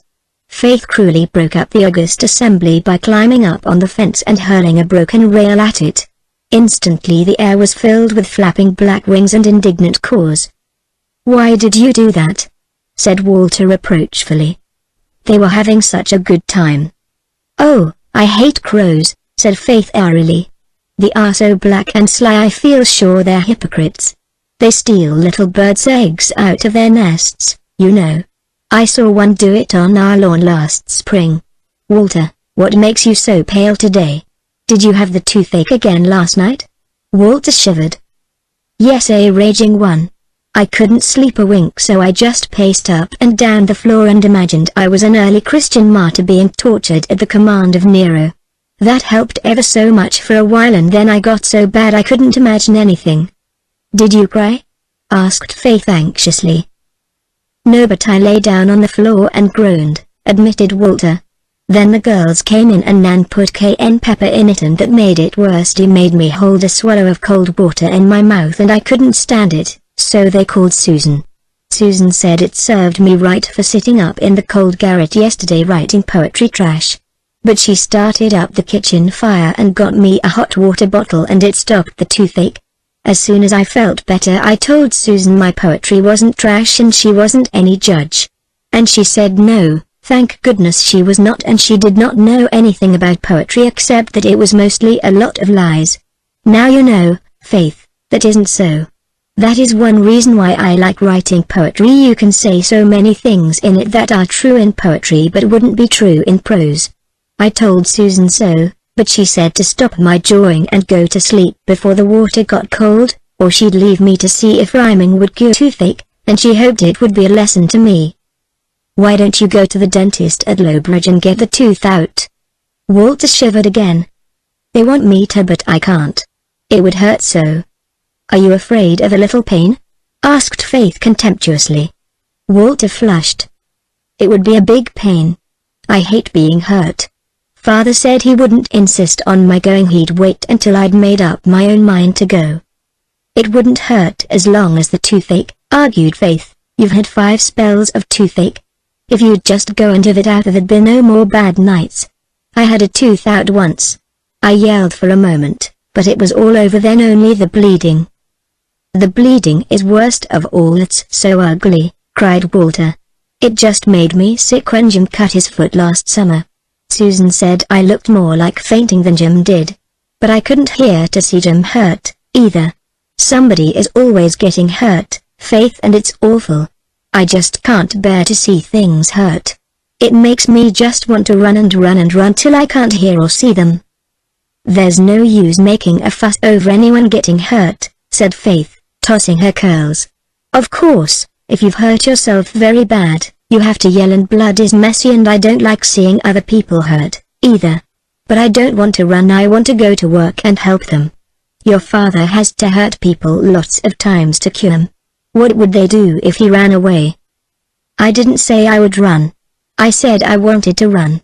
That's a different thing. I want to help people, too. But oh, I wish there weren't any ugly, dreadful things in the world. I wish everything was glad and beautiful. Well, don't let's think of what isn't, said Faith. After all, there's lots of fun in being alive. You wouldn't have toothache if you were dead, but still, wouldn't you lots rather be alive than dead? I would, 100 times. Oh, here's Dan Reese. He's been down to the harbor for fish. I hate Dan Reese, said Walter. So do I. All us girls do. I'm just going to walk past and never take the least notice of him. You watch me. Faith accordingly stalked past Dan with her chin out and an expression of scorn that bit into his soul. He turned and shouted after her. Pig girl! Pig girl! Pig girl! In a crescendo of insult. Faith walked on, seemingly oblivious. But her lip trembled slightly with a sense of outrage. She knew she was no match for Dan Reese when it came to an exchange of epithets. She wished Jim Blythe had been with her instead of Walter. If Dan Reese had dared to call her a pig girl in Jim's hearing, Jim would have wiped up the dust with him. But it never occurred to Faith to expect Walter to do it, or blame him for not doing it. Walter, she knew, never fought other boys. Neither did Charlie Clow of the North Road. The strange part was that, while she despised Charlie for a coward, it never occurred to her to disdain Walter. It was simply that he seemed to her an inhabitant of a world of his own, where different traditions prevailed. Faith would as soon have expected a starry-eyed young angel to pummel dirty, freckled Dan Reese for her as Walter Blythe. She would not have blamed the angel, and she did not blame Walter Blythe. But she wished that sturdy Jim or Jerry had been there, and Dan's insult continued to rankle in her soul. Walter was pale no longer. He had flushed crimson and his beautiful eyes were clouded with shame and anger. He knew that he ought to have avenged Faith. Jim would have sailed right in and made Dan eat his words with bitter sauce. Richie Warren would have overwhelmed Dan with worse names than Dan had called Faith. But Walter could not call names. He knew he would get the worst of it. He could never conceive or utter the vulgar, ribald insults of which Dan Reese had unlimited command. And as for the trial by fist, Walter couldn't fight. He hated the idea. It was rough and painful, and, worst of all, it was ugly. He never could understand Jim's exultation in an occasional conflict. But he wished he could fight Dan Reese. He was horribly ashamed because Faith Meredith had been insulted in his presence and he had not tried to punish her insulter. He felt sure she must despise him. She had not even spoken to him since Dan had called her pig girl. He was glad when they came to the parting of the ways. Faith, too, was relieved. though for a different reason. She wanted to be alone because she suddenly felt rather nervous about her errand. Impulse had cooled, especially since Dan had bruised her self-respect. She must go through with it, but she no longer had enthusiasm to sustain her. She was going to see Norman Douglas and ask him to come back to church, and she began to be afraid of him. What had seemed so easy and simple up at the Glen seemed very different down here. She had heard a good deal about Norman Douglas, and she knew that even the biggest boys in school were afraid of him. Suppose he called her something nasty, she had heard he was given to that. Faith could not endure being called names. They subdued her far more quickly than a physical blow. But she would go on. Faith Meredith always went on. If she did not, her father might have to leave the Glen. At the end of the long lane Faith came to the house, a big, old-fashioned one with a row of soldierly Lombardis marching past it. On the back veranda Norman Douglas himself was sitting, reading a newspaper. His big dog was beside him. Behind, in the kitchen, where his housekeeper, Mrs. Wilson, was getting supper, there was a clatter of dishes, an angry clatter, for Norman Douglas had just had a quarrel with Mrs. Wilson, and both were in a very bad temper over it. Consequently, when Faith stepped on the veranda and Norman Douglas lowered his newspaper, she found herself looking into the choleric eyes of an irritated man. Norman Douglas was rather a fine-looking personage in his way. He had a sweep of long red beard over his broad chest and a mane of red hair, ungrizzled by the years, on his massive head. His high, white forehead was unwrinkled and his blue eyes could flash still with all the fire of his tempestuous youth. He could be very amiable when he liked, and he could be very terrible. Poor Faith, so anxiously bent on retrieving the situation in regard to the church, had caught him in one of his terrible moods. He did not know who she was and he gazed at her with disfavor. Norman Douglas liked girls of spirit and flame and laughter. At this moment Faith was very pale. She was of the type to which color means everything. Lacking her crimson cheeks, she seemed meek and even insignificant. She looked apologetic and afraid, and the bully in Norman Douglas's heart stirred. "Who the dickens are you? And what do you want here?" he demanded in his great resounding voice, with a fierce scowl. For once in her life Faith had nothing to say. She had never supposed Norman Douglas was like this. She was paralyzed with terror of him. He saw it and it made him worse. "What's the matter with you?" he boomed. "You look as if you wanted to say something and was scared to say it. What's troubling you? Confound it, speak up, can't you?" No. Faith could not speak up. No words would come. But her lips began to tremble. "For heaven's sake, don't cry," shouted Norman. "I can't stand sniveling. If you've anything to say, say it and have done. Great Kitty, is the girl possessed of a dumb spirit? Don't look at me like that. I'm human. I haven't got a tail. Who are you? Who are you, I say?" Norman's voice could have been heard at the harbor. Operations in the kitchen were suspended. Mrs. Wilson was listening open-eared and eyed. Norman put his huge brown hands on his knees and leaned forward, staring into Faith's pallid, shrinking face. He seemed to loom over her like some evil giant out of a fairy tale. She felt as if he would eat her up next thing, body and bones. "I am Faith Meredith," she said, in little more than a whisper. "Meredith, hey? One of the parson's youngsters, hey? I've heard of you. I've heard of you. Riding on pigs and breaking the Sabbath. A nice lot. What do you want here, hey? What do you want of the old pagan, hey? I don't ask favors of pa. Sons, and I don't give any. What do you want, I say?" Faith wished herself 1,000 miles away. She stammered out her thought in its naked simplicity. "I came to ask you to go to church and pay to the salary." Norman glared at her. Then he burst forth again. "You impudent hussy, you. Who put you up to it, Jade? Who put you up to it?" "Nobody," said poor Faith. "That's a lie. Don't lie to me. Who sent you here? It wasn't your father. He hasn't the smeddum of a flea, but he wouldn't send you to do what he dasn't do himself. I suppose it was some of them confounded old maids at the Glen, was it, hey? No, I just came myself." "Do you take me for a fool?" shouted Norman. "No, I thought you were a gentleman," said Faith faintly, and certainly without any thought of being sarcastic. Norman bounced up. "Mind your own business. I don't want to hear another word from you. If you wasn't such a kid, I'd teach you to interfere in what doesn't concern you. When I want parsons or pilldozers, I'll send for them. Till I do, I'll have no truck with them. Do you understand? Now, get out, cheeseface." Faith got out. She stumbled blindly down the steps, out of the yard gate and into the lane. Halfway up the lane, her daze of fear passed away and a reaction of tingling anger possessed her. By the time she reached the end of the lane, she was in such a furious temper as she had never experienced before. Norman Douglas' insults burned in her soul, kindling a scorching flame. Go home. Not she. She would go straight back and tell that old ogre just what she thought of him. She would show him, oh, wouldn't she? Cheeseface, indeed. Unhesitatingly she turned and walked back. The veranda was deserted and the kitchen door shut. Faith opened the door without knocking, and went in. Norman Douglas had just sat down at the supper table, but he still held his newspaper. Faith walked inflexibly across the room, caught the paper from his hand, flung it on the floor and stamped on it.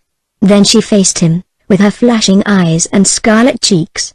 She was such a handsome young fury that Norman Douglas hardly recognized her. "What's brought you back?" he growled, but more in bewilderment than rage.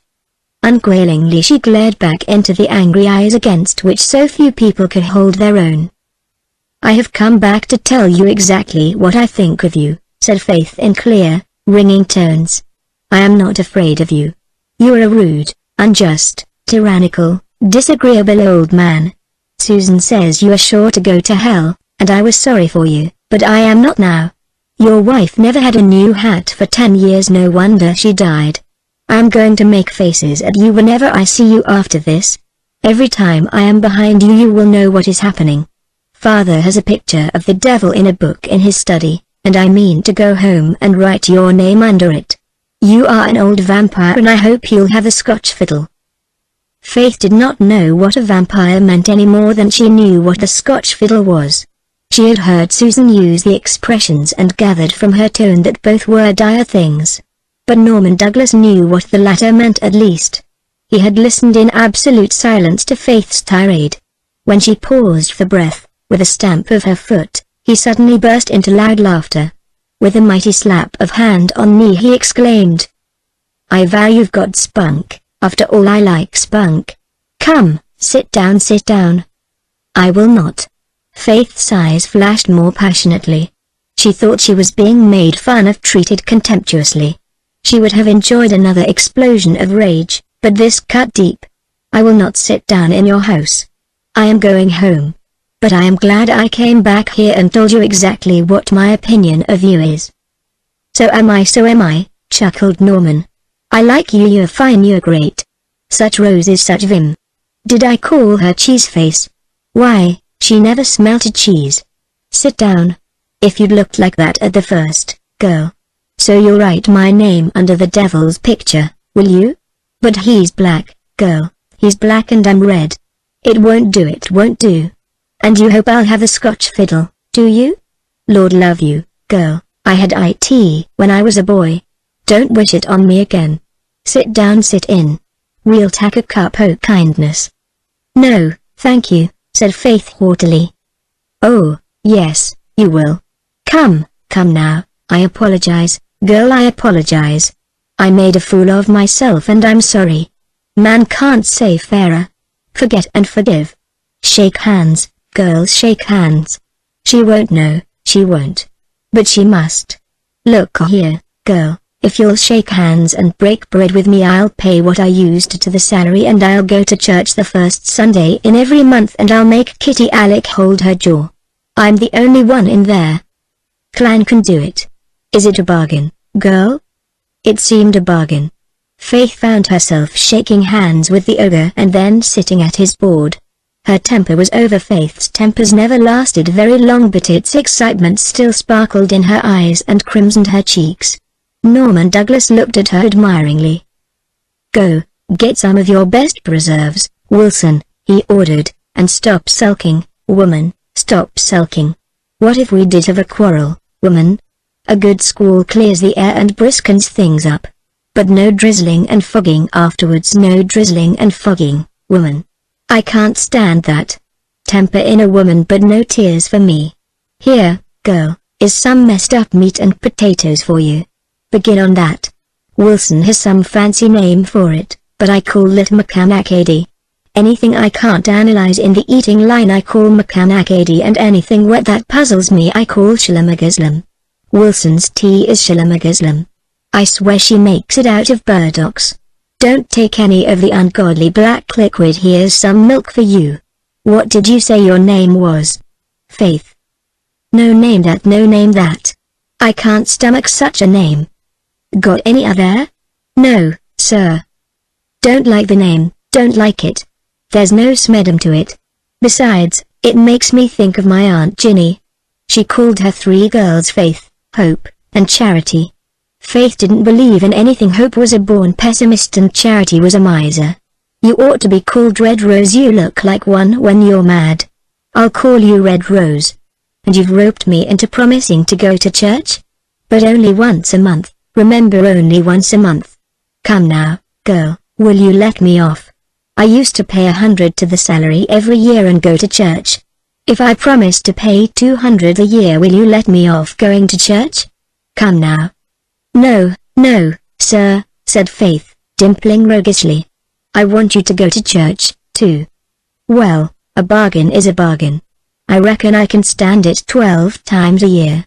What a sensation it'll make the first Sunday I go. And old Susan Baker says I'm going to hell, hey? Do you believe I'll go the come, now, do you? I hope not, sir, stammered Faith in some confusion. Why do you hope not? Come, now, why do you hope not? Give us a reason, girl, give us a reason. It must be a very uncomfortable place, sir. Uncomfortable?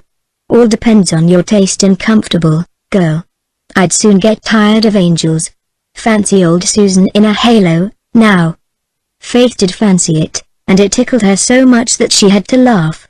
Norman eyed her approvingly. See the fun of it, hey? Oh, I like you, you're great. About this church business, now can your father preach? He is a splendid preacher, said loyal Faith. He is, hey? I'll watch out for flaws. He'd better be careful what he says before me. I'll catch him, I'll trip him up, I'll keep tabs on his arguments. I'm bound to have some fun out of this church-going business. Does he ever preach hell? No, I don't think so. Too bad. I like sermons on that subject. You tell him that if he wants to keep me in good humor to preach a good rip-roaring sermon on hell once every 6 months, and the more brimstone the better. I like him smoking. And think of all the pleasure he'd give the old maids, too. They'd all keep looking at old Norman Douglas and thinking, that's for you, you old reprobate. That's what's in store for you. I'll give an extra $10 every time you get your father to preach on hell. Here's Wilson and the jam. Like that, hey? It isn't McCanacady. Taste. Faith obediently swallowed the big spoonful Norman held out to her. Luckily it was good. Best plum jam in the world, said Norman, filling a large saucer and plumping it down before her. Glad you like it. I'll give you a couple of jars to take home with you. There's nothing mean about me, never was. The devil can't catch me at that corner, anyhow. It wasn't my fault that Hester didn't have a new hat for 10 years. It was her own. She pinched on hats to save money to give yellow fellows over in China. I never gave a cent to missions in my life, never will. Never you try to bamboozle me into that. 100 a year to the salary and church once a month, but no spoiling good heathens to make poor Christians. Why, girl, they wouldn't be fit for heaven or hell, clean spoiled for either place, clean spoiled. Hey, Wilson, haven't you got a smile on yet? Beats all how you women can sulk. I never sulked in my life. It's just one big flash and crash with me, and then poof, the squall's over and the sun is out. And you could eat out of my hand. Norman insisted on driving Faith home after supper, and he filled the buggy up with apples, cabbages, potatoes and pumpkins and jars of jam. There's a nice little tompussy out in the barn. I'll give you that too, if you'd like it. Say the word, he said. "No, thank you," said Faith decidedly. "I don't like cats, and besides, I have a rooster." Listen to her. You can't cuddle a rooster as you can a kitten. Whoever heard of petting a rooster? Better take little Tom. I want to find a good home for him. No. Aunt Martha has a cat and he would kill a strange kitten. Norman yielded the point rather reluctantly. He gave Faith an exciting drive home, behind his wild 2-year-old, and when he had let her out at the kitchen door of the manse and dumped his cargo on the back veranda he drove away shouting, "It's only once a month, mind." Faith went up to bed, feeling a little dizzy and breathless, as if she had just escaped from the grasp of a genial whirlwind. She was happy and thankful. No fear now that they would have to leave the glen and the graveyard and Rainbow Valley. But she fell asleep troubled by a disagreeable subconsciousness that Dan Reese had called her pig girl and that, having stumbled on such a congenial epithet, he would continue to call her so whenever opportunity offered. Chapter 17. A double victory. Norman Douglas came to church the first Sunday in November and made all the sensation he desired. Mr. Meredith shook hands with him absently on the church steps and hoped dreamily that Mrs. Douglas was well. "She wasn't very well just before I buried her 10 years ago, but I reckon she has better health now," boomed Norman, to the horror and amusement of everyone except Mr. Meredith, who was absorbed in wondering if he had made the last head of his sermon as clear as he might have, and hadn't the least idea what Norman had said to him or he to Norman. Norman intercepted Faith at the gate. "Kept my word, you see, kept my word, Red Rose. I'm free now till the first Sunday in December. Fine sermon, girl, fine sermon. Your father has more in his head than he carries on his face." But he contradicted himself once. Tell him he contradicted himself. "And tell him I want that brimstone sermon in December. Great way to wind up the old year with a taste of hell, you know. And what's the matter with a nice tasty discourse on heaven for New Year's? Though it wouldn't be half as interesting as hell, girl, not half. Only I'd like to know what your father thinks about heaven. He can think, rarest thing in the world, a person who can think.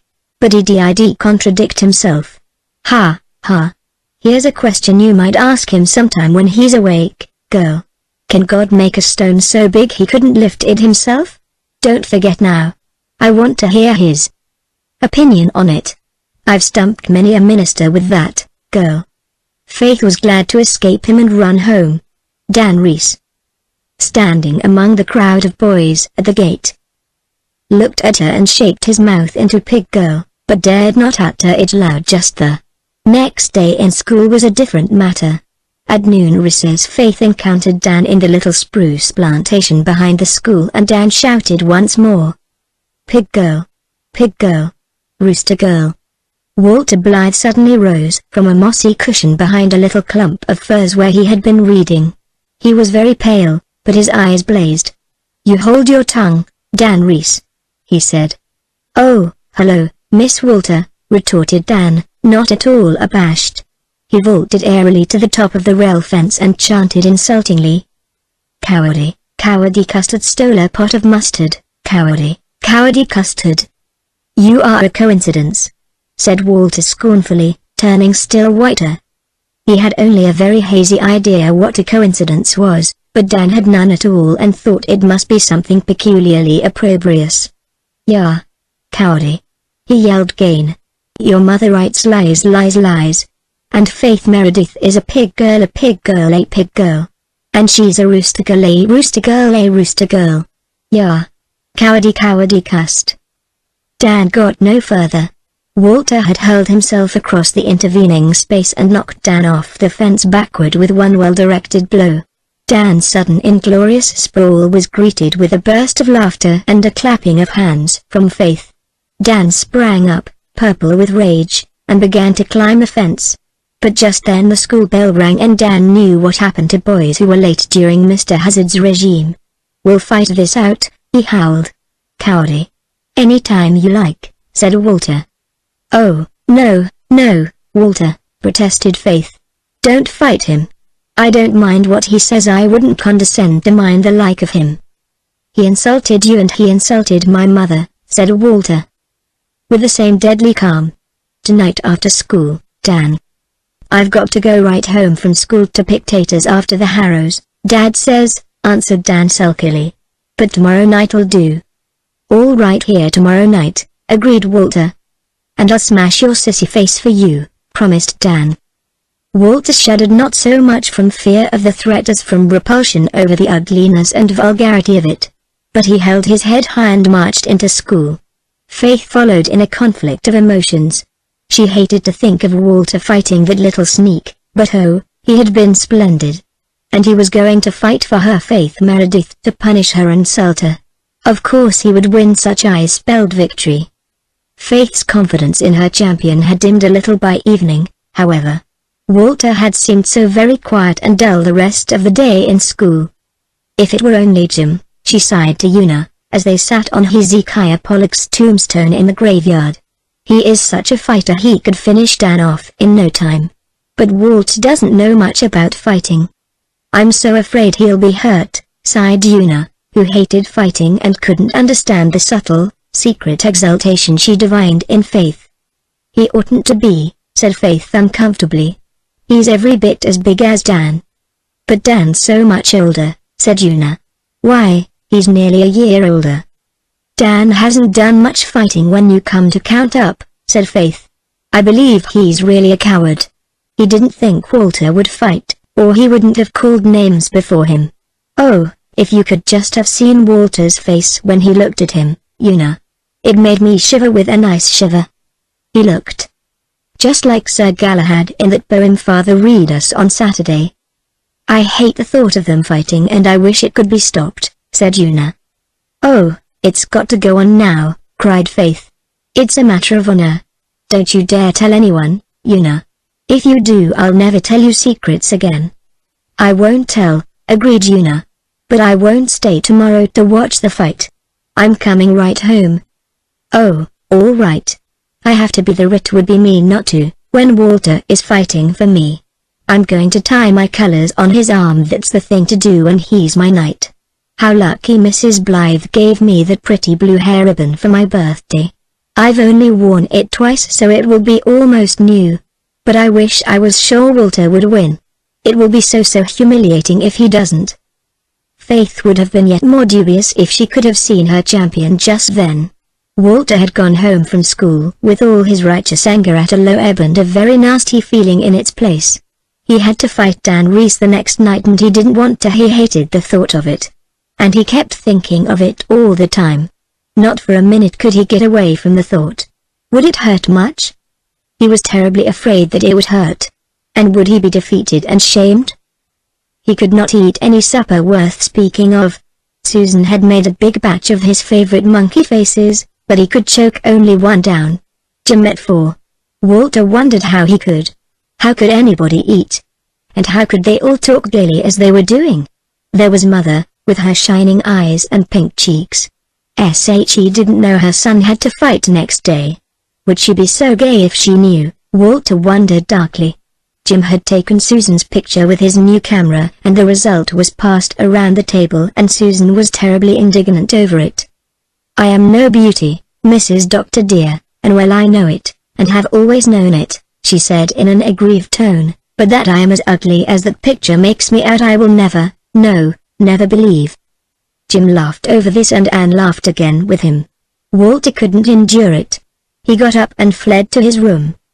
"That child has got something on his mind, Mrs. Doctor dear," said Susan. "He has ate next to nothing. Do you suppose he is plotting another poem?"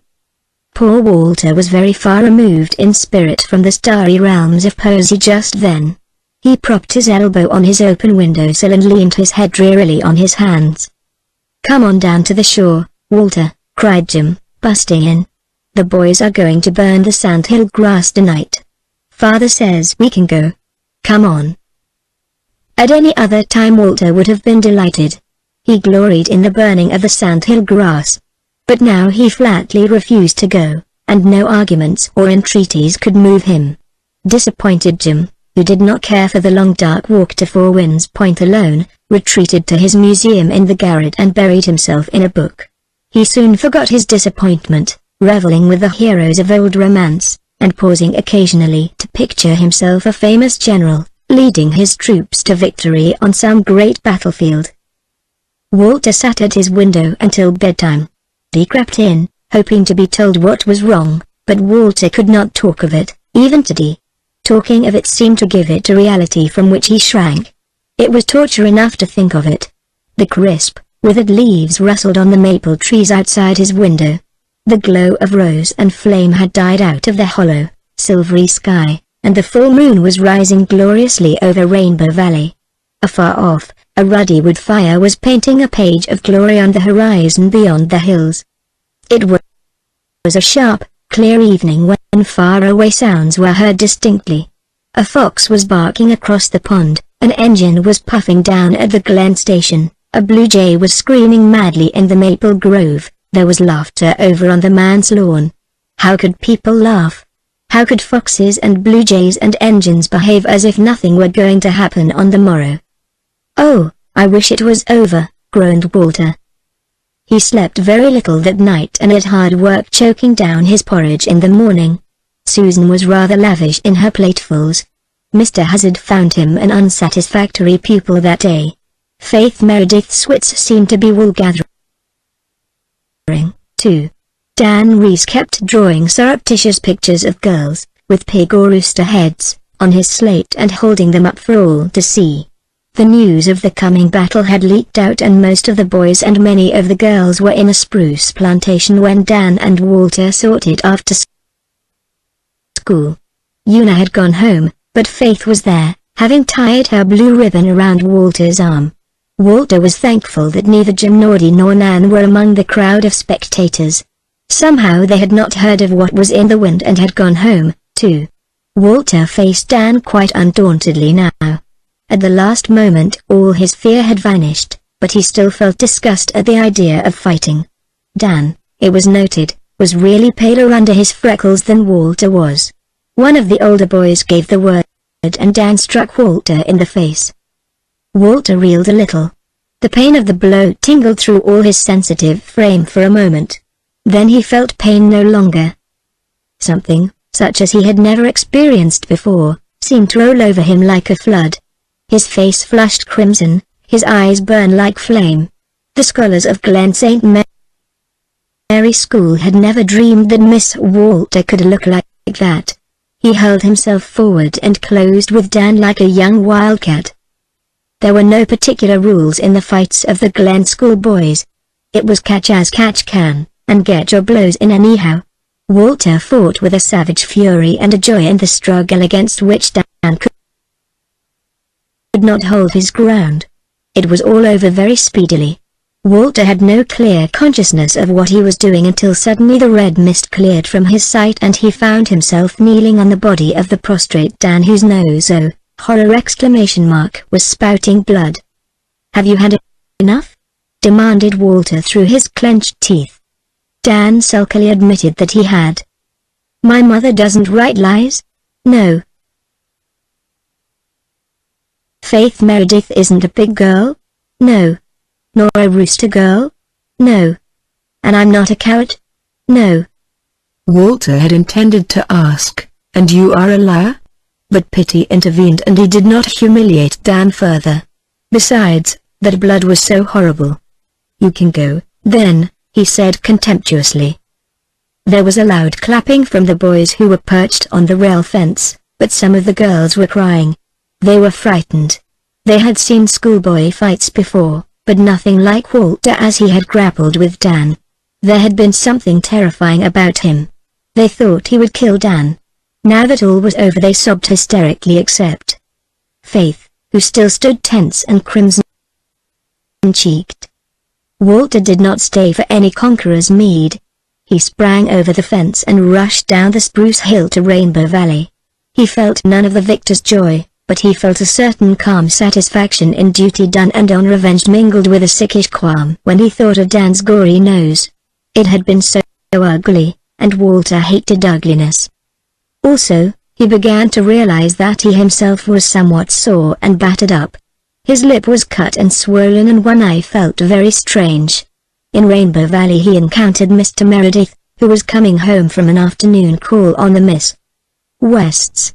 That reverend gentleman looked gravely at him. "It seems to me that you have been fighting, Walter?" "Yes, sir," said Walter, expecting a scolding. "What was it about?" "Dan Reese said my mother wrote lies and that Faith was a pig girl," answered Walter bluntly. "Oh. Then you were certainly justified, Walter." "Do you think it's right to fight, sir?" asked Walter curiously. "Not always and not often, but sometimes, yes, sometimes," said John Meredith. "When womankind are insulted, for instance, as in your case. My motto, Walter, is, don't fight till you're sure you ought to, and then put every ounce of you into it. In spite of sundry discolorations I infer that you came off best." "Yes. I made him take it all back." Very good, indeed. "I didn't think you were such a fighter, Walter." "I never fought before and I didn't want to right up to the last and then," said Walter, determined to make a clean breast of it. "I liked it while I was at it." The Reverend John's eyes twinkled. "You were a little frightened at first." "I was a whole lot frightened," said honest Walter. "But I'm not going to be frightened anymore, sir. Being frightened of things is worse than the things themselves. I'm going to ask Father to take me over to Lowbridge tomorrow to get my tooth out." "Right again. Fear is more pain than is the pain it fears. Do you know who wrote that, Walter?" "It was Shakespeare." "Was there any feeling or emotion or experience of the human heart that wonderful man did not know? When you go home tell your mother I am proud of you." Walter did not tell her that, however, but he told her all the rest, and she sympathized with him and told him she was glad he had stood up for her and Faith, and she anointed his sore spots and rubbed cologne on his aching head. "Are all mothers as nice as you?" asked Walter, hugging her. "You're worth standing up for." Miss Cornelia and Susan were in the living room when Anne came downstairs, and listened to the story with much enjoyment. Susan in particular was highly gratified. "I'm real glad to hear he has had a good fight, Mrs. Doctor dear. Perhaps it may knock the poetry nonsense out of him. And I never could bear that little viper of a Dan Reese. Will you not sit nearer to the fire, Mrs. Marshall Elliott?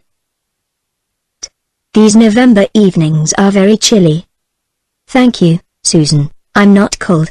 I called at the manse before I came here and got quite warm, though I had to go to the kitchen to do it, for there was no fire anywhere else. The kitchen looked as if it had been stirred up with a stick, believe me. Mr. Meredith wasn't home. I couldn't find out where he was, but I have an idea that he was up at the Wests. Do you know, Anne dearie, they say he has been going there frequently all the fall and people are beginning to think he is going to see Rosemary." "He would get a very charming wife if he married Rosemary," said Anne, piling driftwood on the fire. "She is one of the most delightful girls I've ever known, truly one of the race of Joseph." "Yes, only she is an Episcopalian," said Miss Cornelia doubtfully.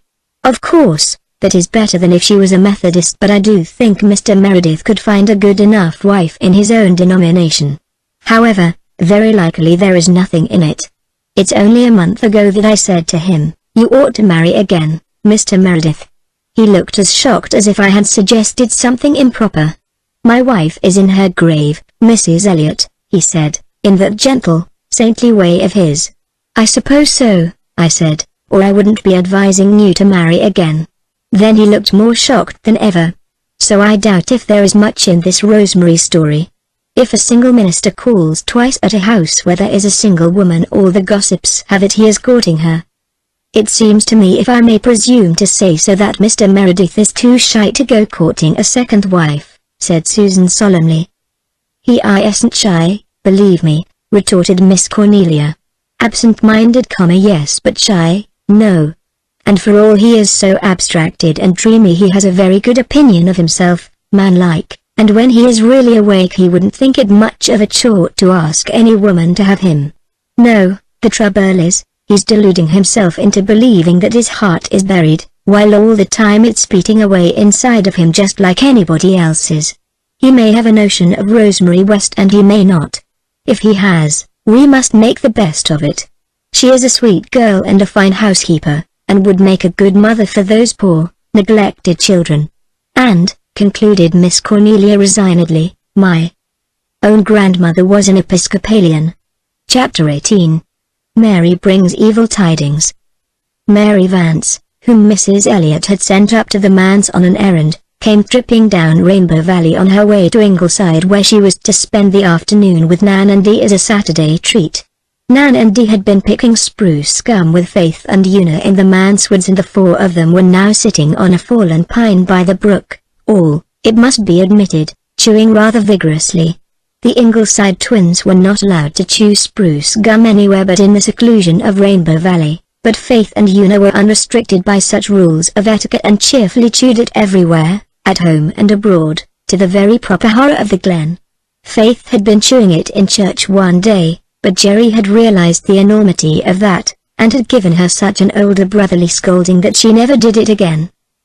"I was so hungry I just felt as if I had to chew something," she protested. "You know well enough what breakfast was like, Jerry Meredith. I couldn't eat scorched porridge and my stomach just felt so queer and empty. The gum helped a lot and I didn't chew very hard. I didn't make any noise and I never cracked the gum once." "You mustn't chew gum in church, anyhow," insisted Jerry. "Don't let me catch you at it again."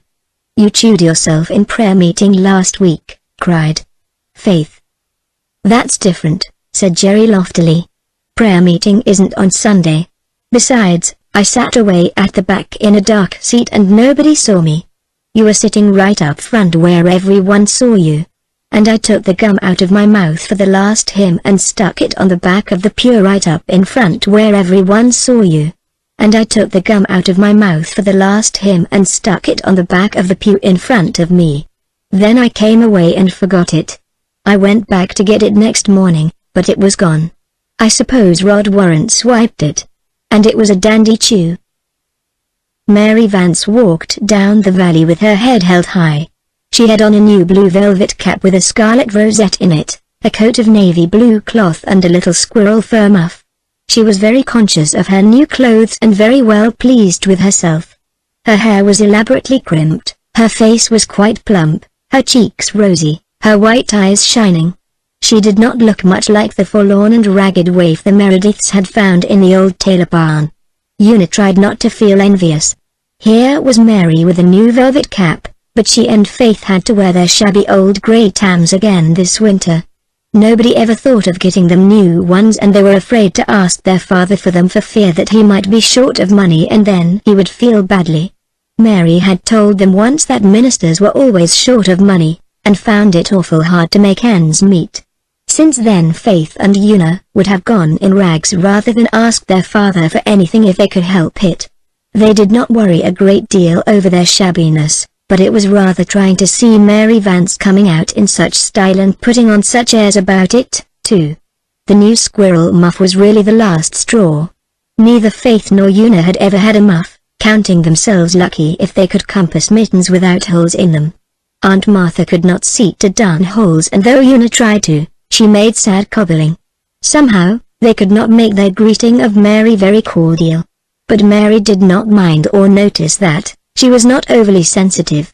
She vaulted lightly to a seat on the pine tree, and laid the offending muff on a bough. Una saw that it was lined with shirred red satin and had red tassels.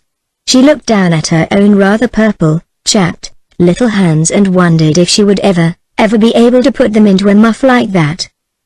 "Give us a chew," said Mary companionably. Nan, Dee and Faith all produced an amber-hued knot or two from their pockets and passed them to Mary. Una sat very still. She had 4 lovely big knots in the pocket of her tight, threadbare little jacket, but she wasn't going to give one of them to Mary Vance, not one. Let Mary pick her own gum. People with squirrel muffs needn't expect to get everything in the world. "Great day, isn't it?" said Mary, swinging her legs, the better, perhaps, to display new boots with very smart cloth tops. Una tucked her feet under her. There was a hole in the toe of one of her boots and both laces were much knotted. But they were the best she had. Oh, this Mary Vance. Why hadn't they left her in the old barn? Una never felt badly because the Ingleside twins were better dressed than she and Faith were. They wore their pretty clothes with careless grace and never seemed to think about them at all. Somehow, they did not make other people feel shabby. But when Mary Vance was dressed up, she seemed fairly to exude clothes, to walk in an atmosphere of clothes, to make everybody else feel and think clothes. Una, as she sat there in the honey-tinted sunshine of the gracious December afternoon, was acutely and miserably conscious of everything she had on: the faded tam, which was yet her best, the skimpy jacket she had worn for 3 winters, the holes in her skirt and her boots, the shivering insufficiency of her poor little undergarments. Of course, Mary was going out for a visit and she was not. But even if she had been, she had nothing better to put on, and in this lay the sting. "Say, this is great gum. Listen to me cracking it." "There ain't any gum spruces down at Four Winds," said Mary. "Sometimes I just hanker after a chew. Mrs. Elliot won't let me chew gum if she sees me. She says it ain't ladylike. This lady business puzzles me. I can't get onto all its kinks. Say, Una, what's the matter with you? Cat got your tongue?" "No," said Una, who could not drag her fascinated eyes from that squirrel muff. Mary leaned past her, picked it up and thrust it into Una's hands. "Stick your paws in that for a while," she ordered. "They look sorta pinched. Ain't that a dandy muff? Mrs. Elliot give it to me last week for a birthday present. I'm to get the collar at Christmas. I heard her telling Mr. Elliot that." "Mrs. Elliot is very good to you," said Faith. "You bet she is. And I'm good to her, too," retorted Mary. "I work like a nigger to make it easy for her and have everything just as she likes it. We was made for each other. 'Tisn't everyone could get along with her as well as I do. She's pizen neat. But so am I, and so we agree fine. I told you she would never whip you. So you did. She's never tried to lay a finger on me, and I ain't never told a lie to her, not one, true's you live. She combs me down with her tongue sometimes though, but that just slips off me like water off a duck's back. Say, Una, why didn't you hang on to the muff?" Una had put it back on the bough. "My hands aren't cold, thank you," she said stiffly. "Well, if you're satisfied, I am. Say, old Kitty Alec has come back to church as meek as Moses, and nobody knows why. But everybody is saying it was Faith brought Norman Douglas out. His housekeeper says you went there and gave him an awful tongue lashing. Did you?" "I went and asked him to come to church," said Faith uncomfortably. "Fancy your spunk," said Mary admiringly. "I wouldn't have dared do that, and I'm not so slow. Mrs. Wilson says the two of you jawed something scandalous, but you come off best, and then he just turned round and liked to eat you up. Say, is your father going to preach here tomorrow?" "No.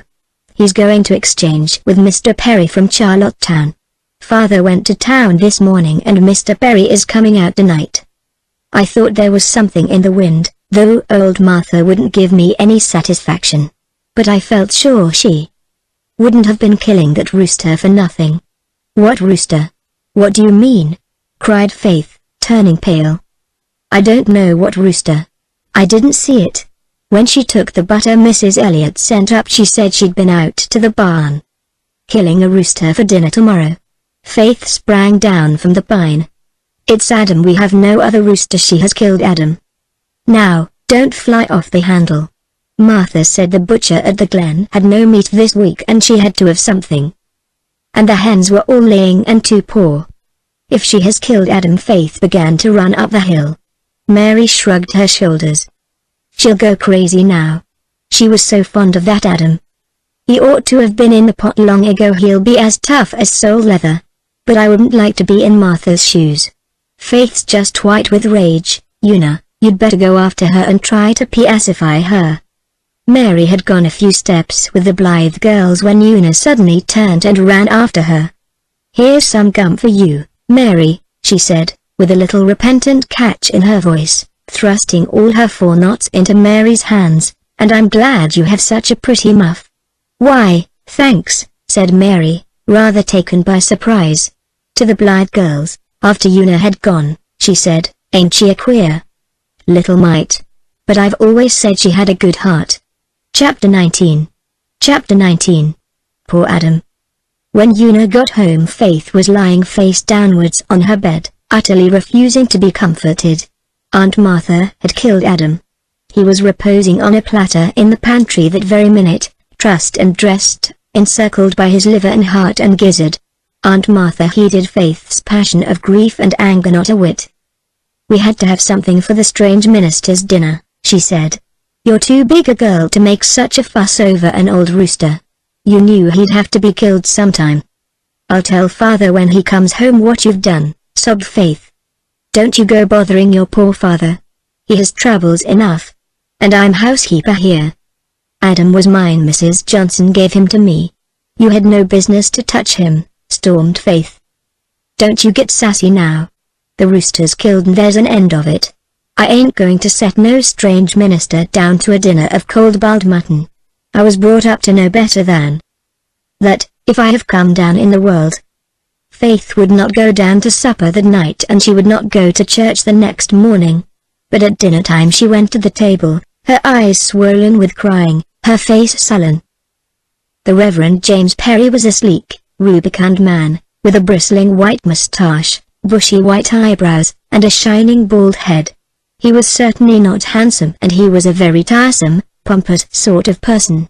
But if he had looked like the Archangel Michael and talked with the tongues of men and angels, Faith would still have utterly detested him. He carved Adam up dexterously, showing off his plump white hands and very handsome diamond ring. Also, he made jovial remarks all through the performance. Jerry and Carl giggled, and even Una smiled wanly, because she thought politeness demanded it. But Faith only scowled darkly. The Reverend James thought her manners shockingly bad. Once, when he was delivering himself of an unctuous remark to Jerry, Faith broke in rudely with a flat contradiction. The Reverend James drew his bushy eyebrows together at her. "Little girls should not interrupt," he said, "and they should not contradict people who know far more than they do." This put Faith in a worse temper than ever. To be called little girl as if she were no bigger than chubby Rilla Blythe over at Ingleside. It was insufferable. And how that abominable Mr. Perry did eat. He even picked poor Adam's bones. Neither Faith nor Una would touch a mouthful, and looked upon the boys as little better than cannibals. Faith felt that if the awful repast did not soon come to an end she would wind it up by throwing something at Mr. Perry's gleaming head. Fortunately, Mr. Perry found Aunt Martha's leathery apple pie too much even for his powers of mastication, and the meal came to an end, after a long grace in which Mr. Perry offered up devout thanks for the food which a kind and beneficent Providence had provided for sustenance and temperate pleasure. "God hadn't a single thing to do with providing Adam for you," muttered Faith rebelliously under her breath. The boys gladly made their escape to outdoors. Una went to help Aunt Martha with the dishes, though that rather grumpy old dame never welcomed her timid assistance, and Faith betook herself to the study where a cheerful wood fire was burning in the grate. She thought she would thereby escape from the hated Mr. Perry, who had announced his intention of taking a nap in his room during the afternoon. But scarcely had Faith settled herself in a corner, with a book, when he walked in and, standing before the fire, proceeded to survey the disorderly study with an air of disapproval. "Your father's books seem to be in somewhat deplorable confusion, my little girl," he said severely. Faith darkled in her corner and said not a word. She would not talk to this creature. "You should try to put them in order," Mr. Perry went on, playing with his handsome watch chain and smiling patronizingly on Faith. "You are quite old enough to attend to such duties. My little daughter at home is only 10 and she is already an excellent little housekeeper and the greatest help and comfort to her mother. She is a very sweet child. I wish you had the privilege of her acquaintance. She could help you in many ways. Of course, you have not had the inestimable privilege of a good mother's care and training. A sad lack, a very sad lack. I have spoken more than once to your father in this connection and pointed out his duty to him faithfully, but so far with no effect. I trust he may awaken to a realization of his responsibility before it is too late. In the meantime, it is your duty and privilege to endeavor to take your sainted mother's place. You might exercise a great influence over your brothers and your little sister. You might be a true mother to them. I fear that you do not think of these things as you should. My dear child, allow me to open your eyes in regard to them." Mr. Perry's oily, complacent voice trickled on. He was in his element. Nothing suited him better than to lay down the law, patronize and exhort. He had no idea of stopping, and he did not stop. He stood before the fire, his feet planted firmly on the rug, and poured out a flood of pompous platitudes. Faith heard not a word. She was really not listening to him at all.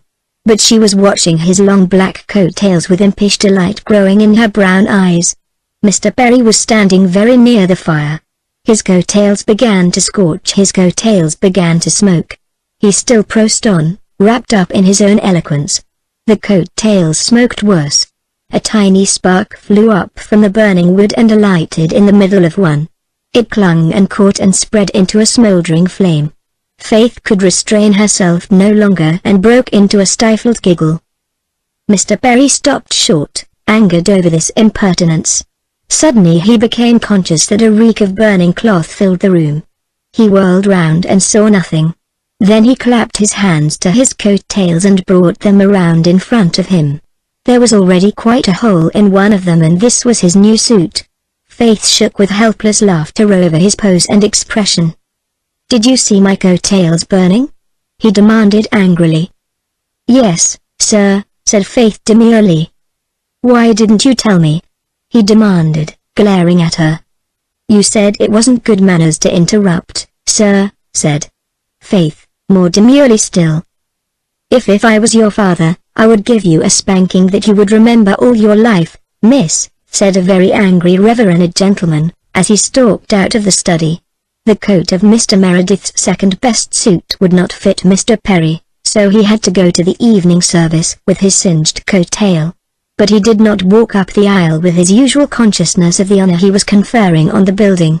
He never would agree to an exchange of pulpits with Mr. Meredith again, and he was barely civil to the latter when they met for a few minutes at the station the next morning. But Faith felt a certain gloomy satisfaction. Adam was partially avenged. Chapter 20. Chapter 20. Faith makes a friend. Next day in school was a hard one for Faith. Mary Vance had told the tale of Adam, and all the scholars, except the Blythes, thought it quite a joke. The girls told Faith, between giggles, that it was too bad, and the boys wrote sardonic notes of condolence to her. Poor Faith went home from school feeling her very soul raw and smarting within her. "I'm going over to Ingleside to have a talk with Mrs. Blythe," she sobbed. "She won't laugh at me, as everybody else does. I've just got to talk to somebody who understands how bad I feel." She ran down through Rainbow Valley. Enchantment had been at work the night before. A light snow had fallen and the powdered firs were dreaming of a spring to come and a joy to be. The long hill beyond was richly purple with leafless beeches. The rosy light of sunset lay over the world like a pink kiss. Of all the airy, fairy places, full of weird, elfin grace, Rainbow Valley that winter evening was the most beautiful. But all its dreamlike loveliness was lost on poor, sore-hearted little Faith. By the brook she came suddenly upon Rosemary West, who was sitting on the old pine tree. She was on her way home from Ingleside, where she had been giving the girls their music lesson. She had been lingering in Rainbow Valley quite a little time, looking across its white beauty and roaming some byways of dream. Judging from the expression of her face, her thoughts were pleasant ones. Perhaps the faint, occasional tinkle from the bells on the tree lovers brought the little lurking smile to her lips. Or perhaps it was occasioned by the consciousness that John Meredith seldom failed to spend Monday evening in the grey house on the white wind-swept hill. Into Rosemary's dreams burst Faith Meredith, full of rebellious bitterness. Faith stopped abruptly when she saw Miss West. She did not know her very well, just well enough to speak to when they met. And she did not want to see anyone just then except Mrs. Blythe. She knew her eyes and nose were red and swollen, and she hated to have a stranger know she had been crying. "Good evening, Miss West," she said uncomfortably. "What is the matter, Faith?" asked Rosemary gently. "Nothing," said Faith rather shortly. "Oh." Rosemary smiled. "You mean nothing that you can tell to outsiders, don't you?" Faith looked at Miss West with sudden interest. Here was a person who understood things. And how pretty she was. How golden her hair was under her plumy hat. How pink her cheeks were over her velvet coat. How blue and companionable her eyes were. Faith felt that Miss West could be a lovely friend if only she were a friend instead of a stranger. "I am going up to tell Mrs. Blythe," said Faith. "She always understands, she never laughs at us. I always talk things over with her. It helps." "Dear girlie, I'm sorry to have to tell you that Mrs. Blythe isn't home," said Miss West, sympathetically. "She went to Avonlea today and isn't coming back till the last of the week." Faith's lip quivered. "Then I might as well go home again," she said miserably. "I suppose so, unless you think you could bring yourself to talk it over with me instead," said Miss Rosemary gently. "It is such a help to talk things over."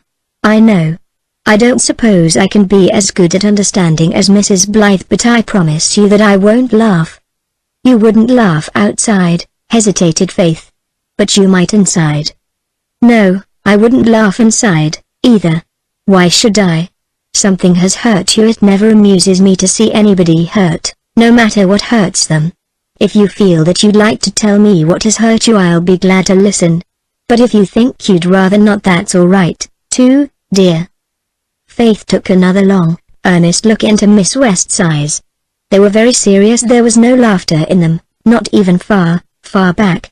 With a little sigh she sat down on the old pine beside her new friend and told her all about Adam and his cruel fate. Rosemary did not laugh or feel like laughing. She understood and sympathized. Really, she was almost as good as Mrs. Blythe. Yes, quite as good. "Mr. Perry is a minister, but he should have been a butcher," said Faith bitterly. "He is so fond of carving things up. He enjoyed cutting poor Adam to pieces. He just sliced into him as if he were any common rooster. Between you and me, Faith, I don't like Mr. Perry very well myself," said Rosemary, laughing a little bit at Mr. Perry, not at Adam, as Faith clearly understood. "I never did like him. I went to school with him. He was a Glen boy, you know, and he was a most detestable little prig even then. Oh, how we girls used to hate holding his fat, clammy hands in the ring around games. But we must remember, dear, that he didn't know that Adam had been a pet of yours. He thought he was just a common rooster. We must be just, even when we are terribly hurt." "I suppose so," admitted Faith. "But why does everybody seem to think it funny that I should have loved Adam so much, Miss West? If it had been a horrid old cat, nobody would have thought it queer. When Lottie Warren's kitten had its legs cut off by the binder, everybody was sorry for her. She cried 2 days in school and nobody laughed at her, not even Dan Reese. And all her chums went to the kitten's funeral and helped her bury it, only they couldn't bury its poor little paws with it, because they couldn't find them. It was a horrid thing to have happen, of course, but I don't think it was as dreadful as seeing your pet eaten up. Yet everybody laughs at me." "I think it is because the name Rooster seems rather a funny one," said Rosemary gravely. "There is something in it that is comical. Now, chicken is different. It doesn't sound so funny to talk of loving a chicken." "Adam was the dearest little chicken, Miss West. He was just a little golden ball. He would run up to me and peck out of my hand. And he was handsome when he grew up, too, white as snow, with such a beautiful curving white tail, though Mary Vance said it was too short. He knew his name and always came when I called him. He was a very intelligent rooster. And Aunt Martha had no right to kill him. He was mine. It wasn't fair, was it, Miss West?" "No, it wasn't," said Rosemary decidedly. "Not a bit fair. I remember I had a pet hen when I was a little girl. She was such a pretty little thing, all golden brown and speckly. I loved her as much as I ever loved any pet. She was never killed. She died of old age. Mother wouldn't have her killed because she was my pet." "If my mother had been living, she wouldn't have let Adam be killed," said Faith. "For that matter, Father wouldn't have either, if he'd been home and known of it. I'm sure he wouldn't, Miss West." "I'm sure, too," said Rosemary. There was a little added flush on her face. She looked rather conscious, but Faith noticed nothing. "Was it very wicked of me not to tell Mr. Perry his coattails were scorching?" she asked anxiously. "Oh, terribly wicked," answered Rosemary, with dancing eyes. "But I would have been just as naughty, Faith. I wouldn't have told him they were scorching, and I don't believe I would ever have been a bit sorry for my wickedness, either. Una thought I should have told him because he was a minister. Dearest, if a minister doesn't behave as a gentleman, we are not bound to respect his coattails. I know I would just have loved to see Jimmy Perry's coattails burning up. It must have been fun." Both laughed, but Faith ended with a bitter little sigh. "Well, anyway, Adam is dead and I am never going to love anything again." "Don't say that, dear. We miss so much out of life if we don't love. The more we love, the richer life is, even if it is only some little furry or feathery pet. Would you like a canary, Faith, a little golden bit of a canary? If you would, I'll give you one. We have 2 up home." "Oh, I would like that," cried Faith. "I love birds. Only would Aunt Martha's cat eat it? It's so tragic to have your pets eaten. I don't think I could endure it a second time. If you hang the cage far enough from the wall, I don't think the cat could harm it. I'll tell you just how to take care of it, and I'll bring it to Ingleside for you the next time I come down." To herself, Rosemary was thinking, "It will give every gossip in the glen something to talk of, but I will not care. I want to comfort this poor little heart." Faith was comforted. Sympathy and understanding were very sweet. She and Miss Rosemary sat on the old pine until the twilight crept softly down over the white valley and the evening star shone over the grey maple grove. Faith told Rosemary all her small history and hopes, her likes and dislikes, the ins and outs of life at the manse, the ups and downs of school society. Finally they parted firm friends. Mr. Meredith was, as usual, lost in dreams when supper began that evening, but presently a name pierced his abstraction and brought him back to reality. Faith was telling Una of her meeting with Rosemary. "She is just lovely, I think," said Faith. "Just as nice as Mrs. Blythe, but different. I felt as if I wanted to hug her. She did hug me, such a nice, velvety hug. And she called me dearest. It thrilled me. I could tell her anything." "So you liked Miss West, Faith?" Mr. Meredith asked, with a rather odd intonation. "I love her," cried Faith. "Ah," said Mr. Meredith. "Ah." Chapter 21. Chapter 21. The Impossible Word. John Meredith walked meditatively through the clear crispness of a winter night in Rainbow Valley. The hills beyond glistened with the chill splendid luster of moonlight on snow. Every little fir tree in the long valley sang its own wild song to the harp of wind and frost. His children and the blithe lads and lasses were coasting down the eastern slope and whizzing over the glassy pond. They were having a glorious time, and their gay voices and gay laughter echoed up and down the valley, dying away in elfin cadences among the trees. On the right the lights of Ingleside gleamed through the maple grove with the genial lure and invitation which seems always to glow in the beacons of a home where we know there is love and good cheer and a welcome for all kin, whether of flesh or spirit. Mr. Meredith liked very well on occasion to spend an evening arguing with the doctor by the driftwood fire, where the famous china dogs of Ingleside kept ceaseless watch and ward, as became deities of the hearth, but tonight he did not look that way. Far on the western hill gleamed a paler but more alluring star.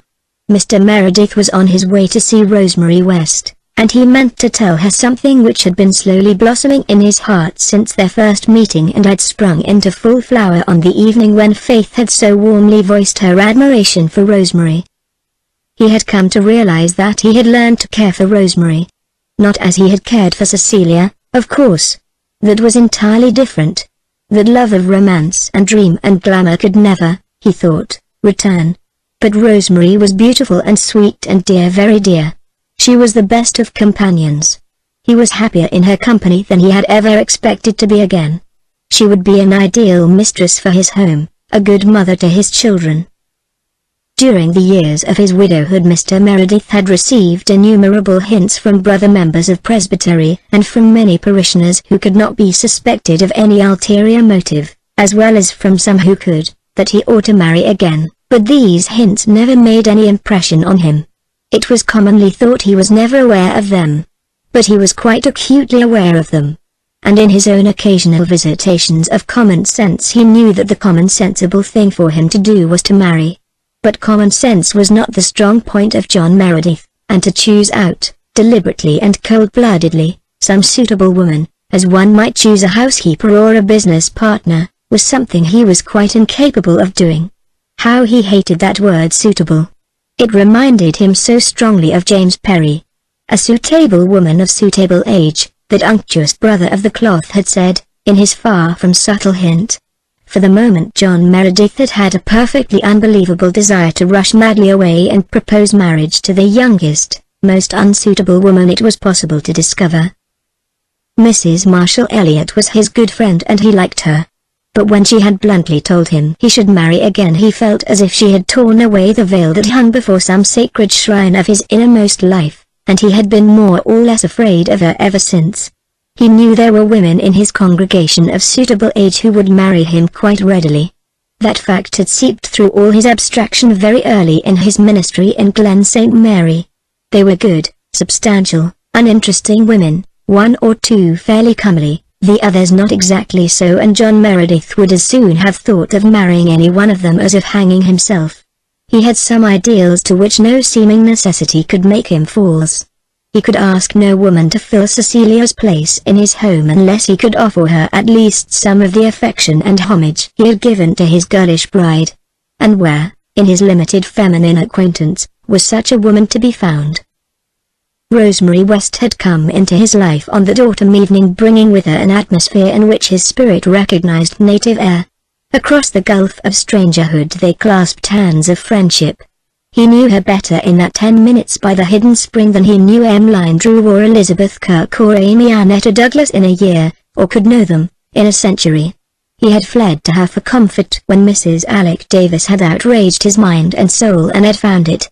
Since then he had gone often to the house on the hill, slipping through the shadowy paths of night in Rainbow Valley so astutely that Glen gossip could never be absolutely certain that he did go to see Rosemary West. Once or twice he had been caught in the West living room by other visitors, that was all the lady's aid had to go by. But when Elizabeth Kirk heard it she put away a secret hope she had allowed herself to cherish, without a change of expression on her kind plain face, and Emmeline Drew resolved that the next time she saw a certain old bachelor of Lowbridge she would not snub him as she had done at a previous meeting. Of course, if Rosemary West was out to catch the minister she would catch him. She looked younger than she was and men thought her pretty. Besides, the West girls had money. It is to be hoped that he won't be so absent-minded as to propose to Ellen by mistake, was the only malicious thing she allowed herself to say to a sympathetic sister Drew. Emmeline bore no further grudge towards Rosemary. When all was said and done, an unencumbered bachelor was far better than a widower with 4 children. It had been only the glamour of the manse that had temporarily blinded Emmeline's eyes to the better part. A sled with 3 shrieking occupants sped past Mr. Meredith to the pond. Faith's long curls streamed in the wind and her laughter rang above that of the others. John Meredith looked after them kindly and longingly. He was glad that his children had such chums as the Blythes, glad that they had so wise and gay and tender a friend as Mrs. Blythe. But they needed something more, and that something would be supplied when he brought Rosemary West as a bride to the old manse. There was in her a quality essentially maternal. It was Saturday night and he did not often go calling on Saturday night, which was supposed to be dedicated to a thoughtful revision of Sunday sermon. But he had chosen this night because he had learned that Ellen West was going to be away and Rosemary would be alone. Often as he had spent pleasant evenings in the house on the hill he had never, since that first meeting at the spring, seen Rosemary alone. Ellen had always been there. He did not precisely object to Ellen being there. He liked Ellen West very much and they were the best of friends.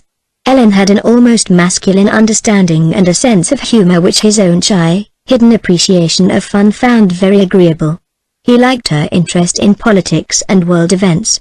There was no man in the Glen, not even excepting Dr. Blythe, who had a better grasp of such things. "I think it is just as well to be interested in things, as long as you live," she had said. "If you're not, it doesn't seem to me that there's much difference between the quick and the dead."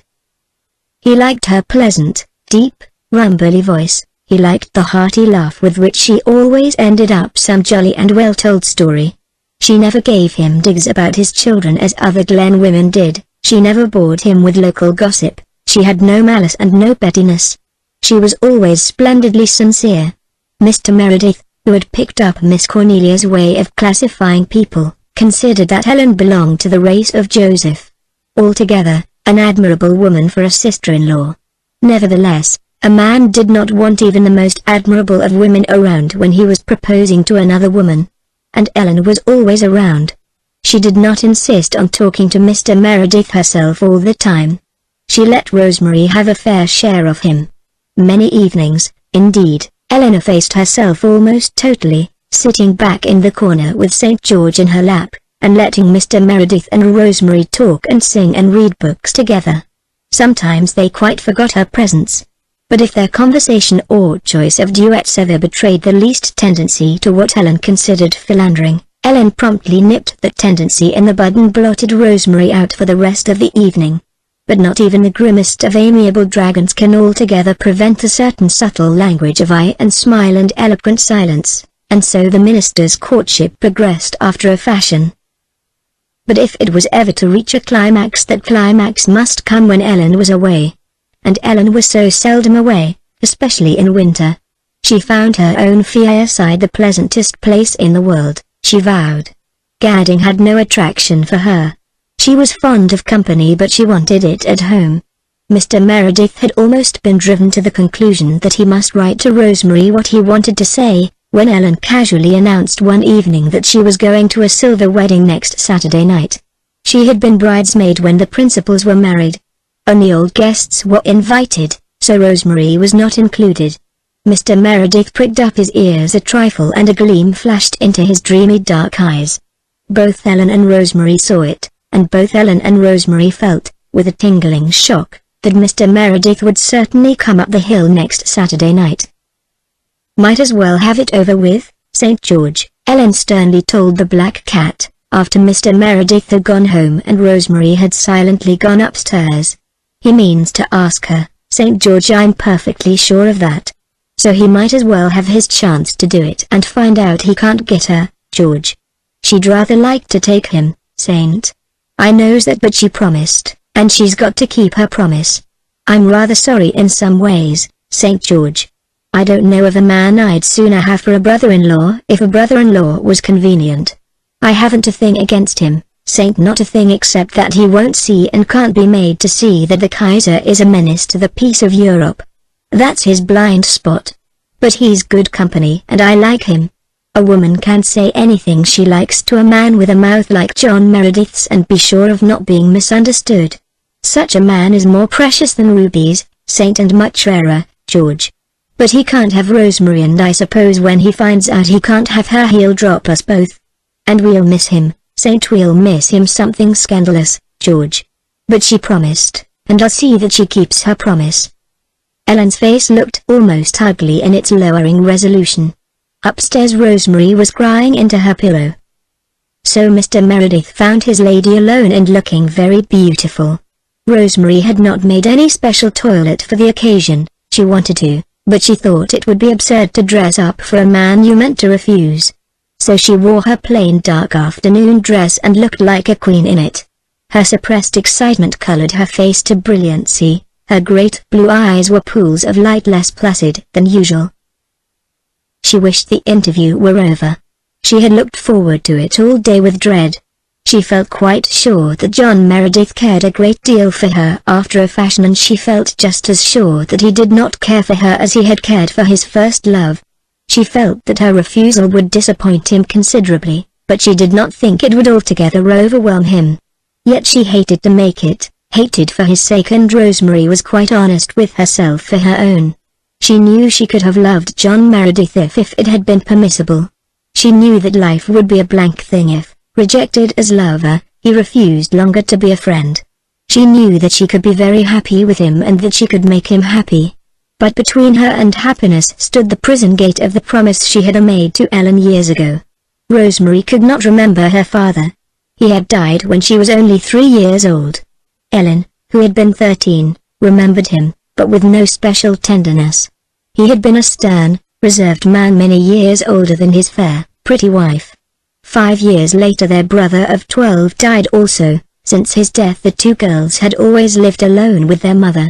They had never mingled very freely in the social life of the Glen or Lowbridge, though where they went the wit and spirit of Ellen and the sweetness and beauty of Rosemary made them welcome guests.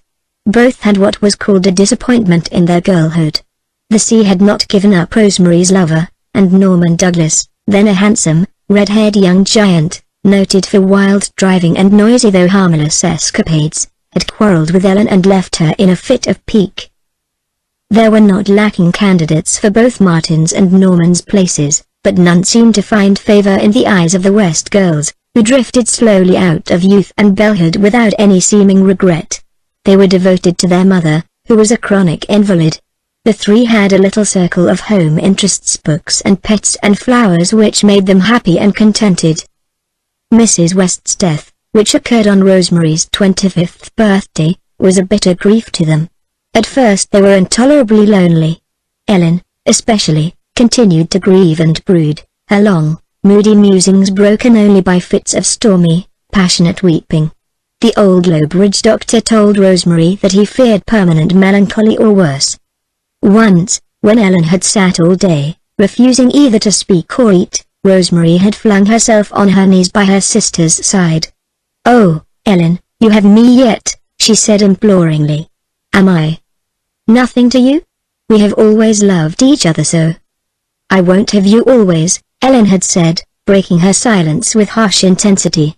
"You will marry and leave me. I shall be left all alone. I cannot bear the thought. I cannot. I would rather die." "I will never marry," said Rosemary. "Never, Ellen." Ellen bent forward and looked searchingly into Rosemary's eyes. "Will you promise me that solemnly?" she said. "Promise it on Mother's Bible." Rosemary assented at once, quite willing to humor Ellen. What did it matter? She knew quite well she would never want to marry anyone. Her love had gone down with Martin Crawford to the deeps of the sea, and without love she could not marry anyone. So she promised readily, though Ellen made rather a fearsome rite of it. They clasped hands over the Bible, in their mother's vacant room, and both vowed to each other that they would never marry and would always live together. Ellen's condition improved from that hour. She soon regained her normal cheery poise. For 10 years she and Rosemary lived in the old house happily, undisturbed by any thought of marrying or giving in marriage. Their promise sat very lightly on them. Ellen never failed to remind her sister of it whenever any eligible male creature crossed their paths, but she had never been really alarmed until John Meredith came home that night with Rosemary. As for Rosemary, Ellen's obsession regarding that promise had always been a little matter of mirth to her until lately. Now, it was a merciless fetter, self-imposed but never to be shaken off. Because of it tonight that she must turn her face from happiness. It was true that the shy, sweet, rosebud love she had given to her boy lover she could never give to another. But she knew now that she could give to John Meredith a love richer and more womanly. She knew that he touched deeps in her nature that Martin had never touched, that had not, perhaps, been in the girl of 17 to touch. And she must send him away tonight, send him back to his lonely hearth and his empty life and his heartbreaking problems, because she had promised Ellen, 10 years before, on their mother's Bible, that she would never marry. John Meredith did not immediately grasp his opportunity. On the contrary, he talked for 2 good hours on the least lover-like of subjects. He even tried politics, though politics always bored Rosemary. The latter began to think that she had been altogether mistaken, and her fears and expectations suddenly seemed to her grotesque. She felt flat and foolish. The glow went out of her face and the luster out of her eyes. John Meredith had not the slightest intention of asking her to marry him. And then, quite suddenly, he rose, came across the room, and standing by her chair, he asked it. The room had grown terribly still. Even St. George ceased to purr. Rosemary heard her own heart beating and was sure John Meredith must hear it too. Now was the time for her to say no, gently but firmly. She had been ready for days with her stilted, regretful little formula. And now the words of it had completely vanished from her mind. She had to say no, and she suddenly found she could not say it. It was the impossible word. She knew now that it was not that she could have loved John Meredith, but that she did love him. The thought of putting him from her life was agony. She must say something. She lifted her bare golden head and asked him stammeringly to give her a few days for consideration. John Meredith was a little surprised. He was not vainer than any man has a right to be, but he had expected that Rosemary West would say yes. He had been tolerably sure she cared for him. Then why this doubt, this hesitation? She was not a schoolgirl to be uncertain as to her own mind. He felt an ugly shock of disappointment and dismay. But he assented to her request with his unfailing gentle courtesy and went away at once. "I will tell you in a few days," said Rosemary, with downcast eyes and burning face. When the door shut behind him, she went back into the room and wrung her hands. Chapter 22. St. George knows all about it. At midnight Ellen West was walking home from the Pollock Silver wedding. She had stayed a little while after the other guests had gone, to help the grey-haired bride wash the dishes. The distance between the two houses was not far and the road good, so that Ellen was enjoying the walk back home in the moonlight. The evening had been a pleasant one. Ellen, who had not been to a party for years, found it very pleasant. All the guests had been members of her old set and there was no intrusive youth to spoil the flavor, for the only son of the bride and groom was far away at college and could not be present. Norman Douglas had been there and they had met socially for the first time in years, though she had seen him once or twice in church that winter. Not the least sentiment was awakened in Ellen's heart by their meeting. She was accustomed to wonder, when she thought about it at all, how she could ever have fancied him or felt so badly over his sudden marriage. But she had rather liked meeting him again. She had forgotten how bracing and stimulating he could be. No gathering was ever stagnant when Norman Douglas was present. Everybody had been surprised when Norman came. It was well known he never went anywhere. The Pollocks had invited him because he had been one of the original guests, but they never thought he would come. He had taken his second cousin, Amy Annetta Douglas, out to supper and seemed rather attentive to her. But Ellen sat across the table from him and had a spirited argument with him, an argument during which all his shouting and banter could not fluster her and in which she came off best, flooring Norman so composedly and so completely that he was silent for 10 minutes. At the end of which time he had muttered in his ruddy beard, spunky as ever, and began to hector Amy Annetta, who giggled foolishly over his sallies where Ellen would have retorted bitingly. Ellen thought these things over as she walked home, tasting them with reminiscent relish. The moonlit air sparkled with frost. The snow crisped under her feet. Below her lay the glen with the white harbour beyond. There was a light in the man's study. So John Meredith had gone home. Had he asked Rosemary to marry him? And after what fashion had she made her refusal known? Ellen felt that she would never know this, though she was quite curious. She was sure Rosemary would never tell her anything about it and she would not dare to ask. She must just be content with the fact of the refusal. After all, that was the only thing that really mattered. "I hope he'll have sense enough to come back once in a while and be friendly," she said to herself. She disliked so much to be alone that thinking aloud was one of her devices for circumventing unwelcome solitude. It's awful never to have a man body with some brains to talk to once in a while. And like as not he'll never come near the house again. There's Norman Douglas, too. I like that man, and I'd like to have a good rousing argument with him now and then. But he'd never dare come up for fear people would think he was courting me again, for fear I'd think it, too, most likely, though he's more a stranger to me now than John Meredith. It seems like a dream that we could ever have been beaux. But there it is, there's only 2 men in the glen I'd ever want to talk to, and what with gossip and this wretched love-making business it's not likely I'll ever see either of them again. I could, said Ellen, addressing the unmoved stars with a spiteful emphasis, I could have made a better world myself. She paused at her gate with a sudden vague feeling of alarm. There was still a light in the living room, and to and fro across the window shades went the shadow of a woman walking restlessly up and down. What was Rosemary doing up at this hour of the night? And why was she striding about like a lunatic? Ellen went softly in. As she opened the hall door, Rosemary came out of the room. She was flushed and breathless. An atmosphere of stress and passion hung about her like a garment. Why aren't you in bed, Rosemary? Demanded Ellen. Come in here, said Rosemary intensely. I want to tell you something. Ellen composedly removed her wraps and overshoes, and followed her sister into the warm, firelighted room. She stood with her hand on the table and waited. She was looking very handsome herself, in her own grim, black-browed style. The new black velvet dress, with its train and v-neck, which she had made purposely for the party, became her stately, massive figure. She wore coiled around her neck the rich heavy necklace of amber beads which was a family heirloom. Her walk in the frosty air had stung her cheeks into a glowing scarlet. But her steel blue eyes were as icy and unyielding as the sky of a winter night. She stood waiting in a silence which Rosemary could break only by a convulsive effort. Ellen, Mr. Meredith was here this evening. Yes? And he asked me to marry him. So I expected. Of course, you refused him? No. Rosemary. Ellen clenched her hands and took an involuntary step forward. Do you mean to tell me that you accepted him? No. Ellen recovered her self-command. What did you do then? I asked him to give me a few days to think it over. I hardly see why that was necessary, said Ellen, coldly contemptuous, when there is only the one answer you can make him. Rosemary held out her hands beseechingly.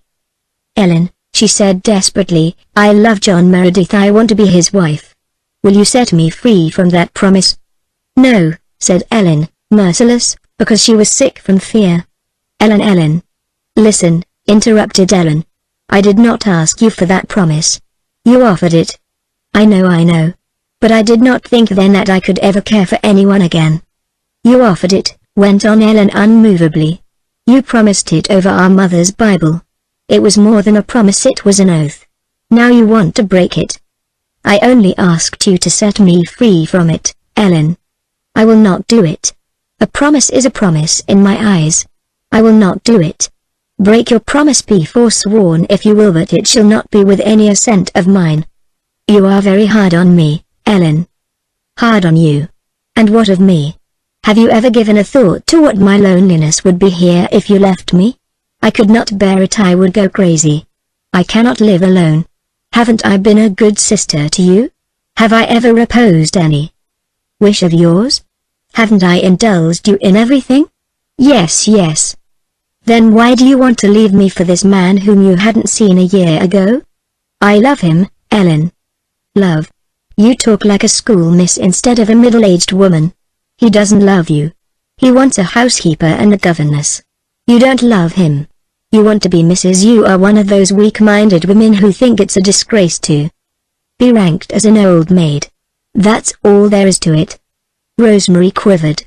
Ellen could not, or would not, understand. There was no use arguing with her. So you won't release me, Ellen? No, I won't. And I won't talk of it again. You promised and you've got to keep your word. That's all. Go to bed. Look at the time. You're all romantic and worked up. Tomorrow you'll be more sensible. At any rate, don't let me hear any more of this nonsense. Go. Rosemary went without another word, pale and spiritless. Ellen walked stormily about the room for a few minutes, then paused before the chair where St. George had been calmly sleeping through the whole evening. A reluctant smile overspread her dark face. There had been only one time in her life, the time of her mother's death, when Ellen had not been able to temper tragedy with comedy. Even in that long-ago bitterness, when Norman Douglas had, after a fashion, jilted her, she had laughed at herself quite as often as she had cried. I expect there'll be some sulking, St. George. Yes, Saint, I expect we are in for a few unpleasant foggy days. Well, we'll weather them through, George. We've dealt with foolish children before, Saint. Rosemary'll sulk a while and then she'll get over it and all will be as before, George. She promised and she's got to keep her promise. And that's the last word on the subject I'll say to you or her or anyone, Saint. But Ellen lay savagely awake till morning. There was no sulking, however. Rosemary was pale and quiet the next day, but beyond that Ellen could detect no difference in her. Certainly, she seemed to bear Ellen no grudge. It was stormy, so no mention was made of going to church. In the afternoon Rosemary shut herself in her room and wrote a note to John Meredith. She could not trust herself to say no in person. She felt quite sure that if he suspected she was saying no reluctantly he would not take it for an answer, and she could not face pleading or entreaty. She must make him think she cared nothing at all for him, and she could do that only by letter. She wrote him the stiffest, coolest little refusal imaginable. It was barely courteous, it certainly left no loophole of hope for the boldest lover, and John Meredith was anything but that. He shrank into himself, hurt and mortified, when he read Rosemary's letter next day in his dusty study. But under his mortification a dreadful realization presently made itself felt. He had thought he did not love Rosemary as deeply as he had loved Cecilia. Now, when he had lost her, he knew that he did. She was everything to him, everything. And he must put her out of his life completely. Even friendship was impossible now. Life stretched before him in intolerable dreariness. He must go on, there was his work, his children, but the heart had gone out of him. He sat alone all that evening in his dark, cold, comfortless study with his head bowed on his hands. Up on the hill Rosemary had a headache and went early to bed, while Ellen remarked to St. George, purring his disdain of foolish humankind, who did not know that a soft cushion was there. Only thing that really mattered. What would women do if headaches had never been invented, St. George? But never mind, Saint. We'll just wink the other eye for a few weeks. I admit I don't feel comfortable myself, George. I feel as if I had drowned a kitten. But she promised. Saint, and she was the one to offer it, George. Bismillah. Chapter 23. Chapter 23. The Good Conduct Club. A light rain had been falling all day, a little, delicate, beautiful spring rain, that somehow seemed to hint and whisper of mayflowers and wakening violets. The harbor and the gulf and the low-lying shore fields had been dim with pearl-grey mists. But now in the evening the rain had ceased and the mists had blown out to sea. Clouds sprinkled the sky over the harbor like little fiery roses. Beyond it the hills were dark against a spendthrift splendor of daffodil and crimson. A great silvery evening star was watching over the bar. A brisk, dancing, new-sprung wind was blowing up from Rainbow Valley, resinous with the odors of fir and damp mosses. It crooned in the old spruces around the graveyard and ruffled Faith's splendid curls as she sat on Hezekiah Pollock's tombstone with her arms round Mary Vance and Una. Carl and Jerry were sitting opposite them on another tombstone, and all were rather full of mischief after being cooped up all day. The air just shines tonight, doesn't it? It's been washed so clean, you see, said Faith happily. Mary Vance eyed her gloomily. Knowing what she knew, or fancied she knew, Mary considered that Faith was far too light-hearted. Mary had something on her mind to say, and she meant to say it before she went home. Mrs. Elliot had sent her up to the manse with some new-laid eggs, and had told her not to stay longer than half an hour. The half-hour was nearly up, so Mary uncurled her cramped legs from under her and said abruptly, "Never mind about the air. Just you listen to me. You man's young ones have just got to behave yourselves better than you've been doing this spring, that's all there is to it. I just come up tonight a purpose to tell you so. The way people are talking about you is awful." "What have we been doing now?" cried Faith in amazement, pulling her arm away from Mary. Una's lips trembled and her sensitive little soul shrank within her. Mary was always so brutally frank. Jerry began to whistle out of bravado. He meant to let Mary see he didn't care for her tirades. Their behavior was no business of hers anyway.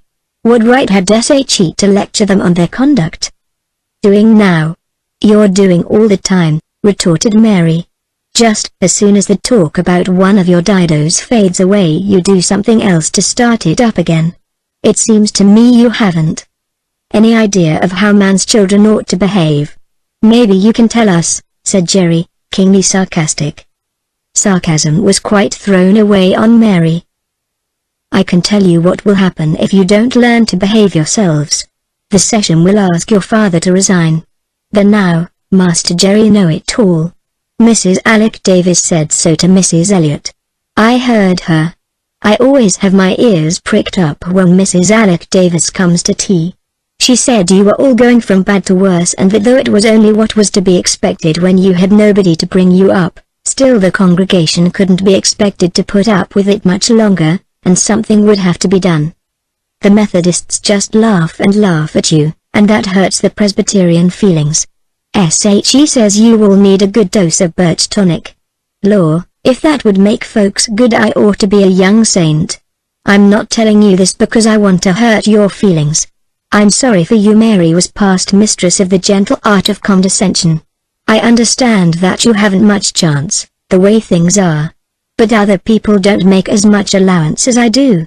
Miss Drew says Carl had a frog in his pocket in Sunday school last Sunday and it hopped out while she was hearing the lesson. She says she's going to give up the class. Why don't you keep your insects home? I popped it right back in again, said Carl. It didn't hurt anybody, a poor little frog. And I wish old Jane Drew would give up our class. I hate her. Her own nephew had a dirty plug of tobacco in his pocket and offered us fellows a chew when Elder Clow was praying. I guess that's worse than a frog. No, 'cause frogs are more unexpected, like. They make more of a sensation. Sides, he wasn't caught at it. And then that praying competition you had last week has made a fearful scandal.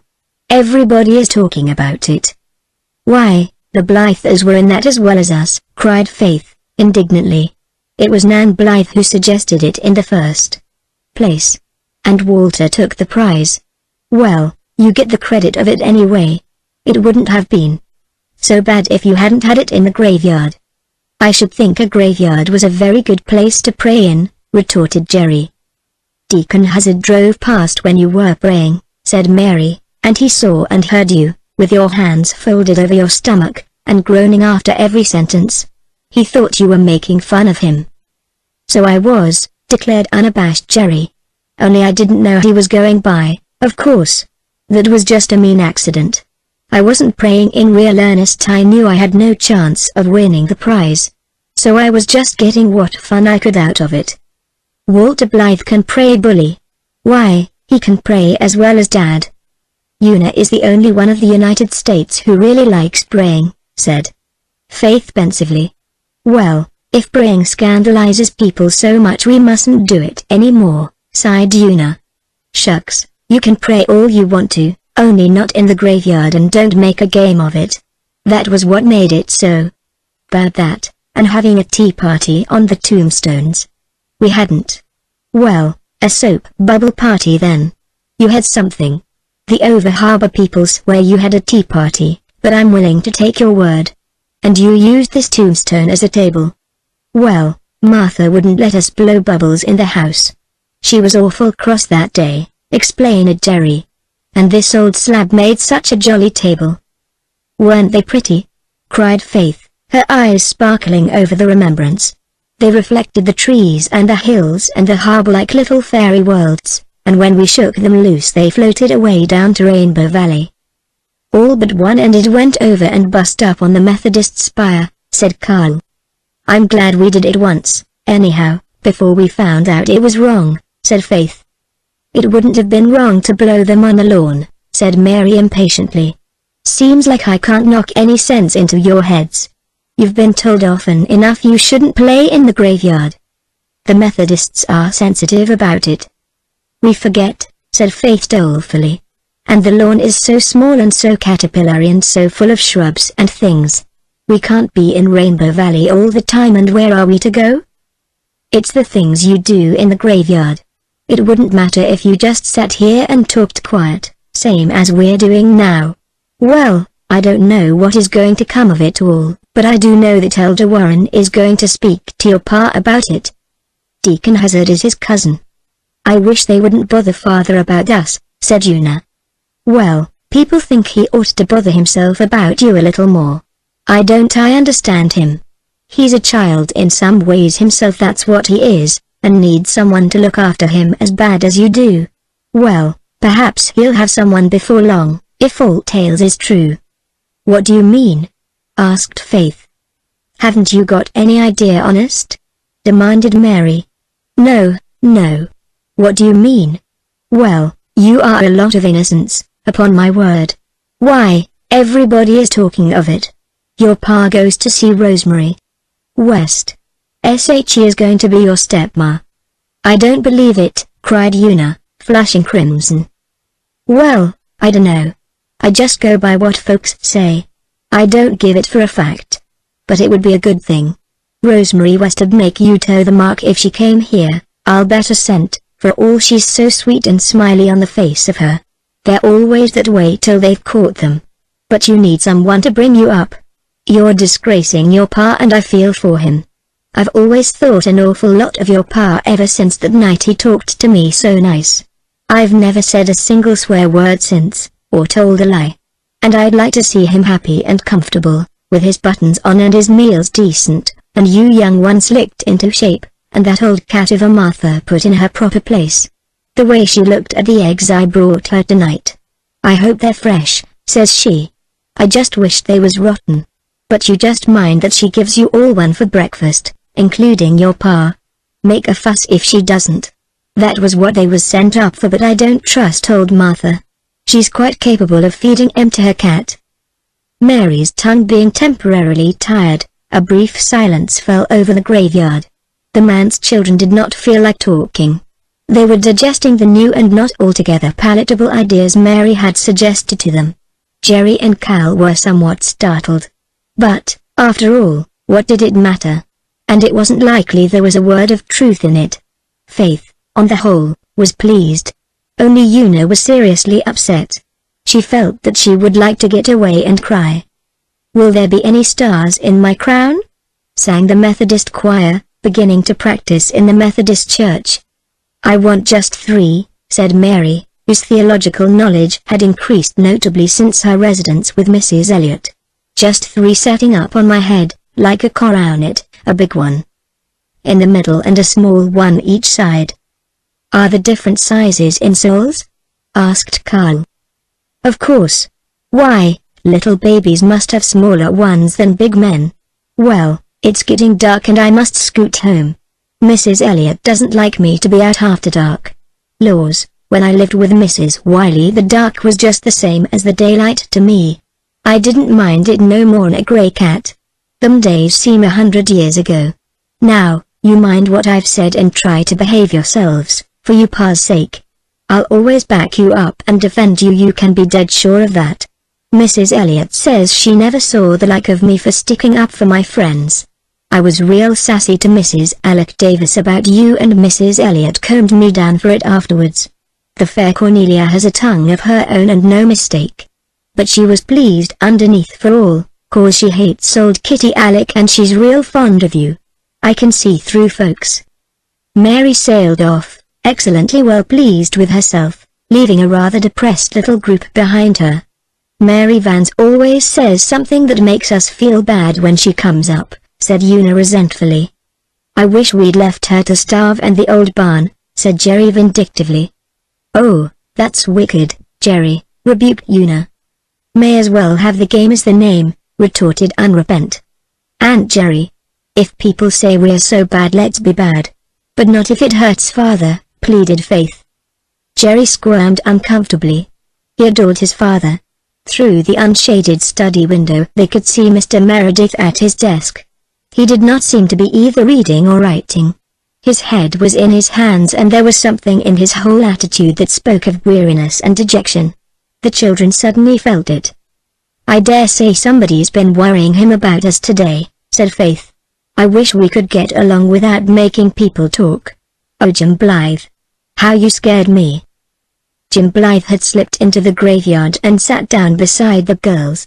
He had been prowling about Rainbow Valley and had succeeded in finding the first little star-white cluster of arbutus for his mother. The man's children were rather silent after his coming. Jim was beginning to grow away from them somewhat this spring. He was studying for the entrance examination of Queen's Academy and stayed after school with the older pupils for extra lessons. Also, his evenings were so full of work that he seldom joined the others in Rainbow Valley now. He seemed to be drifting away into grown-up land. "What is the matter with you all tonight?" he asked. "There's no fun in you." "Not much," agreed Faith dolefully. There wouldn't be much fun in you either if you knew you were disgracing your father and making people talk about you. Who's been talking about you now? Everybody, so Mary Vance says. And Faith poured out her troubles to sympathetic Jim. You see, she concluded dolefully, we've nobody to bring us up. And so we get into scrapes and people think we're bad. Why don't you bring yourselves up? Suggested Jim. I'll tell you what to do.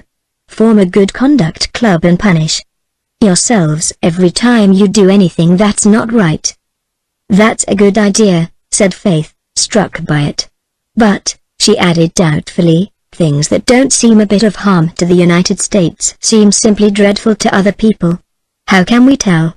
We can't be bothering Father all the time and he has to be away a lot, anyhow.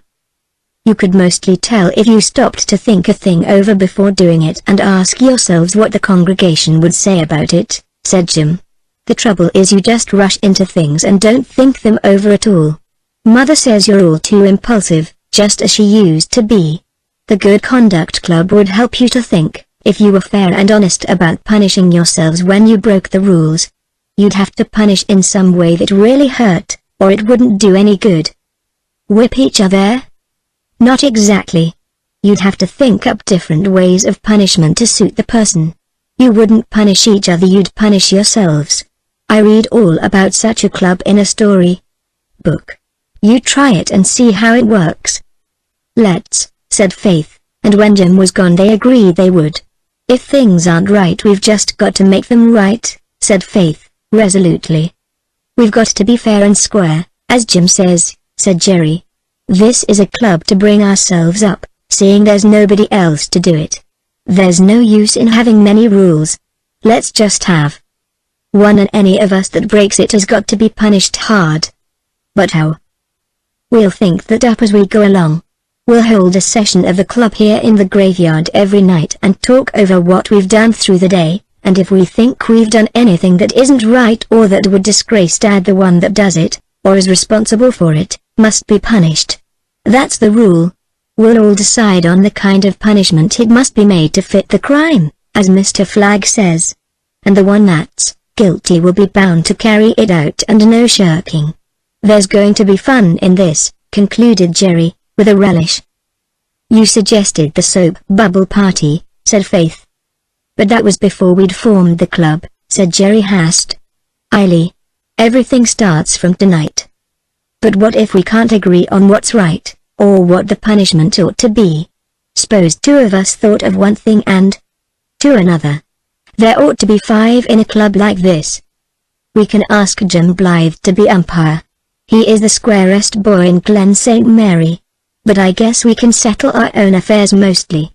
We want to keep this as much of a secret as we can. Don't breathe a word to Mary Vance. She'd want to join and do the bringing up. I think, said Faith, that there's no use in spoiling every day by dragging punishments in. Let's have a punishment day. We'd better choose Saturday because there is no school to interfere, suggested Una. And spoil the one holiday in the week, cried Faith. Not much. No, let's take Friday. That's fish day, anyhow, and we all hate fish. We may as well have all the disagreeable things in one day. Then other days we can go ahead and have a good time. Nonsense, said Jerry authoritatively. Such a scheme wouldn't work at all. We'll just punish ourselves as we go along and keep a clear slate. Now, we all understand, don't we? This is a good conduct club, for the purpose of bringing ourselves up. We agree to punish ourselves for bad conduct, and always to stop before we do anything, no matter what, and ask ourselves if it is likely to hurt Dad in any way, and anyone who shirks is to be cast out of the club and never allowed to play with the rest of us in Rainbow Valley again. Jim Blythe to be umpire in case of disputes. No more taking bugs to Sunday school, Cal, and no more chewing gum in public, if you please, Miss Faith. No more making fun of elders praying or going to the Methodist prayer meeting, retorted Faith. Why, it isn't any harm to go to the Methodist prayer meeting, protested Jerry in amazement. Mrs. Elliot says it is. She says man's children have no business to go anywhere but to Presbyterian things. Darn it, I won't give up going to the Methodist prayer meet. Cried Jerry. It's 10 times more fun than ours is." "You said a naughty word," cried Faith. "Now, you've got to punish yourself." "Not till it's all down in black and white. We're only talking the club over. It isn't really formed until we've written it out and signed it. There's got to be a constitution and bylaws. And you know there's nothing wrong in going to a prayer meeting. But it's not only the wrong things we're to punish ourselves for, but anything that might hurt Father. It won't hurt anybody. You know Mrs. Elliot is cracked on the subject of Methodists. Nobody else makes any fuss about my going. I always behave myself. You ask Jim or Mrs. Blythe and see what they say. I'll abide by their opinion. I'm going for the paper now and I'll bring out the lantern and we'll all sign." 15 minutes later the document was solemnly signed on Hezekiah Pollock's tombstone, on the center of which stood the smoky manse lantern, while the children knelt around it. Mrs. Elder Clow was going past at the moment, and next day all the Glen heard that the manse children had been having another praying competition and had wound it up by chasing each other all over the graves with a lantern. This piece of embroidery was probably suggested by the fact that, after the signing and sealing was completed, Carl had taken the lantern and had walked circumspectly to the little hollow to examine his anthill. The others had gone quietly into the manse and to bed. "Do you think it is true that Father is going to marry Miss West?" Una had tremulously asked of Faith, after their prayers had been said. "I don't know, but I'd like it," said Faith. "Oh, I wouldn't," said Una, jokingly. "She is nice the way she is. But Mary Vance says it changes people altogether to be made stepmothers.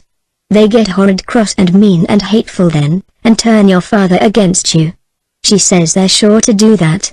She never knew it to fail in a single case." "I don't believe Miss West would ever try to do that," cried Faith. "Mary says anybody would. She knows all about stepmothers, Faith. She says she's seen hundreds of them and you've never seen one. Oh, Mary has told me blood-curdling things about them. She says she knew of one who whipped her husband's little girls on their bare shoulders till they bled, and then shut them up in a cold, dark coal cellar all night. She says they're all aching to do things like that. I don't believe Miss West would. You don't know her as well as I do, Una. Just think of that sweet little bird she sent me. I love it far more even than Adam. It's just being a stepmother changes them. Mary says they can't help it. I wouldn't mind the whippings so much as having Father hate us." "You know nothing could make Father hate us. Don't be silly, Una. I dare say there's nothing to worry over. Likely if we run our club right and bring ourselves up properly, Father won't think of marrying anyone. And if he does, I know Miss West will be lovely to us." But Una had no such conviction and she cried herself to sleep. Chapter 24. Chapter 24. A Charitable Impulse. For a fortnight things ran smoothly in the Good Conduct Club. It seemed to work admirably. Not once was Jim Blythe called in as umpire. Not once did any of the manse children set the Glen gossips by the ears. As for the minor peccadillos at home, they kept sharp tabs on each other and gamely underwent their self-imposed punishment, generally a voluntary absence from some gay Friday night frolic in Rainbow Valley, or a sojourn in bed on some spring evening when all young bones ached to be out and away. Faith, for whispering in Sunday school, condemned herself to pass a whole day without speaking a single word, unless it was absolutely necessary, and accomplished it. It was rather unfortunate that Mr. Baker from Over Harbour should have chosen that evening for calling at the manse, and that Faith should have happened to go to the door. Not one word did she reply to his genial greeting, but went silently away to call her father briefly. Mr. Baker was slightly offended and told his wife when he went home that the biggest Meredith girl seemed a very shy, sulky little thing, without manners enough to speak when she was spoken to. But nothing worse came of it, and generally their penances did no harm to themselves or anybody else. All of them were beginning to feel quite cocksure that after all, it was a very easy matter to bring yourself up. "I guess people will soon see that we can behave ourselves properly as well as anybody," said Faith jubilantly. "It isn't hard when we put our minds to it." She and Una were sitting on the Pollock tombstone. It had been a cold, raw, wet day of spring storm and Rainbow Valley was out of the question for girls, though the manse and the Ingleside boys were down there fishing. The rain had held up, but the east wind blew mercilessly in from the sea, cutting to bone and marrow. Spring was late in spite of its early promise, and there was even yet a hard drift of old snow and ice in the northern corner of the graveyard. Leader Marsh, who had come up to bring the manse a mess of herring, slipped in through the gate shivering. She belonged to the fishing village at the harbour mouth, and her father had, for 30 years, made a practice of sending a mess from his first spring catch to the manse. He never darkened a church door. He was a hard drinker and a reckless man, but as long as he sent those herring up to the manse every spring, as his father had done before him, he felt comfortably sure that his account with the powers that govern was squared for the year. He would not have expected a good mackerel catch if he had not so sent the first fruits of the season. Leda was a mite of 10 and looked younger, because she was such a small, wizened little creature. Tonight, as she sidled boldly enough up to the manse girls, she looked as if she had never been warm since she was born. Her face was purple and her pale blue, bold little eyes were red and watery. She wore a tattered print dress and a ragged woolen comforter, tied across her thin shoulders and under her arms.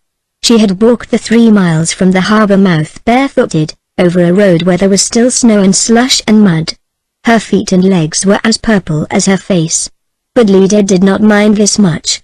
She was used to being cold, and she had been going barefooted for a month already, like all the other swarming young fry of the fishing village.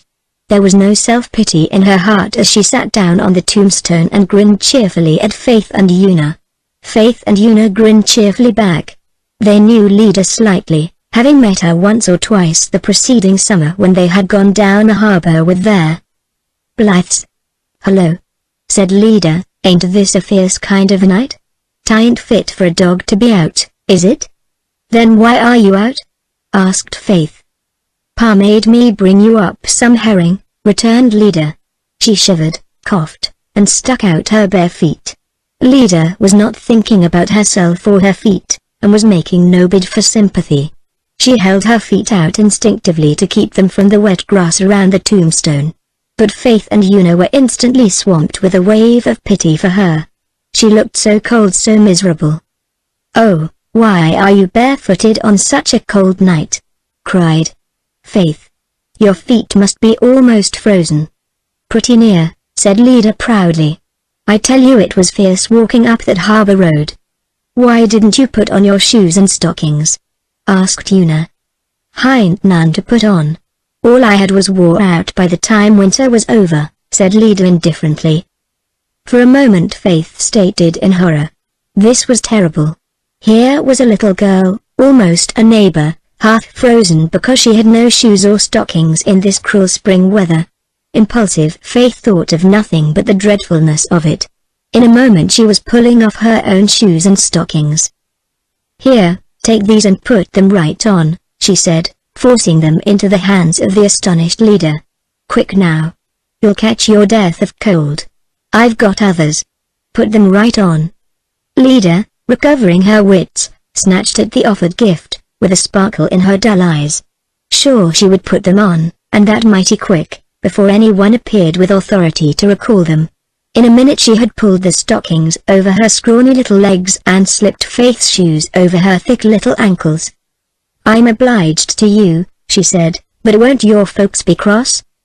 "No, and I don't care if they are," said Faith. "Do you think I could see anyone freezing to death without helping them if I could? It wouldn't be right, especially when my father's a minister." "Will you want them back? It's awful cold down at the harbour mouth long after it's warm up here," said Leda slyly. "No, you're to keep them, of course. That is what I meant when I gave them. I have another pair of shoes and plenty of stockings." Leda had meant to stay a while and talk to the girls about many things. But now she thought she had better get away before somebody came and made her yield up her booty.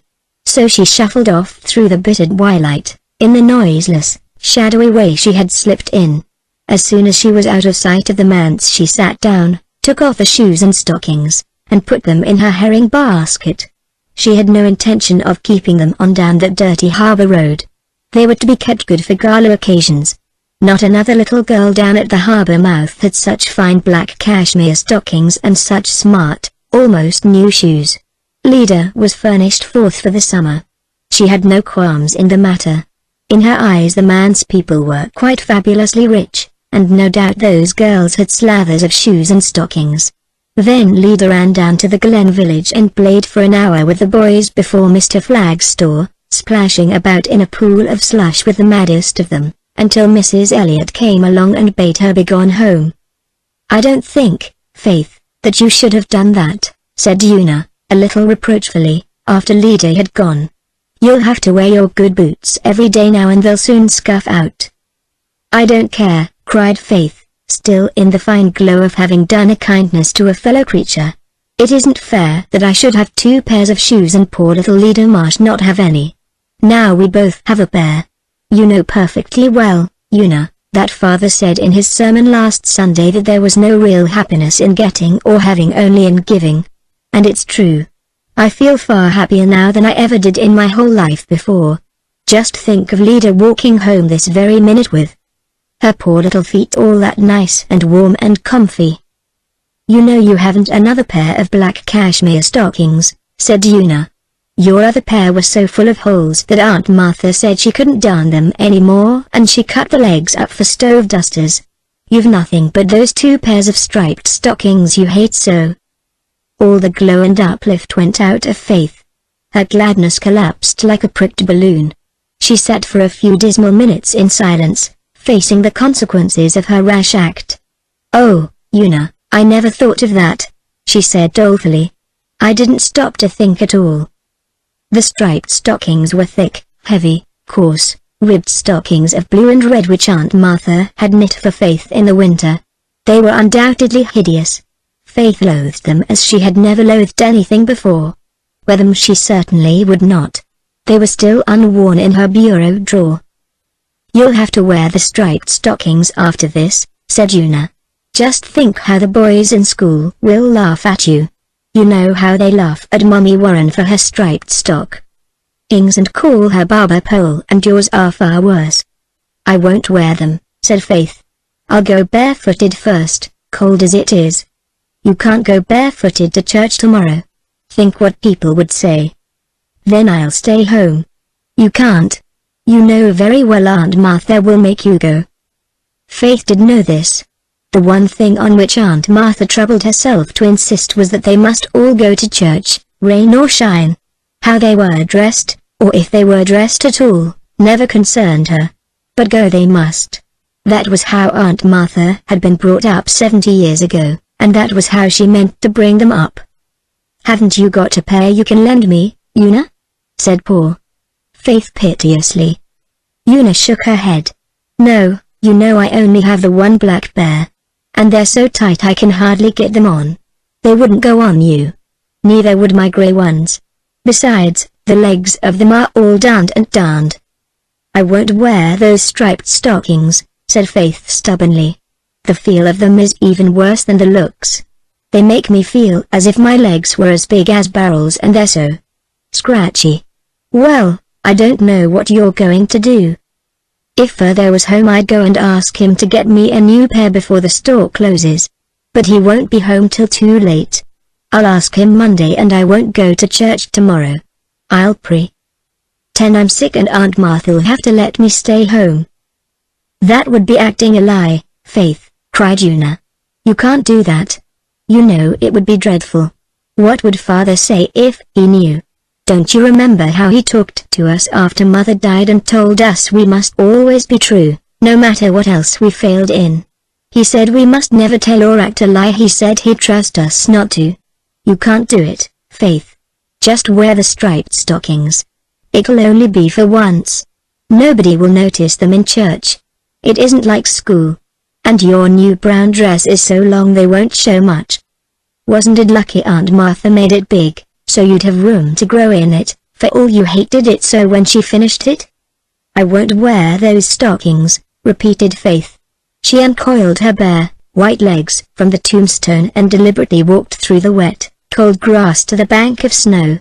Setting her teeth, she stepped upon it and stood there. "What are you doing?" cried Una aghast. "You'll catch your death of cold, Faith Meredith." "I'm trying to," answered Faith. "I hope I'll catch a fearful cold and be awful sick tomorrow. Then I won't be acting a lie. I'm going to stand here as long as I can bear it." "But, Faith, you might really die. You might get pneumonia. Please, Faith, don't. Let's go into the house and get something for your feet. Oh, here's Jerry. I'm so thankful. Jerry, make Faith get off that snow. Look at her feet. Holy cats. Faith, what are you doing?" demanded Jerry. "Are you crazy?" "No. Go away," snapped Faith. "Then are you punishing yourself for something? It isn't right, if you are. You'll be sick." "I want to be sick? I'm not punishing myself. Go away." "Where's her shoes and stockings?" asked Jerry of Una. "She gave them to Leda Marsh." "Leda Marsh? What for?" "Because Leda had none and her feet were so cold. And now she wants to be sick so that she won't have to go to church tomorrow and wear her striped stockings." "But, Jerry, she may die." "Faith," said Jerry, "get off that ice bank or I'll pull you off." "Pull away," dared Faith. Jerry sprang at her and caught her arms. He pulled one way and Faith pulled another. Una ran behind Faith and pushed. Faith stormed at Jerry to leave her alone. Jerry stormed back at her not to be a dizzy idiot, and Una cried. They made no end of noise and they were close to the road fence of the graveyard. Henry Warren and his wife drove by and heard and saw them. Very soon the Glen heard that the man's children had been having an awful fight in the graveyard and using most improper language. Meanwhile, Faith had allowed herself to be pulled off the ice because her feet were aching so sharply that she was ready to get off anyway. They all went in amiably and went to bed. Faith slept like a cherub and woke in the morning without a trace of a cold. She felt that she couldn't feign sickness and act a lie, after remembering that long ago talk with her father. But she was still as fully determined as ever that she would not wear those abominable stockings to church. Chapter 25. Another scandal and another explanation. Faith went early to Sunday school and was seated in the corner of her class pew before anyone came. Therefore, the dreadful truth did not burst upon anyone until Faith left the class pew near the door to walk up to the men's pew after Sunday school. The church was already half filled and all who were sitting near the aisle saw that the minister's daughter had boots on but no stockings. Faith's new brown dress, which Aunt Martha had made from an ancient pattern, was absurdly long for her, but even so it did not meet her boot tops. 2 good inches of bare white leg showed plainly. Faith and Carl sat alone in the man's pew. Jerry had gone into the gallery to sit with a chum and the Blythe girls had taken Una with them. The Meredith children were given to sitting all over the church in this fashion and a great many people thought it very improper. The gallery especially, where irresponsible lads congregated and were known to whisper and suspected of chewing tobacco during service, was no place for a son of the manse. But Jerry hated the manse pew at the very top of the church, under the eyes of Elder Clow and his family. He escaped from it whenever he could. Cal, absorbed in watching a spider spinning its web at the window, did not notice Faith's legs. She walked home with her father after church and he never noticed them. She got on the hated striped stockings before Jerry and Una arrived, so that for the time being none of the occupants of the manse knew what she had done. But nobody else in Glen St. Mary was ignorant of it. The few who had not seen soon heard. Nothing else was talked of on the way home from church. Mrs. Alec Davis said it was only what she expected, and the next thing you would see some of those young ones coming to church with no clothes on at all. The president of the Ladies' Aid decided that she would bring the matter up at the next aid meeting, and suggest that they wait in a body on the minister and protest. Miss Cornelia said that she, for her part, gave up. There was no use worrying over the man's fry any longer. Even Mrs. Dr. Blythe felt a little shocked, though she attributed the occurrence solely to Faith's forgetfulness. Susan could not immediately begin knitting stockings for Faith because it was Sunday, but she had one set up before anyone else was out of bed at Ingleside the next morning. You need not tell me anything but that it was old Martha's fault, Mrs. Dr. dear. She told Anne. I suppose that poor little child had no decent stockings to wear. I suppose every stocking she had was in holes, as you know very well they generally are. And I think, Mrs. Dr. dear, that the ladies' aid would be better employed in knitting some for them than in fighting over the new carpet for the pulpit platform. I am not a ladies' aider, but I shall knit Faith 2 pairs of stockings, out of this nice black yarn, as fast as my fingers can move, and that you may tie to. Never shall I forget my sensations, Mrs. Dr. dear, when I saw a minister's child walking up the aisle of our church with no stockings on. I really did not know what way to look. And the church was just full of Methodists yesterday, too, groaned Miss Cornelia, who had come up to the Glen to do some shopping and run into Ingleside to talk the affair over. I don't know how it is, but just as sure as those manse children do something especially awful, the church is sure to be crowded with Methodists. I thought Mrs. Deacon Hazard's eyes would drop out of her head. When she came out of church she said, well, that exhibition was no more than decent. I do pity the Presbyterians. And we just had to take it. There was nothing one could say.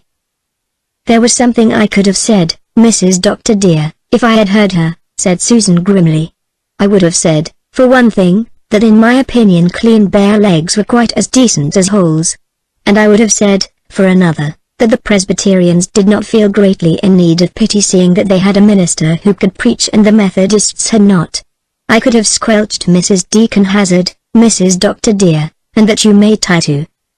I wish Mr. Meredith didn't preach quite so well and looked after his family a little better, retorted Miss Cornelia. He could at least glance over his children before they went to church and see that they were quite properly clothed. I'm tired making excuses for him, believe me. Meanwhile, Faith's soul was being harrowed up in Rainbow Valley. Mary Vance was there and, as usual, in a lecturing mood. She gave Faith to understand that she had disgraced herself and her further beyond redemption, and that she, Mary Vance, was done with her. Everybody was talking, and everybody said the same thing. I simply feel that I can't associate with you any longer, she concluded. We are going to associate with her then, cried Nan Blythe. Nan secretly thought Faith had done an awful thing, but she wasn't going to let Mary Vance run matters in this high-handed fashion.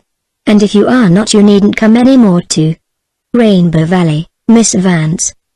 Nan and Dee both put their arms around Faith and glared defiance at Mary. The latter suddenly crumpled up, sat down on a stump and began to cry. It ain't that I don't want to, she wailed. But if I keep in with Faith, people'll be saying I put her up to doing things. Some are saying it now, true's you live. I can't afford to have such things said of me, now that I'm in a respectable place and trying to be a lady. And I never went bare-legged in church in my toughest days. I'd never have thought of doing such a thing. But that hateful old Kitty Alex says Faith has never been the same girl since the time I stayed in the manse. She says Cornelia Elliott will live through the day she took me in. It hurts my feelings, I tell you. But it's Mr. Meredith I'm really worried over. I think you needn't worry about him, said Dee scornfully. It isn't likely necessary. Now, Faith darling, stop crying and tell us why you did it. Faith explained tearfully. The Blythe girls sympathized with her, and even Mary Vance agreed that it was a hard position to be in. But Jerry, on whom the thing came like a thunderbolt, refused to be placated. So this was what some mysterious hints he had got in school that day meant. He marched Faith and Una home without ceremony, and the Good Conduct Club held an immediate session in the graveyard to sit in judgment on Faith's case. I don't see that it was any harm, said Faith defiantly. Not much of my legs showed. It wasn't wrong and it didn't hurt anybody. It will hurt Dad. You know it will. You know people blame him whenever we do anything queer. I didn't think of that, muttered Faith. That's just the trouble. You didn't think and you should have thought. That's what our club is for, to bring us up and make us think. We promised we'd always stop and think before doing things. You didn't and you've got to be punished, Faith, and real hard, too. You'll wear those striped stockings to school for a week for punishment. Oh, Jerry, won't a day do 2 days? Not a whole week. Yes, a whole week, said inexorable Jerry. It is fair ask. Jim Blythe if it isn't. Faith felt that she would rather submit than ask Jim Blythe about such a matter. She was beginning to realize that her offense was a quite shameful one. "I'll do it, then," she muttered, a little sulkily. "You're getting off easy," said Jerry severely. "And no matter how we punish you it won't help, Father.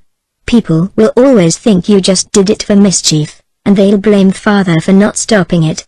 We can never explain it to everybody." This aspect of the case weighed on Faith's mind. Her own condemnation she could bear, but it tortured her that her father should be blamed. If people knew the true facts of the case they would not blame him. But how could she make them known to all the world? Getting up in church, as she had once done, and explaining the matter was out of the question. Faith had heard from Mary Vance how the congregation had looked upon that performance and realized that she must not repeat it. Faith worried over the problem for half a week. Then she had an inspiration and promptly acted upon it. She spent that evening in the garret, with a lamp and an exercise book, writing busily, with flushed cheeks and shining eyes. It was the very thing. How clever she was to have thought of it. It would put everything right and explain everything and yet cause no scandal. It was 11 o'clock when she had finished to her satisfaction and crept down to bed, dreadfully tired, but perfectly happy. In a few days the little weekly published in the Glen under the name of the journal came out as usual, and the Glen had another sensation. A letter signed Faith Meredith occupied a prominent place on the front page and ran as follows: "To whom it may concern. I want to explain to everybody how it was I came to go to church without stockings on, so that everybody will know that Father was not to blame one bit for it, and the old gossips need not say he is, because it is not true. I gave my only pair of black stockings to Leda Marsh, because she hadn't any and her poor little feet were awful cold and I was so sorry for her. No child ought to have to go without shoes and stockings in a Christian community before the snow is all gone, and I think the W.F.M.S. ought to have given her stockings. Of course, I know they are sending things to the little heathen children, and that is all right and a kind thing to do. But the little heathen children have lots more warm weather than we have, and I think the women of our church ought to look after Leda and not leave it all to me. When I gave her my stockings I forgot they were the only black pair I had without holes, but I am glad I did give them to her, because my conscience would have been uncomfortable if I hadn't." When she had gone away, looking so proud and happy, the poor little thing, I remembered that all I had to wear were the horrid red and blue things Aunt Martha knit last winter for me out of some yarn that Mrs. Joseph Burr of Upper Glen sent us. It was dreadfully coarse yarn and all knots, and I never saw any of Mrs. Burr's own children wearing things made of such yarn. But Mary Vance says Mrs. Burr gives the minister stuff that she can't use or eat herself, and thinks it ought to go as part of the salary her husband signed to pay, but never does. I just couldn't bear to wear those hateful stockings. They were so ugly and rough and felt so scratchy. Everybody would have made fun of me. I thought at first I'd pretend to be sick and not go to church next day, but I decided I couldn't do that, because it would be acting a lie, and Father told us after Mother died that was something we must never do. It is just as bad to act a lie as to tell one, though I know some people, right here in the Glen, who act them, and never seem to feel a bit bad about it. I will not mention any names, but I know who they are and so does Father. Then I tried my best to catch cold and really be sick by standing on the snowbank in the Methodist graveyard with my bare feet until Jerry pulled me off. But it didn't hurt me a bit and so I couldn't get out of going to church. So I just decided I would put my boots on and go that way. I can't see why it was so wrong and I was so careful to wash my legs just as clean as my face, but, anyway, Father wasn't to blame for it. He was in the study thinking of his sermon and other heavenly things, and I kept out of his way before I went to Sunday school. Father does not look at people's legs in church, so of course he did not notice mine, but all the gossips did and talked about it, and that is why I am writing this letter to the journal to explain. I suppose I did very wrong, since everybody says so, and I am sorry and I am wearing those awful stockings to punish myself, although Father bought me 2 nice new black pairs as soon as Mr. Flagg's store opened on Monday morning. But it was all my fault, and if people blame Father for it after they read this they are not Christians and so I do not mind what they say. There is another thing I want to explain about before I stop. Mary Vance told me that Mr. Evan Boyd is blaming the Lou Baxters for stealing potatoes out of his field last fall. They did not touch his potatoes.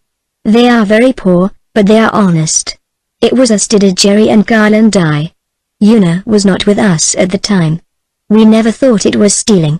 We just wanted a few potatoes to cook over a fire in Rainbow Valley one evening to eat with our fried trout. Mr. Boyd's field was the nearest, just between the valley and the village, so we climbed over his fence and pulled up some stalks. The potatoes were awful small, because Mr. Boyd did not put enough fertilizer on them and we had to pull up a lot of stalks before we got enough, and then they were not much bigger than marbles. Walter and Dee Blythe helped us eat them, but they did not come along until we had them cooked and did not know where we got them, so they were not to blame at all, only us. We didn't mean any harm, but if it was stealing we are very sorry and we will pay Mr. Boyd for them if he will wait until we grow up. We never have any money now because we are not big enough to earn any, and Aunt Martha says it takes every cent of poor father's salary, even when it is paid up regularly, and it isn't often to run this house. But Mr. Boyd must not blame the Lou Baxters anymore, when they were quite innocent, and give them a bad name. Yours respectfully, Faith Meredith. Chapter 26. Miss Cornelia gets a new point of view. Susan, after I'm dead I'm going to come back to earth every time when the daffodils blow in this garden, said Anne rapturously. Nobody may see me, but I'll be here.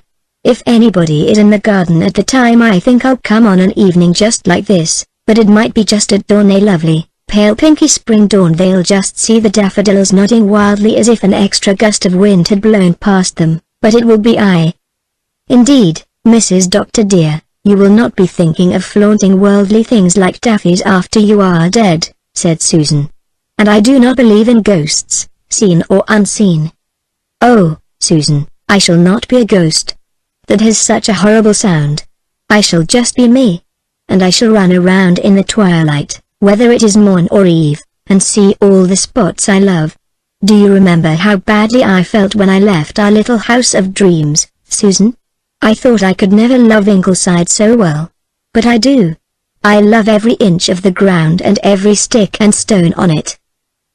I'm rather fond of the place myself, said Susan, who would have died if she had been removed from it, but we must not set our affections too much on earthly things, Mrs. Doctor dear.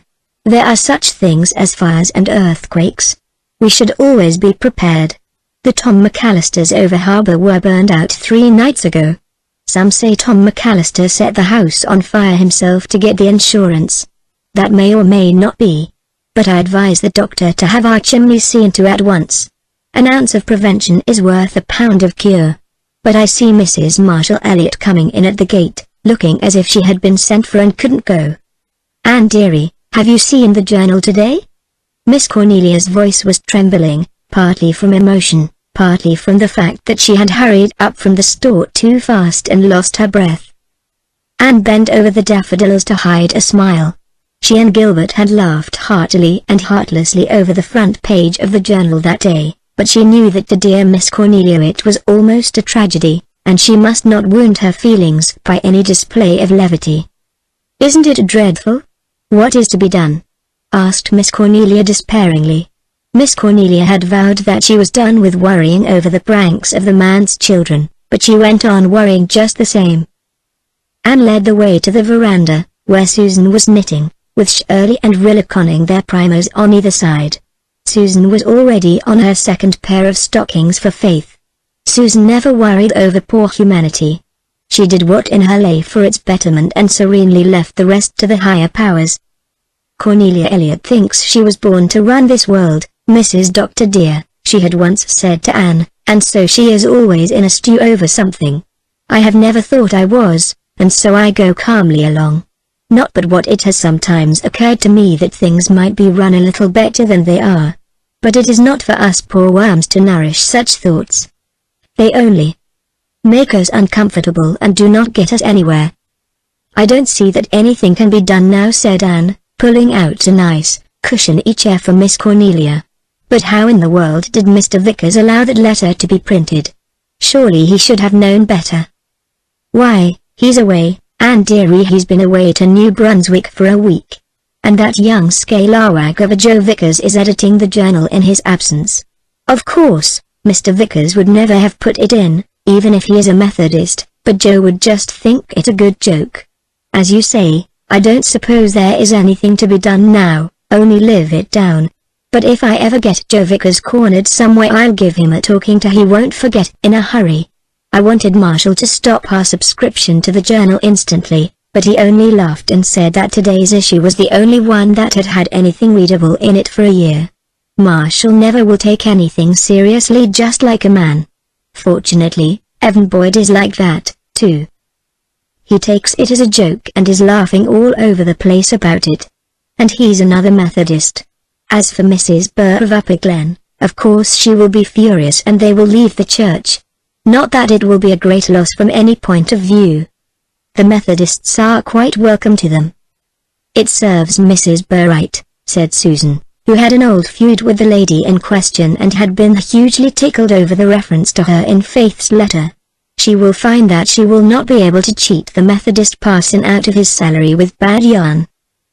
The worst of it is, there's not much hope of things getting any better, said Miss Cornelia gloomily. As long as Mr. Meredith was going to see Rosemary West, I did hope the manse would soon have a proper mistress. But that is all off. I suppose she wouldn't have him on account of the children at least, everybody seemed to think so. I do not believe that he ever asked her, said Susan, who could not conceive of anyone refusing a minister. Well, nobody knows anything about that. But one thing is certain, he doesn't go there any longer. And Rosemary didn't look well all the spring. I hope her visit to Kingsport will do her good. She's been gone for a month and will stay another month, I understand. I can't remember when Rosemary was away from home before. She and Ellen could never bear to be parted. But I understand Ellen insisted on her going this time. And meanwhile Ellen and Norman Douglas are warming up the old soup. Is that really so? Asked Anne, laughing. I heard a rumor of it, but I hardly believed it. Believe it? You may believe it all right, Anne, dearie. Nobody is in ignorance of it. Norman Douglas never left anybody in doubt as to his intentions in regard to anything. He always did his courting before the public. He told Marshall that he hadn't thought about Helen for years, but the first time he went to church last fall he saw her and fell in love with her all over again. He said he'd clean forgot how handsome she was. He hadn't seen her for 20 years, if you can believe it. Of course he never went to church, and Ellen never went anywhere else round here. Oh, we all know what Norman means, but what Ellen means is a different matter. I shan't take it upon me to predict whether it will be a match or not. He jilted her once, but it seems that does not count with some people, Mrs. Dr. dear, Susan remarked rather acidly. He jilted her in a fit of temper and repented it all his life, said Miss Cornelia. That is different from a cold-blooded jilting. For my part, I never detested Norman as some folks do. He could never overcrow me. I do wonder what started him coming to church. I have never been able to believe Mrs. Wilson's story that Faith Meredith went there and bullied him into it. I've always intended to ask Faith herself, but I've never happened to think of it just when I saw her. What influence could SHE have over Norman Douglas? He was in the store when I left, bellowing with laughter over that scandalous letter. You could have heard him at Four Winds Point. The greatest girl in the world, he was shouting. She's that full of spunk, she's bursting with it. And all the old grannies want to tame her, darn them. But they'll never be able to do it, never. They might as well try to drown a fish. Boyd, see that you put more fertilizer on your potatoes next year. Ho, ho, ho. And then he laughed till the roof shook. Mr. Douglas pays well to the salary, at least, remarked Susan. Oh, Norman isn't mean in some ways. He'd give 1,000 without blinking a lash, and roar like a bull of Bashan if he had to pay 5 cents too much for anything. Besides, he likes Mr. Meredith's sermons, and Norman Douglas was always willing to shell out if he got his brains tickled up. There is no more Christianity about him than there is about a black, naked heathen in Africa, and never will be. But he's clever and well-read, and he judges sermons as he would lectures. Anyhow, it's well he backs up Mr. Meredith and the children as he does, for they'll need friends more than ever after this. I'm tired of making excuses for them, believe me. Do you know, dear Miss Cornelia, said Anne seriously, I think we have all been making too many excuses. It is very foolish and we ought to stop it. I'm going to tell you what I'd like to do. I shan't do it. Of course Anne had noted a glint of alarm in Susan's eye. It would be too unconventional, and we must be conventional or die, after we reach what is supposed to be a dignified age. But I'd like to do it. I'd like to call a meeting of the ladies' age and WMS and the Girls' Sewing Society, and include in the audience all and any Methodists who have been criticizing the Merediths. Although I do think if we Presbyterians stopped criticizing and excusing, we would find that other denominations would trouble themselves very little about our man's folks. I would say to them, dear Christian friends, with marked emphasis on Christian, I have something to say to you, and I want to say it good and hard, that you may take it home and repeat it to your families. You Methodists need not pity us, and we Presbyterians need not pity ourselves. We are not going to do it anymore. And we are going to say, boldly and truthfully, to all critics and sympathizers, we are proud of our minister and his family. Mr. Meredith is the best preacher Glen St. Mary Church ever had. Moreover, he is a sincere, earnest teacher of truth and Christian charity. He is a faithful friend, a judicious pastor in all essentials, and a refined, scholarly, well-bred man. His family are worthy of him. Gerald Meredith is the cleverest pupil in the Glen School, and Mr. Hazard says that he is destined to a brilliant career. He is a manly, honorable, truthful little fellow. Faith Meredith is a beauty, and as inspiring and original as she is beautiful. There is nothing commonplace about her. All the other girls in the Glen put together haven't the vim, and wit, and joyousness and spunk she has. She has not an enemy in the world. Everyone who knows her loves her. Of how many, children or grown-ups, can that be said? Una Meredith is sweetness personified. She will make a most lovable woman. Carl Meredith, with his love for ants and frogs and spiders, will someday be a naturalist whom all Canada, nay, all the world, will delight to honor. Do you know of any other family in the Glen, or out of it, of whom all these things can be said? Away with shamefaced excuses and apologies. We rejoice in our minister and his splendid boys and girls. Anne stopped, partly because she was out of breath after her vehement speech, and partly because she could not trust herself to speak further in view of Miss Cornelia's face. That good lady was staring helplessly at Anne, apparently engulfed in billows of new ideas. But she came up with a gasp and struck out for shore gallantly. Anne Blythe, I wish you would call that meeting and say just that. You've made me ashamed of myself, for one, and far be it from me to refuse to admit it. Of course, that is how we should have talked, especially to the Methodists. And it's every word of it true, every word. We've just been shutting our eyes to the big worthwhile things and squinting them on the little things that don't really matter a pin's worth. Oh, and dearie, I can see a thing when it's hammered into my head. No more apologizing for Cornelia Marshall. I shall hold my head up after this, believe me, though I may talk things over with you as usual just to relieve my feelings if the Merediths do any more startling stunts. Even that letter I felt so bad about, why, it's only a good joke after all, as Norman says. Not many girls would have been cute enough to think of writing it, and all punctuated so nicely and not one word misspelled.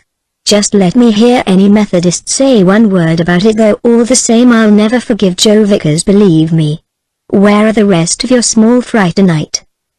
Walter and the twins are in Rainbow Valley. Jim is studying in the garret. They are all crazy about Rainbow Valley. Mary Vance thinks it's the only place in the world. She'd be off up here every evening if I'd let her. But I don't encourage her in gadding. Besides, I miss the creature when she isn't around. Anne dearie. I never thought I'd get so fond of her. Not but what I see her faults and try to correct them. But she has never said one saucy word to me since she came to my house, and she is a great help for when all is said and done. Anne dearie, I am not so young as I once was, and there is no sense denying it. I was 59 my last birthday. I don't feel it, but there is no gainsaying the family Bible. Chapter 27. Chapter 27. A Sacred Concert. In spite of Miss Cornelia's new point of view, she could not help feeling a little disturbed over the next performance of the man's children. In public she carried off the situation splendidly, saying to all the gossips the substance of what Anne had said in Daffodil Time, and saying it so pointedly and forcibly that her hearers found themselves feeling rather foolish and began to think that, after all, they were making too much of a childish prank. But in private Miss Cornelia allowed herself the relief of bemoaning it to Anne. "Anne dearie, they had a concert in the graveyard last Thursday evening, while the Methodist prayer meeting was going on. That they sat, on Hezekiah Pollock's tombstone, and sang for a solid hour. Of course, I understand it was mostly hymns they sang, and it wouldn't have been quite so bad if they'd done nothing else. But I'm told they finished up with Polly Wolly Doodle at full length, and that just when Deacon Baxter was praying." "I was there that night," said Susan, "and, although I did not say anything about it to you, Mrs. Dr. dear, I could not help thinking that it was a great pity they picked that particular evening. It was truly blood-curdling to hear them sitting there in that abode of the dead, shouting that frivolous song at the tops of their lungs." "I don't know what you were doing in a Methodist prayer meeting," said Miss Cornelia acidly. "I have never found that Methodism was catching," retorted Susan stiffly. "And, as I was going to say when I was interrupted, badly as I felt, I did not give in to the Methodists. When Mrs. Deacon Baxter said, as we came out, 'What a disgraceful exhibition,' I said, looking her fairly in the eye, 'They are all beautiful singers, and none of your choir, Mrs. Baxter, ever bother themselves coming out to your prayer meeting, it seems. Their voices appear to be in tune only on Sundays.' She was quite meek, and I felt that I had snubbed her properly. But I could have done it much more thoroughly, Mrs. Dr. dear, if only they had left out Polly Wolly Doodle. It is truly terrible to think of that being sung in a graveyard." "Some of those dead folks sang Polly Wolly Doodle when they were living, Susan. Perhaps they like to hear it yet," suggested Gilbert.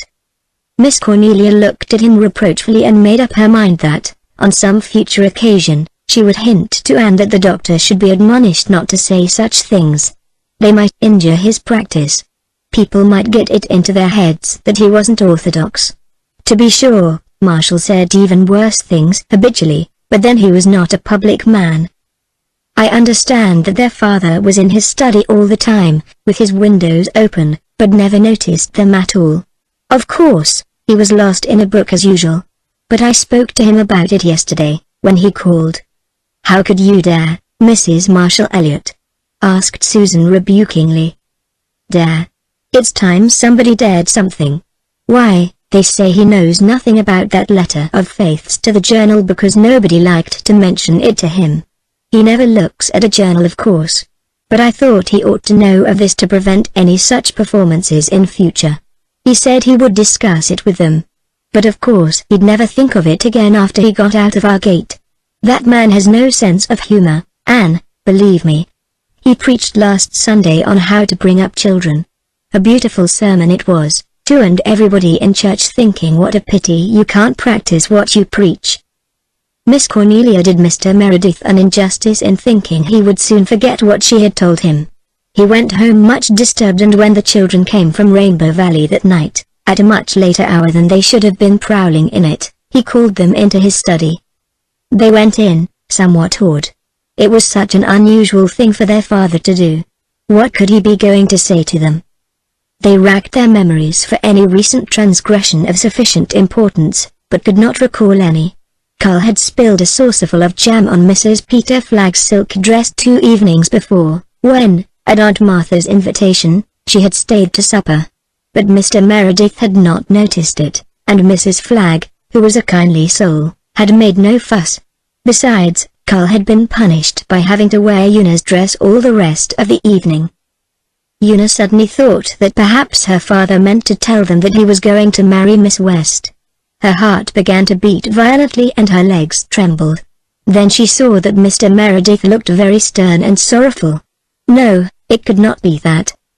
"Children," said Mr. Meredith, "I have heard something that has pained me very much. Is it true that you sat out in the graveyard all last Thursday evening and sang ribald songs while a prayer meeting was being held in the Methodist church?"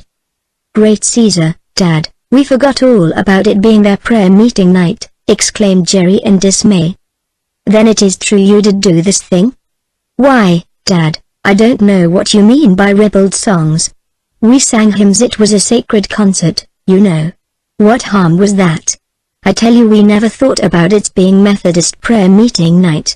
They used to have their meeting Tuesday nights, and since they've changed to Thursdays it's hard to remember. Did you sing nothing but hymns? Why, said Jerry, turning red, we did sing Polly Wolly Doodle at the last. Faith said, let's have something cheerful to wind up with. But we didn't mean any harm, Father, truly we didn't. The concert was my idea, Father, said Faith, afraid that Mr. Meredith might blame Jerry too much. You know, the Methodists themselves had a sacred concert in their church 3 Sunday nights ago. I thought it would be a good fun to get one up in imitation of it. Only they had prayers at theirs, and we left that part out, because we heard that people thought it awful for us to pray in a graveyard. You were sitting in here all the time, she added, and never said a word to us. I did not notice what you were doing. That is no excuse for me, of course. I am more to blame than you, I realize that. But why did you sing that foolish song at the end? We didn't think, muttered Jerry, feeling that it was a very lame excuse, seeing that he had lectured Faith so strongly in the Good Conduct Club sessions for her lack of thought. We're sorry, Father, truly, we are. Pitch into us hard, we deserve a regular combing down. But Mr. Meredith did no combing down or pitching into. He sat down and gathered his small culprits close to him and talked a little to them, tenderly and wisely. They were overcome with remorse and shame, and felt that they could never be so silly and thoughtless again. We've just got to punish ourselves good and hard for this, whispered Jerry as they crept upstairs. We'll have a session of the club first thing tomorrow and decide how we'll do it. I never saw Father so cut up. But I wish to goodness the Methodists would stick to one night for their prayer meeting and not wander all over the week. Anyhow, I'm glad it wasn't what I was afraid it was, murmured Una to herself. Behind them, in the study, Mr. Meredith had sat down at his desk and buried his face in his arms. God help me, he said. I'm a poor sort of father. Oh, Rosemary. If you had only cared. Chapter 28. Chapter 28. A fast day. The Good Conduct Club had a special session the next morning before school.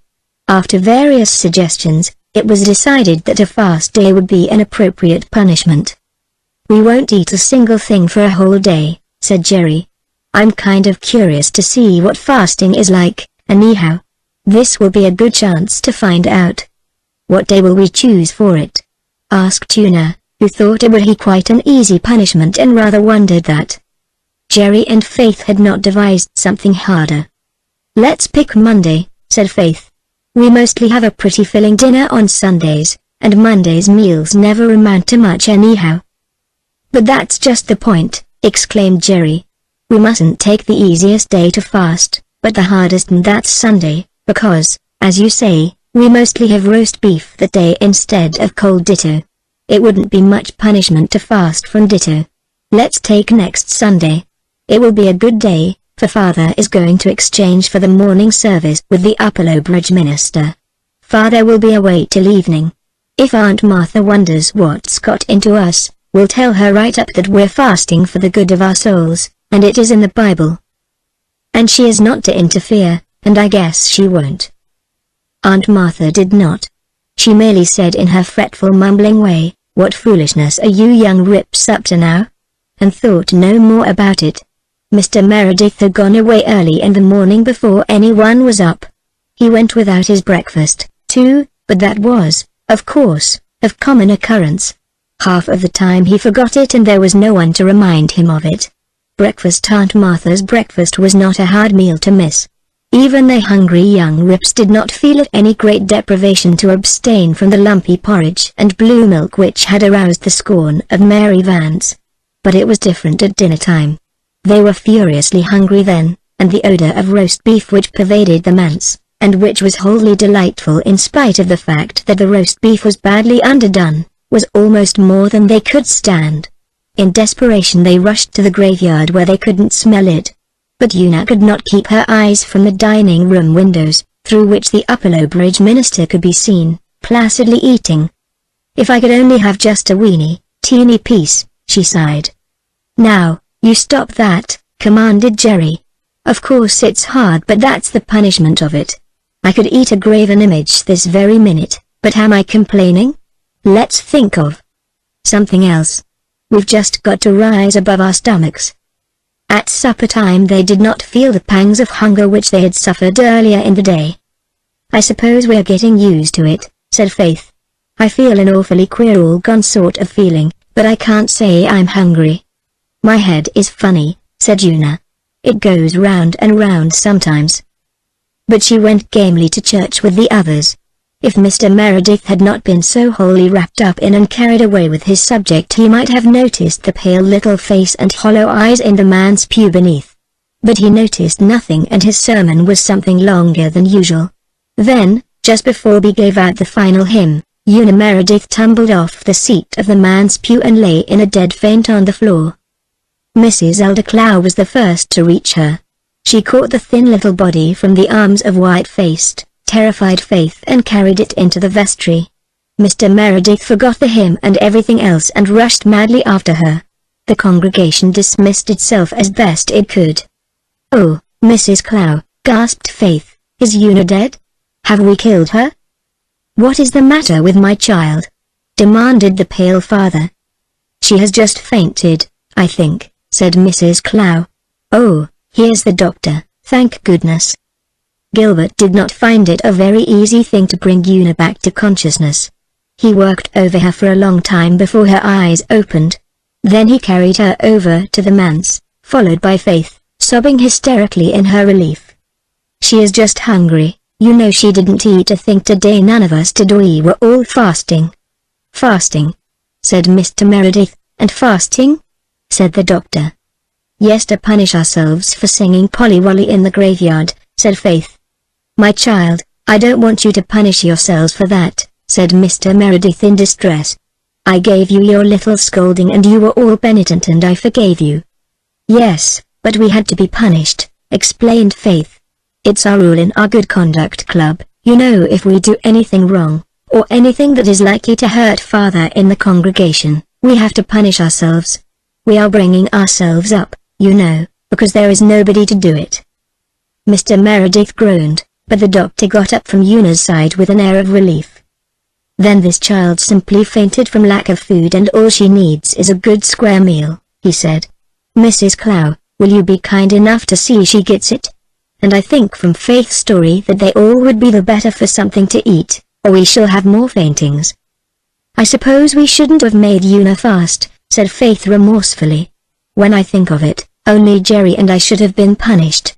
We got up the concert and we were the oldest. I sang Polly Wolly just the same as the rest of you," said Una's weak little voice, "so I had to be punished, too." Mrs. Clow came with a glass of milk. Faith and Jerry and Carl sneaked off to the pantry, and John Meredith went into his study, where he sat in the darkness for a long time, alone with his bitter thoughts. So his children were bringing themselves up because there was nobody to do it, struggling along amid their little perplexities without a hand to guide or a voice to counsel. Faith's innocently uttered phrase rankled in her father's mind like a barbed shaft.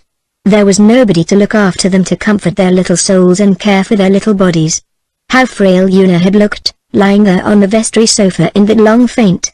How thin were her tiny hands, how pallid her little face.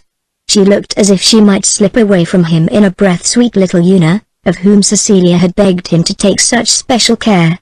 Since his wife's death he had not felt such an agony of dread as when he had hung over his little girl in her unconsciousness. He must do something, but what? Should he ask Elizabeth Kirk to marry him? She was a good woman, she would be kind to his children. He might bring himself to do it if it were not for his love for Rosemary West. But until he had crushed that out he could not seek another woman in marriage. And he could not crush it out. He had tried and he could not. Rosemary had been in church that evening, for the first time since her return from Kingsport. He had caught a glimpse of her face in the back of the crowded church, just as he had finished his sermon. His heart had given a fierce throb. He sat while the choir sang the collection piece, with his bent head and tingling pulses. He had not seen her since the evening upon which he had asked her to marry him. When he had risen to give out the hymn, his hands were trembling and his pale face was flushed. Then Yuna's fainting spell had banished everything from his mind for a time. Now, in the darkness and solitude of the study, it rushed back. Rosemary was the only woman in the world for him. It was of no use for him to think of marrying any other. He could not commit such a sacrilege even for his children's sake. He must take up his burden alone. He must try to be a better, a more watchful father. He must tell his children not to be afraid to come to him with all their little problems. Then he lighted his lamp and took up a bulky new book which was setting the theological world by the ears. He would read just one chapter to compose his mind. 5 minutes later he was lost to the world and the troubles of the world. Chapter 29. Chapter 29. A Weird Tale. On an early June evening, Rainbow Valley was an entirely delightful place, and the children felt it to be so, as they sat in the open glade where the bells rang elfishly on the tree lovers, and the White Lady shook her green tresses. The wind was laughing and whistling about them like a leal, glad-hearted comrade. The young ferns were spicy in the hollow. The wild cherry trees scattered over the valley, among the dark firs, were mistily white. The robins were whistling over in the maples behind Dingleside. Beyond, on the slopes of the glen, were blossoming orchards, sweet and mystic and wonderful, veiled in dusk. It was spring, and young things must be glad in spring. Everybody was glad in Rainbow Valley that evening until Mary Vance froze their blood with the story of Henry Warren's ghost. Jim was not there. Jim spent his evenings now studying for his entrance examination in the Ingleside garret. Jerry was down near the pond, trouting. Walter had been reading Longfellow's sea poems to the others, and they were steeped in the beauty and mystery of the ships. Then they talked of what they would do when they were grown up, where they would travel, the far, fair shores they would see. Nan and Dee meant to go to Europe. Walter longed for the Nile moaning past its Egyptian sands, and a glimpse of the Sphinx. Faith opined rather dismally that she supposed she would have to be a missionary. Old Mrs. Taylor told her she ought to be, and then she would at least see India or China, those mysterious lands of the Orient. Carl's heart was set on African jungles. Una said nothing. She thought she would just like to stay at home. It was prettier here than anywhere else. It would be dreadful when they were all grown up and had to scatter over the world. The very idea made Una feel lonesome and homesick. But the others dreamed on delightedly until Mary Vance arrived and vanished poesy and dreams at one fell swoop. "Laws, but I'm out of puff," she exclaimed. "I've run down that hill like 60. I got an awful scare up there at the old Bailey place." "What frightened you?" asked Dee. "I dunno. I was poking about under them lilacs in the old garden, trying to see if there was any lilies of the valley out yet. It was dark as a pocket there, and all at once I seen something stirring and rustling round at the other side of the garden, in those cherry bushes. It was white. I tell you, I didn't stop for a second look. I flew over the dike quicker than quick. I was sure it was Henry Warren's ghost." "Who was Henry Warren?" asked Dee. "And why should he have a ghost?" asked Nan. "Laws, did you never hear the story? And you brought up in the glen? Well, wait a minute till I get my breath all back and I'll tell you." Walter shivered delightsomely. He loved ghost stories. Their mystery, their dramatic climaxes, their eeriness gave him a fearful, exquisite pleasure. Longfellow instantly grew tame and commonplace. He threw the book aside and stretched himself out, propped upon his elbows to listen wholeheartedly, fixing his great luminous eyes on Mary's face. Mary wished he wouldn't look at her so. She felt she could make a better job of the ghost story if Walter were not looking at her. She could put on several frills and invent a few artistic details to enhance the horror. As it was, she had to stick to the bare truth or what had been told her for the truth. "Well," she began, "you know old Tom Bailey and his wife used to live in that house up there 30 years ago. He was an awful old rip, they say, and his wife wasn't much better. They'd no children of their own, but a sister of old Tom's died and left a little boy, this Henry Warren, and they took him. He was about 12 when he came to them, and kind of undersized and delicate. They say Tom and his wife used him awful from the start, whipped him and starved him. Folks said they wanted him to die so's they could get the little bit of money his mother had left for him.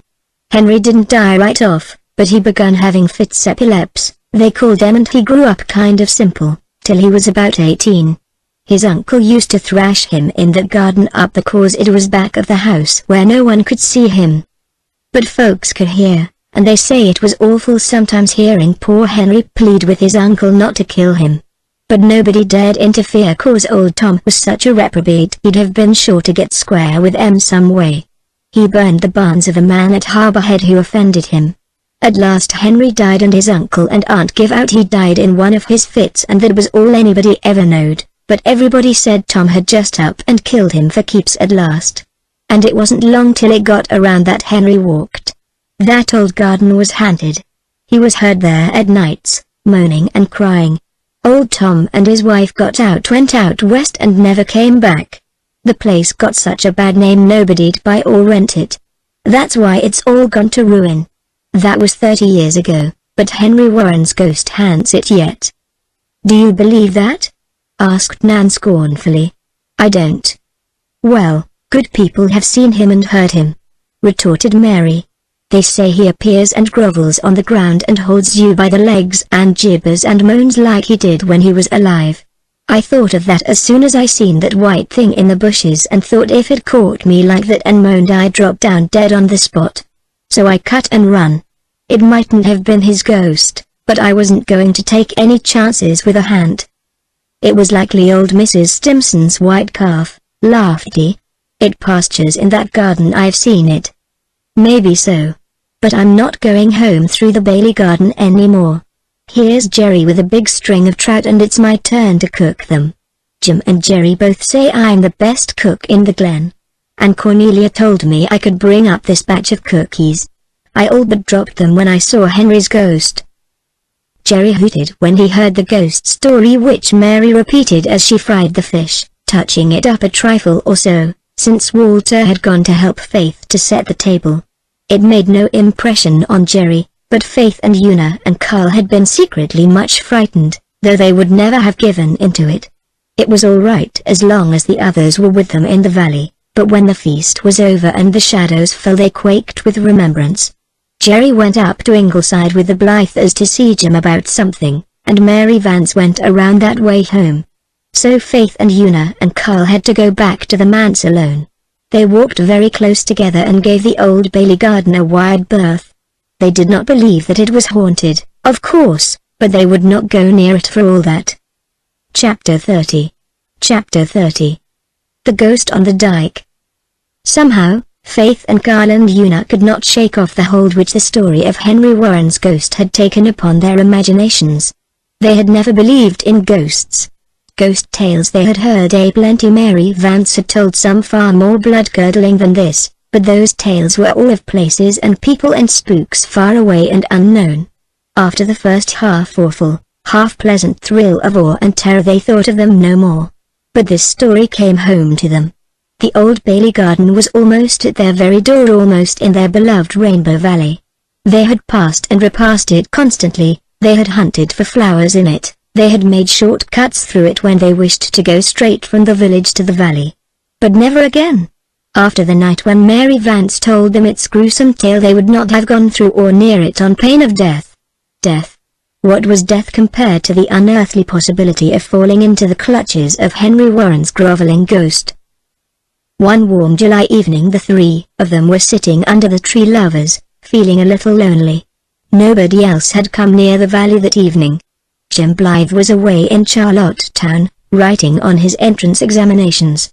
Jerry and Walter Blythe were off for a sail on the harbor with old Captain Crawford.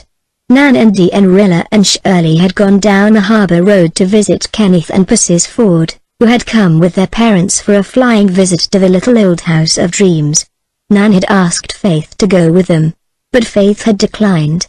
She would never have admitted it, but she felt a little secret jealousy of Mrs. Ford, concerning whose wonderful beauty and city glamour she had heard a great deal. No, she wasn't going to go down there and play second fiddle to anybody. She and Una took their storybooks to Rainbow Valley and read, while Carl investigated bugs along the banks of the brook, and all three were happy until they suddenly realized that it was twilight and that the Old Bailey garden was uncomfortably nearby. Carl came and sat down close to the girls. They all wished they had gone home a little sooner, but nobody said anything. Great, velvety, purple clouds heaped up in the west and spread over the valley. There was no wind and everything was suddenly, strangely, dreadfully still. The marsh was full of thousands of fireflies. Surely some fairy parliament was being convened that night. Altogether, Rainbow Valley was not a canny place just then. Faith looked fearfully up the valley to the Old Bailey garden. Then, if anybody's blood ever did freeze, Faith Meredith's certainly froze at that moment. The eyes of Carl and Una followed her entranced gaze and chills began galloping up and down their spines also. For there, under the big tamarack tree on the tumble-down, grass-grown dike of the Bailey garden, was something white, shapelessly white in the gathering gloom. The three Merediths sat and gazed as if turned to stone. "It's the calf," whispered Una at last. "It's too big for the calf," whispered Faith. Her mouth and lips were so dry she could hardly articulate the words. Suddenly Carl gasped. "It's coming here." The girls gave one last agonized glance. Yes, it was creeping down over the dike, as no calf ever did or could creep. Reason fled before sudden, overmastering panic. For the moment every one of the trio was firmly convinced that what they saw was Henry Warren's ghost. Carl sprang to his feet and bolted blindly. With a simultaneous shriek the girls followed him. Like mad creatures they tore up the hill, across the road and into the manse. They had left Aunt Martha sewing in the kitchen. She was not there. They rushed to the study. It was dark and tenantless. As with one impulse, they swung around and made for Ingleside but not across Rainbow Valley. Down the hill and through the Glen Street they flew on the wings of their wild terror, Carl in the lead, Una bringing up the rear. Nobody tried to stop them, though everybody who saw them wondered what fresh devilment those manse youngsters were up to now. But at the gate of Ingleside they ran into Rosemary West, who had just been in for a moment to return some borrowed books. She saw their ghastly faces and staring eyes. She realized that their poor little souls were wrung with some awful and real fear, whatever its cause. She caught Carl with one arm and Faith with the other. Una stumbled against her and held on desperately. "Children, dear, what has happened?" she said. "What has frightened you?" "Henry Warren's ghost," answered Carl, through his chattering teeth. "Henry Warren's ghost?" said amazed Rosemary, who had never heard the story. "Yes," sobbed Faith hysterically. "It's there on the Bailey Dike. We saw it and it started to chase us." Rosemary herded the three distracted creatures to the Ingleside veranda. Gilbert and Anne were both away, having also gone to the House of Dreams, but Susan appeared in the doorway, gaunt and practical and unearthly. "What is all this rumpus about?" she inquired. Again the children gasped out their awful tale, while Rosemary held them close to her and soothed them with wordless comfort. "Likely it was an owl," said Susan, unstirred. "An owl." The Meredith children never had any opinion of Susan's intelligence after that. "It was bigger than a million owls," said Carl, sobbing. Oh, how ashamed Carl was of that sobbing in after days, and it grovelled just as Mary said, and it was crawling down over the dike to get at us. "Do owls crawl?" Rosemary looked at Susan. "They must have seen something to frighten them so," she said. "I will go and see," said Susan coolly. "Now, children, calm yourselves. Whatever you have seen, it was not a ghost. As for poor Henry Warren, I feel sure he would be only too glad to rest quietly in his peaceful grave once he got there. No fear of him venturing back, and that you may try to. If you can make them see reason, Miss West, I will find out the truth of the matter." Susan departed for Rainbow Valley, valiantly grasping a pitchfork which she found leaning against the back fence where the doctor had been working in his little hayfield. A pitchfork might not be of much use against ants, but it was a comforting sort of weapon. There was nothing to be seen in Rainbow Valley when Susan reached it. No white visitants appeared to be lurking in the shadowy, tangled Old Bailey garden. Susan marched boldly through it and beyond it, and rapped with her pitchfork on the door of the little cottage on the other side, where Mrs. Stimson lived with her 2 daughters. Back at Ingleside, Rosemary had succeeded in calming the children. They still sobbed a little from shock, but they were beginning to feel a lurking and salutary suspicion that they had made dreadful geese of themselves. This suspicion became a certainty when Susan finally returned.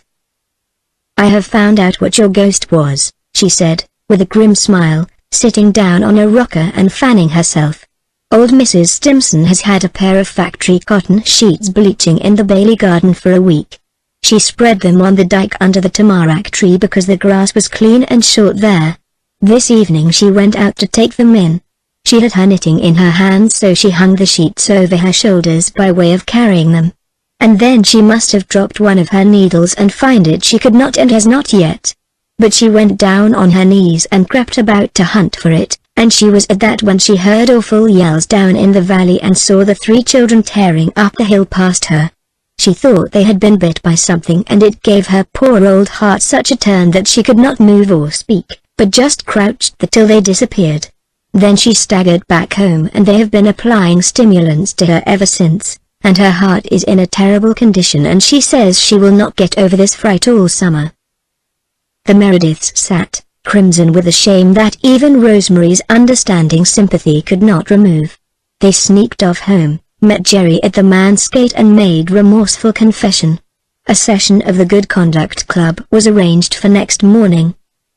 "Wasn't Miss West sweet to us tonight?" whispered Faith in bed. "Yes," admitted Una. "It is such a pity it changes people so much to be made stepmothers." "I don't believe it does," said Faith loyally. Chapter 31. Chapter 31. Carl does penance. "I don't see why we should be punished at all," said Faith, rather sulkily.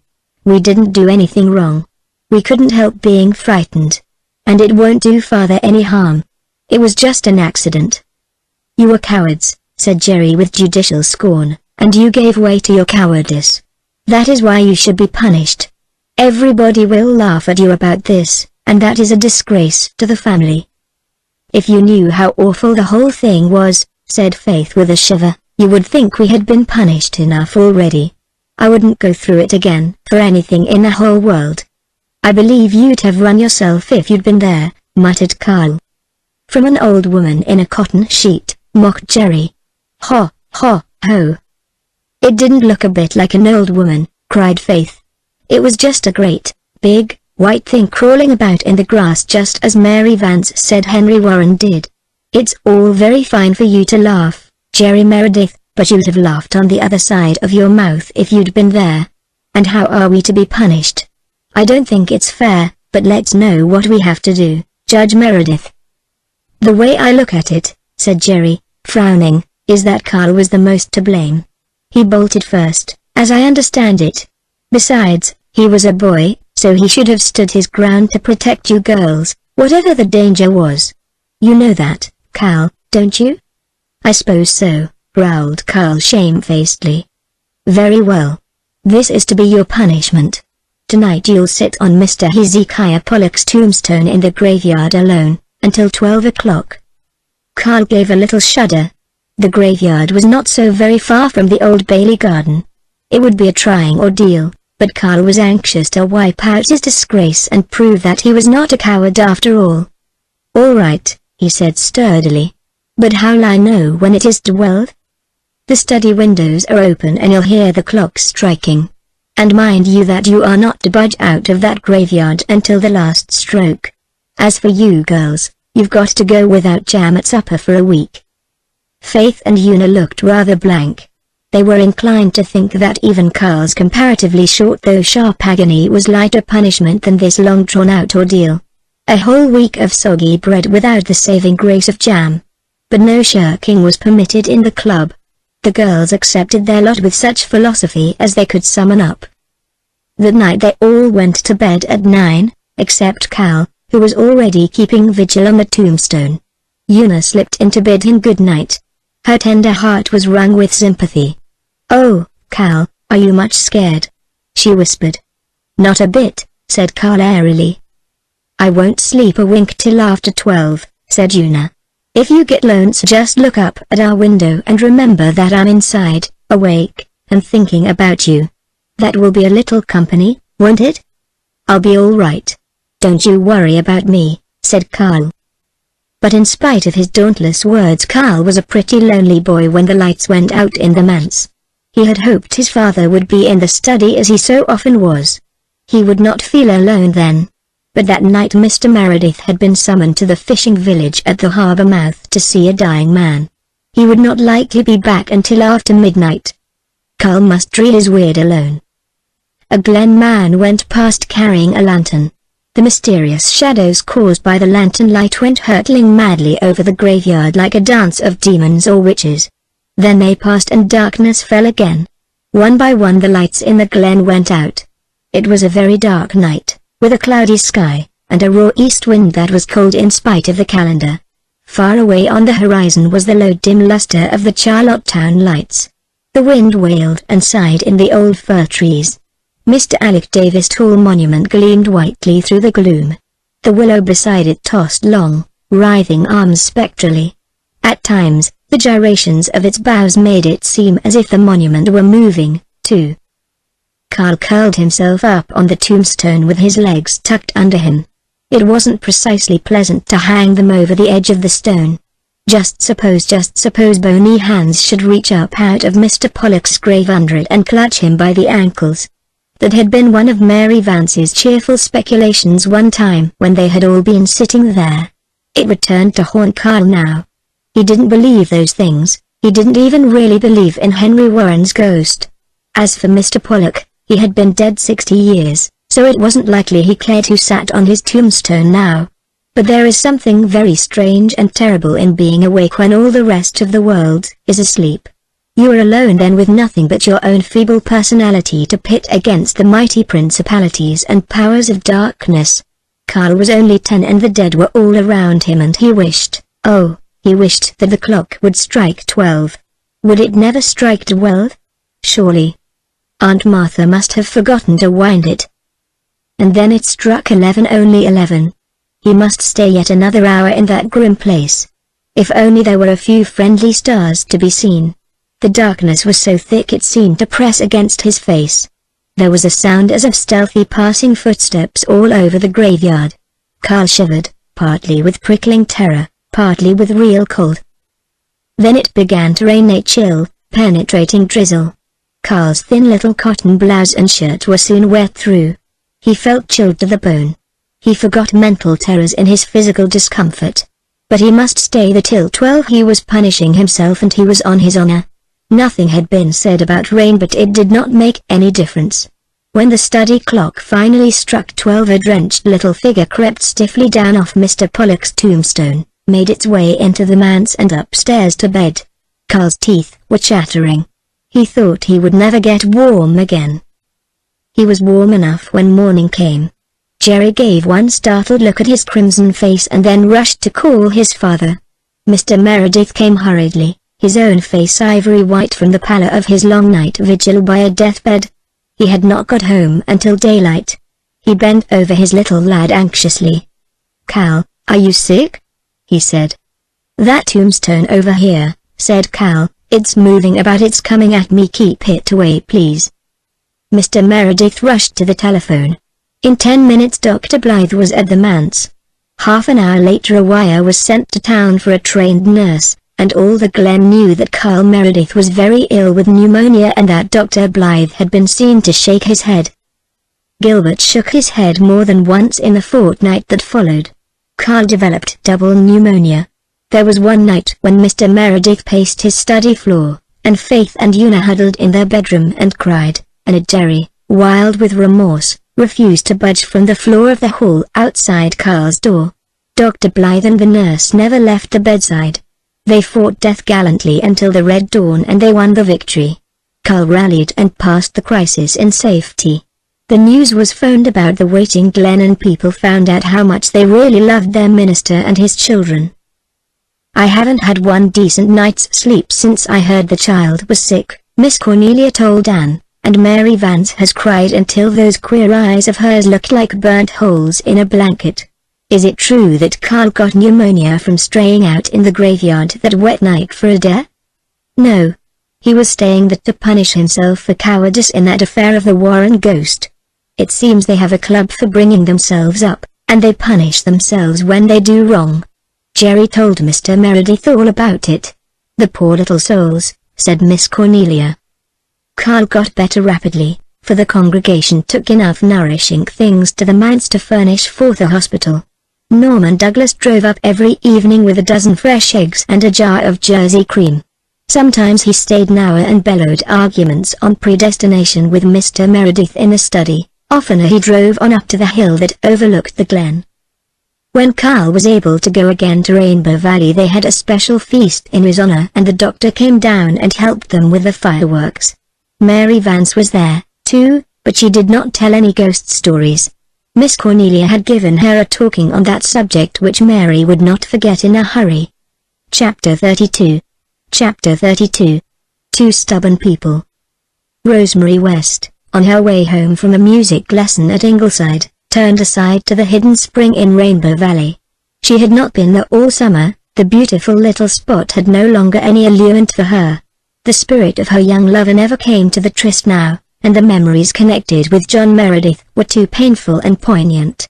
But she had happened to glance backward up the valley and had seen Norman Douglas vaulting as airily as a stripling over the old stone dike of the Bailey garden, and thought he was on his way up the hill. If he overtook her, she would have to walk home with him, and she was not going to do that. So she slipped at once behind the maples of the spring, hoping he had not seen her and would pass on. But Norman had seen her and, what was more, was in pursuit of her. He had been wanting for some time to have talk with Rosemary, but she had always, so it seemed, avoided him. Rosemary had never, at any time, liked Norman Douglas very well. His bluster, his temper, his noisy hilarity, had always antagonized her. Long ago she had often wondered how Ellen could possibly be attracted to him. Norman Douglas was perfectly aware of her dislike, and he chuckled over it. It never worried Norman if people did not like him. It did not even make him dislike them in return, for he took it as a kind of extorted compliment. He thought Rosemary a fine girl, and he meant to be an excellent, generous brother-in-law to her. But before he could be her brother-in-law, he had to have a talk with her, so, having seen her leaving Ingleside as he stood in the doorway of a Glen store, he had straightway plunged into the valley to overtake her. Rosemary was sitting pensively on the maple seat where John Meredith had been sitting on that evening nearly a year ago. The tiny spring shimmered and dimpled under its fringe of ferns. Ruby-red gleams of sunset fell through the arching boughs. A tall clump of perfect asters grew at her side. The little spot was as dreamy and witching and evasive as any retreat of fairies and dryads in ancient forests. Into it Norman Douglas bounced, scattering and annihilating its charm in a moment. His personality seemed to swallow the place up. There was simply nothing there but Norman Douglas, big, red-bearded, complacent. "Good evening," said Rosemary coldly, standing up. "Evening, girl. Sit down again, sit down again. I want to have a talk with you." "Bless the girl, what's she looking at me like that for?" "I don't want to eat you, I've had my supper." "Sit down and be civil." "I can hear what you have to say quite as well here," said Rosemary. "So you can, girl, if you use your ears. I only wanted you to be comfortable. You look so darned uncomfortable, standing there." "Well, I'll sit anyway." Norman accordingly sat down in the very place John Meredith had once sat. The contrast was so ludicrous that Rosemary was afraid she would go off into a peal of hysterical laughter over it. Norman cast his hat aside, placed his huge, red hands on his knees, and looked up at her with his eyes a twinkle. "Come, girl, don't be so stiff," he said, ingratiatingly. When he liked he could be very ingratiating. "Let's have a reasonable, sensible, friendly chat. There's something I want to ask you. Ellen says she won't, so it's up to me to do it." Rosemary looked down at the spring, which seemed to have shrunk to the size of a dewdrop. Norman gazed at her in despair. "Darn it all, you might help a fellow out a bit," he burst forth. "What is it you want me to help you say?" asked Rosemary scornfully. "You know as well as I do, girl. Don't be putting on your tragedy airs. No wonder Ellen was scared to ask you. Look here, girl, Ellen and I want to marry each other. That's plain English, isn't it? Got that? And Ellen says she can't unless you give her back some tomfool promise she made. Come now, will you do it? Will you do it? Yes, said Rosemary. Norman bounced up and seized her reluctant hand. Good. I knew you would. I told Ellen you would. I knew it would only take a minute. Now, girl, you go home and tell Ellen, and we'll have a wedding in a fortnight and you'll come and live with us. We shan't leave you to roost on that hilltop like a lonely crow, don't you worry. I know you hate me, but, Lord, it'll be great fun living with someone that hates me. Life'll have some spice in it after this. Ellen will roast me and you'll freeze me. I won't have a dull moment. Rosemary did not condescend to tell him that nothing would ever induce her to live in his house. She let him go striding back to the glen, oozing delight and complacency, and she walked slowly up the hill home. She had known this was coming ever since she had returned from Kingsport, and found Norman Douglas established as a frequent evening caller. His name was never mentioned between her and Ellen, but the very avoidance of it was significant. It was not in Rosemary's nature to feel bitter, or she would have felt very bitter. She was coldly civil to Norman, and she made no difference in any way with Ellen. But Ellen had not found much comfort in her second courtship. She was in the garden, attended by St. George, when Rosemary came home. The two sisters met in the dahlia walk. St. George sat down on the gravel walk between them and folded his glossy black tail gracefully around his white paws, with all the indifference of a well-fed, well-bred, well-groomed cat. "Did you ever see such dahlias?" demanded Ellen proudly. "They are just the finest we've ever had." Rosemary had never cared for dahlias. Their presence in the garden was her concession to Ellen's taste. She noticed one huge mottled one of crimson and yellow that lorded it over all the others. "That dahlia," she said, pointing to it, "is exactly like Norman Douglas. It might easily be his twin brother." Ellen's dark-browed face flushed. She admired the dahlia in question, but she knew Rosemary did not, and that no compliment was intended. But she dared not resent Rosemary's speech. Poor Ellen dared not resent anything just then. And it was the first time Rosemary had ever mentioned Norman's name to her. She felt that this portended something. "I met Norman Douglas in the valley," said Rosemary, looking straight at her sister, "and he told me you and he wanted to be married if I would give you permission." "Yes? What did you say?" asked Ellen, trying to speak naturally and off-handedly, and failing completely. She could not meet Rosemary's eyes. She looked down at St. George's sleek back and felt horribly afraid. Rosemary had either said she would or she wouldn't. If she would, Ellen would feel so ashamed and remorseful that she would be a very uncomfortable bride-elect, and if she wouldn't, well, Ellen had once learned to live without Norman Douglas, but she had forgotten the lesson and felt that she could never learn it again. "I said that as far as I was concerned you were at full liberty to marry each other as soon as you liked," said Rosemary. "Thank you," said Ellen, still looking at St. George. Rosemary's face softened. "I hope you'll be happy, Ellen," she said gently. "Oh, Rosemary," Ellen looked up in distress, "I'm so ashamed. I don't deserve it after all I said to you." "We won't speak about that," said Rosemary hurriedly and decidedly. But, persisted Ellen, "you are free now, too, and it's not too late. John Meredith." Ellen West. Rosemary had a little spark of temper under all her sweetness, and it flashed forth now in her blue eyes. "Have you quite lost your senses in every respect? Do you suppose for an instant that I am going to go to John Meredith and say meekly, 'Please, sir, I've changed my mind, and please, sir, I hope you haven't changed yours'? Is that what you want me to do?" No, but a little encouragement he would come back." "Never. He despises me, and rightly. No more of this, Ellen. I bear you no grudge. Marry whom you like. But no meddling in my affairs." "Then you must come and live with me," said Ellen. "I shall not leave you here alone." "Do you really think that I would go and live in Norman Douglas's house?" "Why not?" cried Ellen, half angrily, despite her humiliation. Rosemary began to laugh. Ellen, I thought you had a sense of humor. Can you see me doing it? I don't see why you wouldn't. His house is big enough you'd have your share of it to yourself. He wouldn't interfere. Ellen, the thing is not to be thought of. Don't bring this up again. Then, said Ellen coldly and determinedly, I shall not marry him. I shall not leave you here alone. That is all there is to be said about it. Nonsense, Ellen. It is not nonsense. It is my firm decision. It would be absurd for you to think of living here by yourself a mile from any other house. If you won't come with me, I'll stay with you. Now, we won't argue the matter, so don't try. I shall leave Norman to do the arguing, said Rosemary. I'll deal with Norman. I can manage him. I would never have asked you to give me back my promise, never, but I had to tell Norman why I couldn't marry him, and he said he would ask you. I couldn't prevent him. You need not suppose you are the only person in the world who possesses self-respect. I never dreamed of marrying and leaving you here alone. And you'll find I can be as determined as yourself.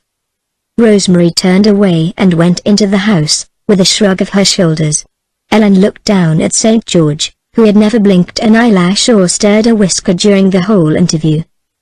St. George, this world would be a dull place without the men, I'll admit, but I'm almost tempted to wish there wasn't one of them in it. Look at the trouble and bother they've made right here. George torn our happy old life completely up by the roots. St. John Meredith began it and Norman Douglas has finished it. And now both of them have to go into limbo. Norman is the only man I ever met who agrees with me that the Kaiser of Germany is the most dangerous creature alive on this earth, and I can't marry this sensible person because my sister is stubborn and I'm stubborner. Mark my words, St. George, the minister would come back if she raised her little finger. But she won't, George, she'll never do it, she won't even crook it, and I don't dare meddle, Saint. I won't sulk, George. Rosemary didn't sulk, so I'm determined I won't either, Saint. Norman will tear up the turf, but the long and short of it is, St. George, that all of us old fools must just stop thinking of marrying. Well, despair is a free man, hope is a slave, Saint. So now come into the house, George, and I'll solace you with a saucerful of cream. Then there will be one happy and content creature on this hill at least. Chapter 33. Chapter 33. Carl is not whipped. There is something I think I ought to tell you, said Mary Vance mysteriously. She and Faith and Una were walking arm in arm through the village, having foregathered at Mr. Flagg's store. Una and Faith exchanged looks which said, now something disagreeable is coming. When Mary Vance thought she ought to tell them things, there was seldom much pleasure in the hearing. They often wondered why they kept on liking Mary Vance, for like her they did, in spite of everything. To be sure, she was generally a stimulating and agreeable companion. If only she would not have those convictions that it was her duty to tell them things. Do you know that Rosemary West won't marry your pa because she thinks you are such a wild lot? She's afraid she couldn't bring you up right, and so she turned him down. Una's heart thrilled with secret exultation. She was very glad to hear that Miss West would not marry her father. But Faith was rather disappointed. How do you know? She asked. Oh, everybody's saying it. I heard Mrs. Elliot talking it over with Mrs. Doctor. They thought I was too far away to hear, but I've got ears like a cat's. Mrs. Elliot said she hadn't to doubt that Rosemary was afraid to try stepmothering you because you'd got such a reputation. Your pa never goes up the hill now. Neither does Norman Douglas. Folks say Ellen has jilted him just to get square with him for jilting her ages ago. But Norman is going about declaring he'll get her yet. And I think you ought to know you've spoiled your pa's match, and I think it's a pity, for he's bound to marry somebody before long, and Rosemary West would have been the best wife I know of for him. You told me all stepmothers were cruel and wicked, said Una. Oh well, said Mary rather confusedly, they're mostly awful cranky, I know. But Rosemary West couldn't be very mean to anyone. I tell you, if your pa turns round and marries Emmeline Drew, you'll wish you'd behaved yourselves better and not frightened Rosemary out of it. It's awful that you've got such a reputation that no decent woman'll marry your pa on account of you. Of course, I know that half the yarns that are told about you ain't true. But give a dog a bad name. Why, some folks are saying that it was Jerry and Carl that threw the stones through Mrs. Stimson's window the other night when it was really them two boys. But I'm afraid it was Carl that put the eel in old Mrs. Carr's buggy, though I said at first I wouldn't believe it until I'd better proof than old Kitty Alex. Word. I told Mrs. Elliot so right to her face. What did Carl do? Cried Faith. Well, they say now, mind, I'm only telling you what people say, so there's no use in your blaming me for it, that Carl and a lot of other boys were fishing eels over the bridge one evening last week. Mrs. Carr drove past in that old rattletrap buggy of hers with the open back. And Carl he just up and threw a big eel into the back. When poor old Mrs. Carr was driving up the hill by Ingleside, that eel came squirming out between her feet. She thought it was a snake and she just gave one awful screech and stood up and jumped clean over the wheels. The horse bolted, but it went home and no damage was done. But Mrs. Carr jarred her legs most terrible, and has had nervous spasms ever since whenever she thinks of the eel. Say, it was a rotten trick to play on the poor old soul. She's a decent body, if she is as queer as Dick's hat band. Faith and Una looked at each other again. This was a matter for the Good Conduct Club. They would not talk it over with Mary. "There goes your pa," said Mary as Mr. Meredith passed them, "and never seeing us no more'n if we weren't here. Well, I'm getting so's I don't mind it. But there are folks who do." Mr. Meredith had not seen them, but he was not walking along in his usual dreamy and abstracted fashion. He strode up the hill in agitation and distress.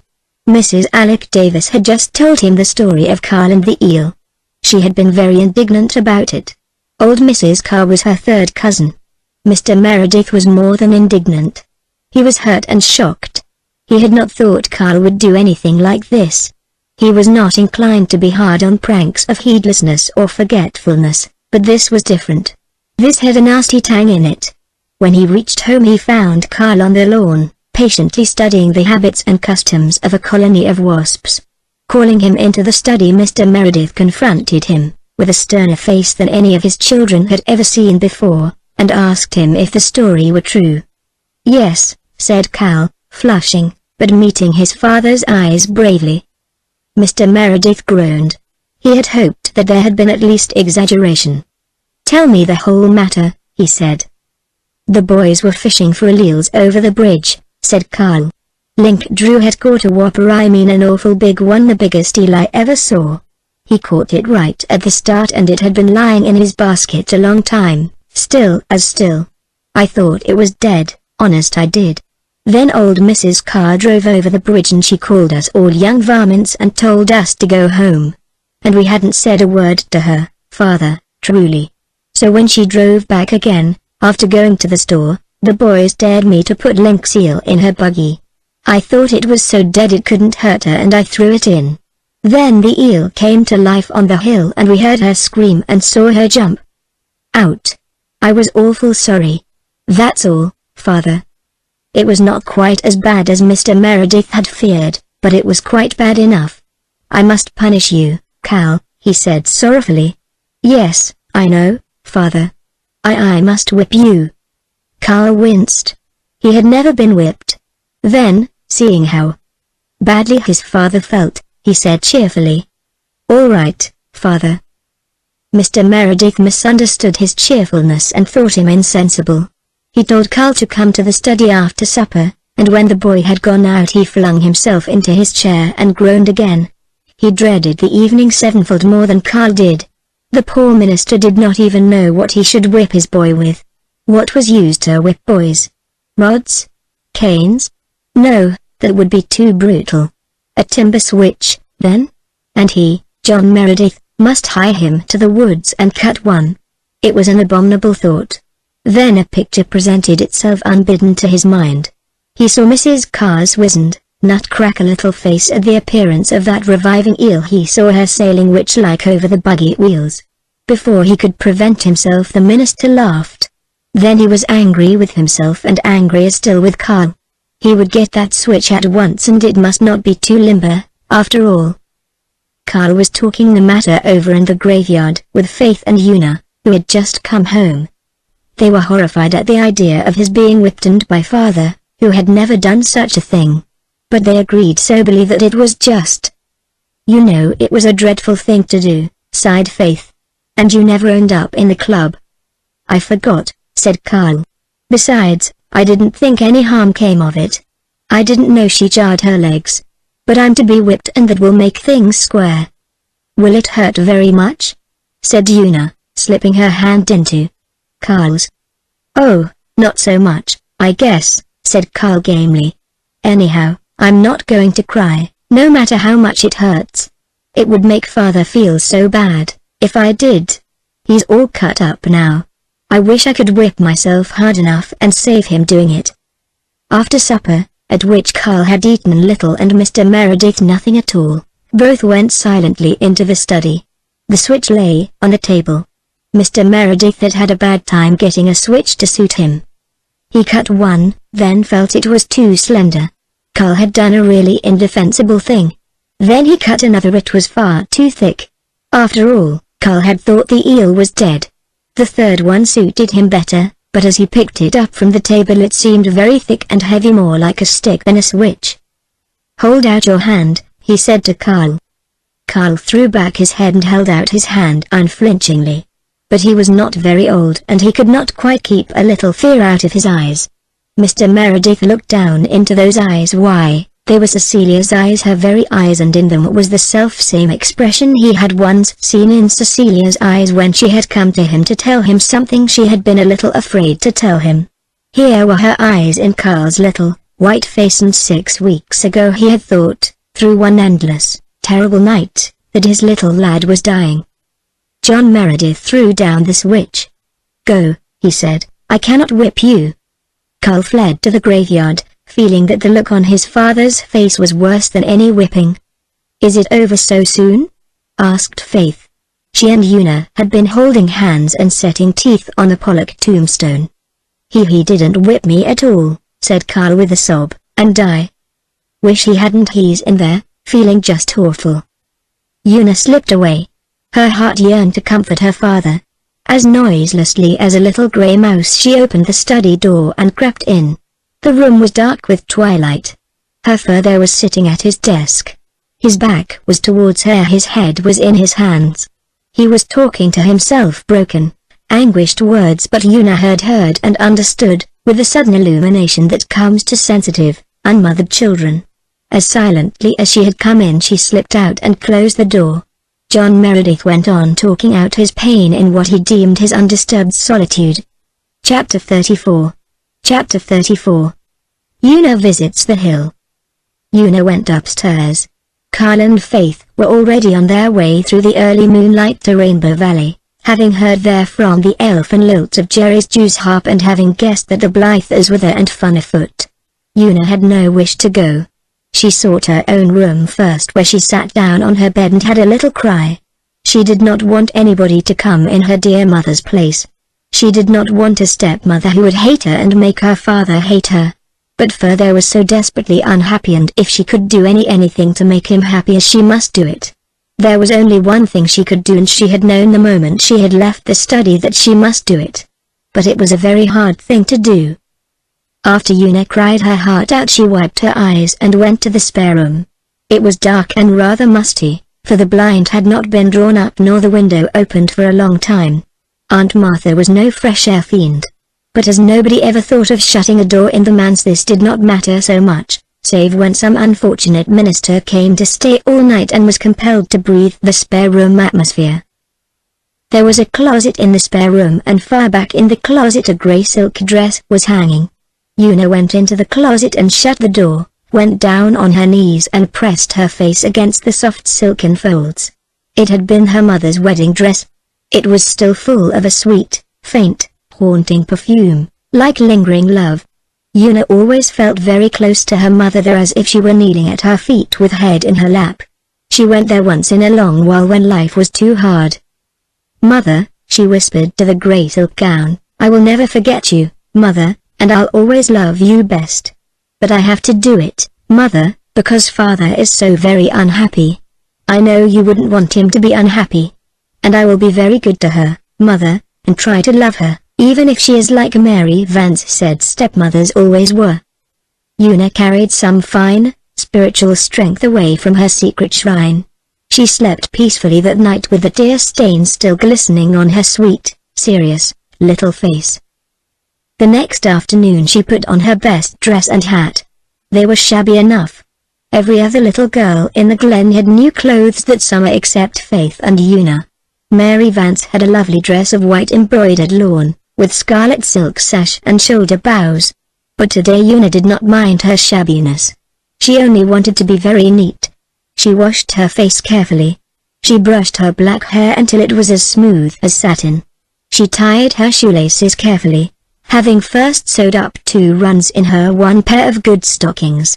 She would have liked to black her shoes, but she could not find any blacking.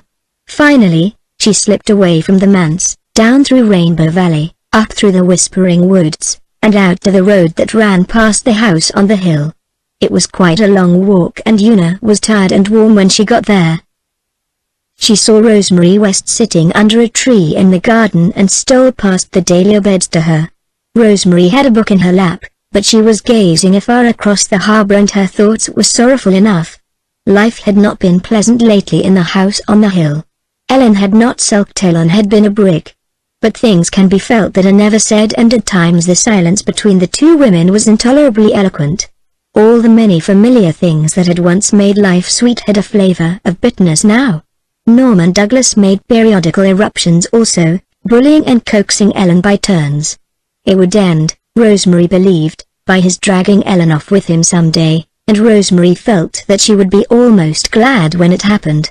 Existence would be horribly lonely then, but it would be no longer charged with dynamite. She was roused from her unpleasant reverie by a timid little touch on her shoulder. Turning, she saw Una Meredith. "Why, Una, dear, did you walk up here in all this heat?" "Yes," said Una, I came to. But she found it very hard to say what she had come to do. Her voice failed, her eyes filled with tears. "Why, Una, little girl, what is the trouble? Don't be afraid to tell me."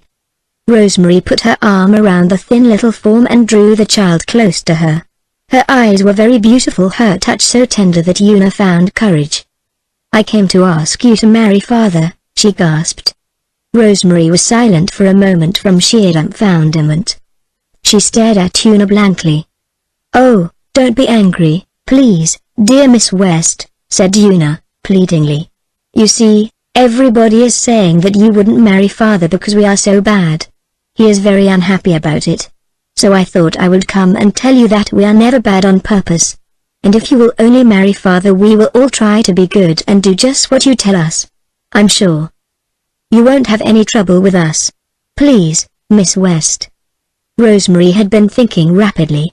Gossiping surmise, she saw, had put this mistaken idea into Una's mind. She must be perfectly frank and sincere with the child. "Una, dear," she said softly, "it isn't because of you poor little souls that I cannot be your father's wife. I never thought of such a thing. You are not bad, I never supposed you were. There was another reason altogether, Una." "Don't you like Father?" asked Una, lifting reproachful eyes. "Oh, Miss West, you don't know how nice he is. I'm sure he'd make you a good husband." Even in the midst of her perplexity and distress, Rosemary couldn't help a twisted, little smile. "Oh, don't laugh, Miss West," Una cried passionately. "Father feels dreadful about it." "I think you're mistaken, dear," said Rosemary. "I'm not. I'm sure I'm not. Oh, Miss West, Father was going to whip Carl yesterday. Carl had been naughty and Father couldn't do it because you see he had no practice in whipping. So when Carl came out and told us Father felt so bad, I slipped into the study to see if I could help him. He likes me to comfort him, Miss West, and he didn't hear me come in and I heard what he was saying. I'll tell you, Miss West, if you'll let me whisper it in your ear." Una whispered earnestly. Rosemary's face turned crimson. So John Meredith still cared. He hadn't changed his mind. And he must care intensely if he had said that, care more than she had ever supposed he did.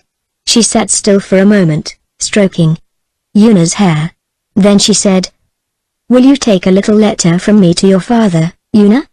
Oh, are you going to marry him, Miss West? Asked Una eagerly. Perhaps if he really wants me to, said Rosemary, blushing again. I'm glad, said Una bravely. Then she looked up, with quivering lips. Oh, Miss West, you won't turn father against us, you won't make him hate us, will you? She said beseechingly. Rosemary stared again. Una Meredith. Do you think I would do such a thing? Whatever put such an idea into your head?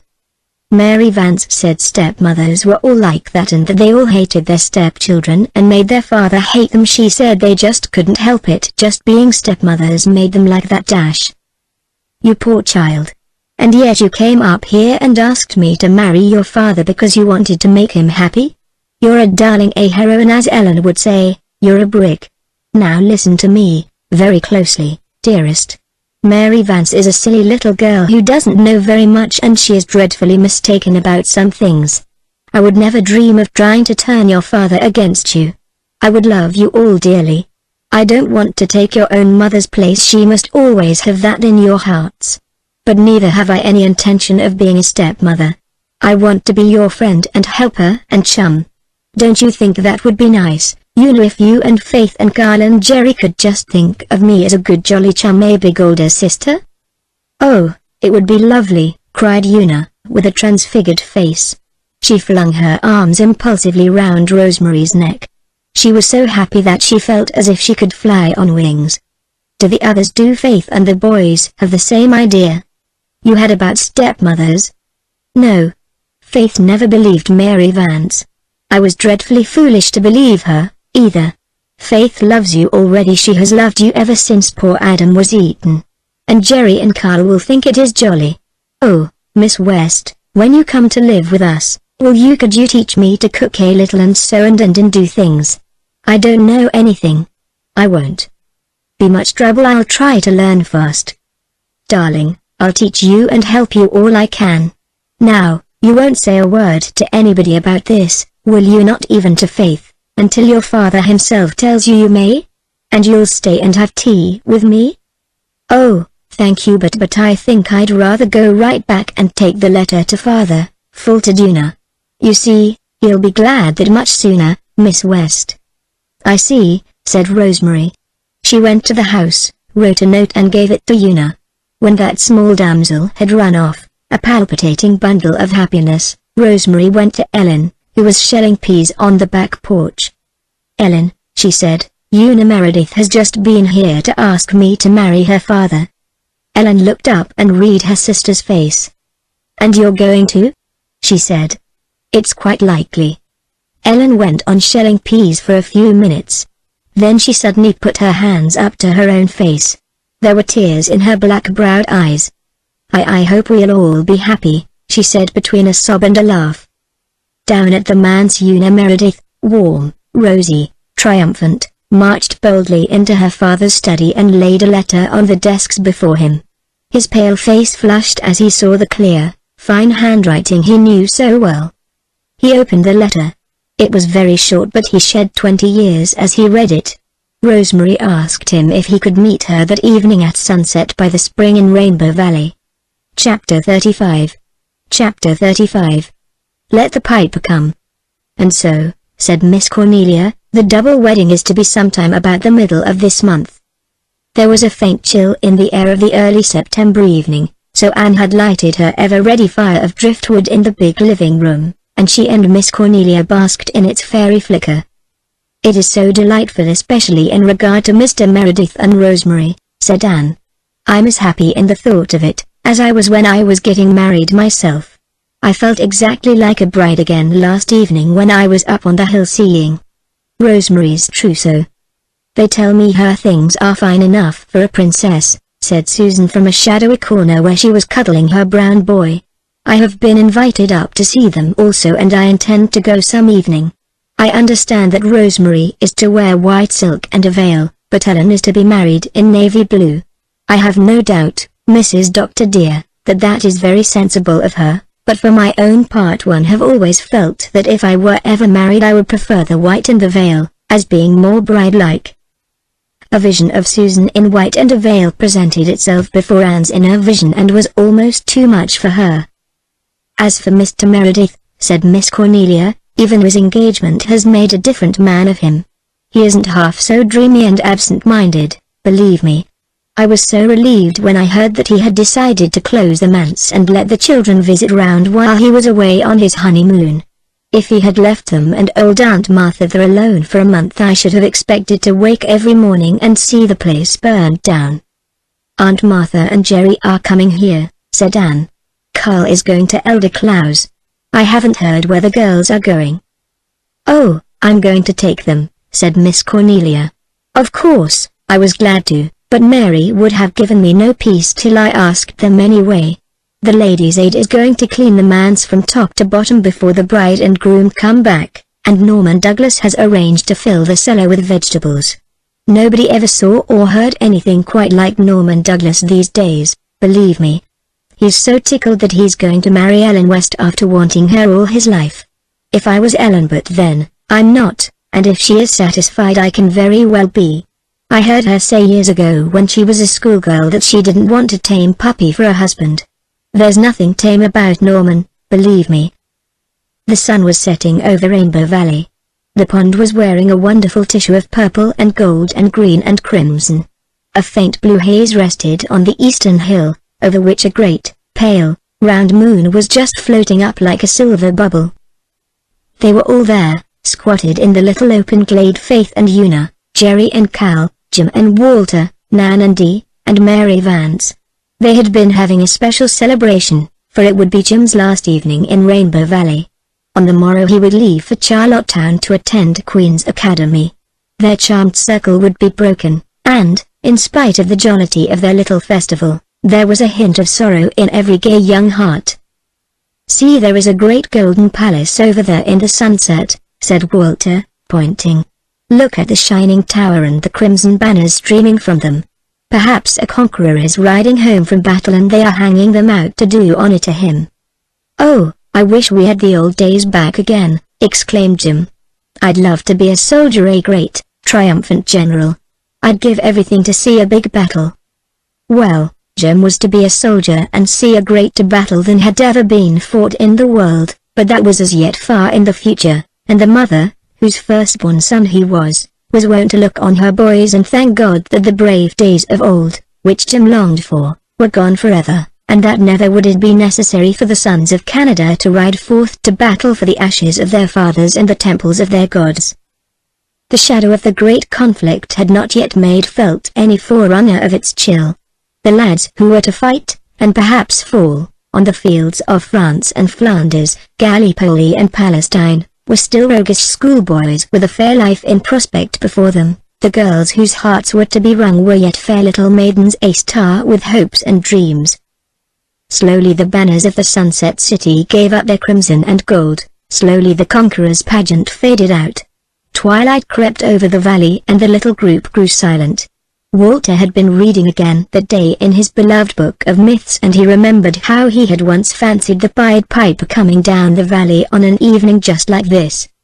He began to speak dreamily, partly because he wanted to thrill his companions a little, partly because something apart from him seemed to be speaking through his lips. "The Piper is coming nearer," he said. "He is nearer than he was that evening I saw him before. His long, shadowy cloak is blowing around him. He pipes and we must follow Jim and Carl and Jerry and I round and round the world. Listen, can't you hear his wild music?" The girls shivered. "You know you're only pretending," protested Mary Vance, "and I wish you wouldn't. You make it too real. I hate that old Piper of yours." But Jim sprang up with a gay laugh. He stood up on a little hillock, tall and splendid, with his open brow and his fearless eyes. There were thousands like him all over the land of the maple. "Let the Piper come and welcome," he cried, waving his hand. "I'll follow him gladly round and round the world."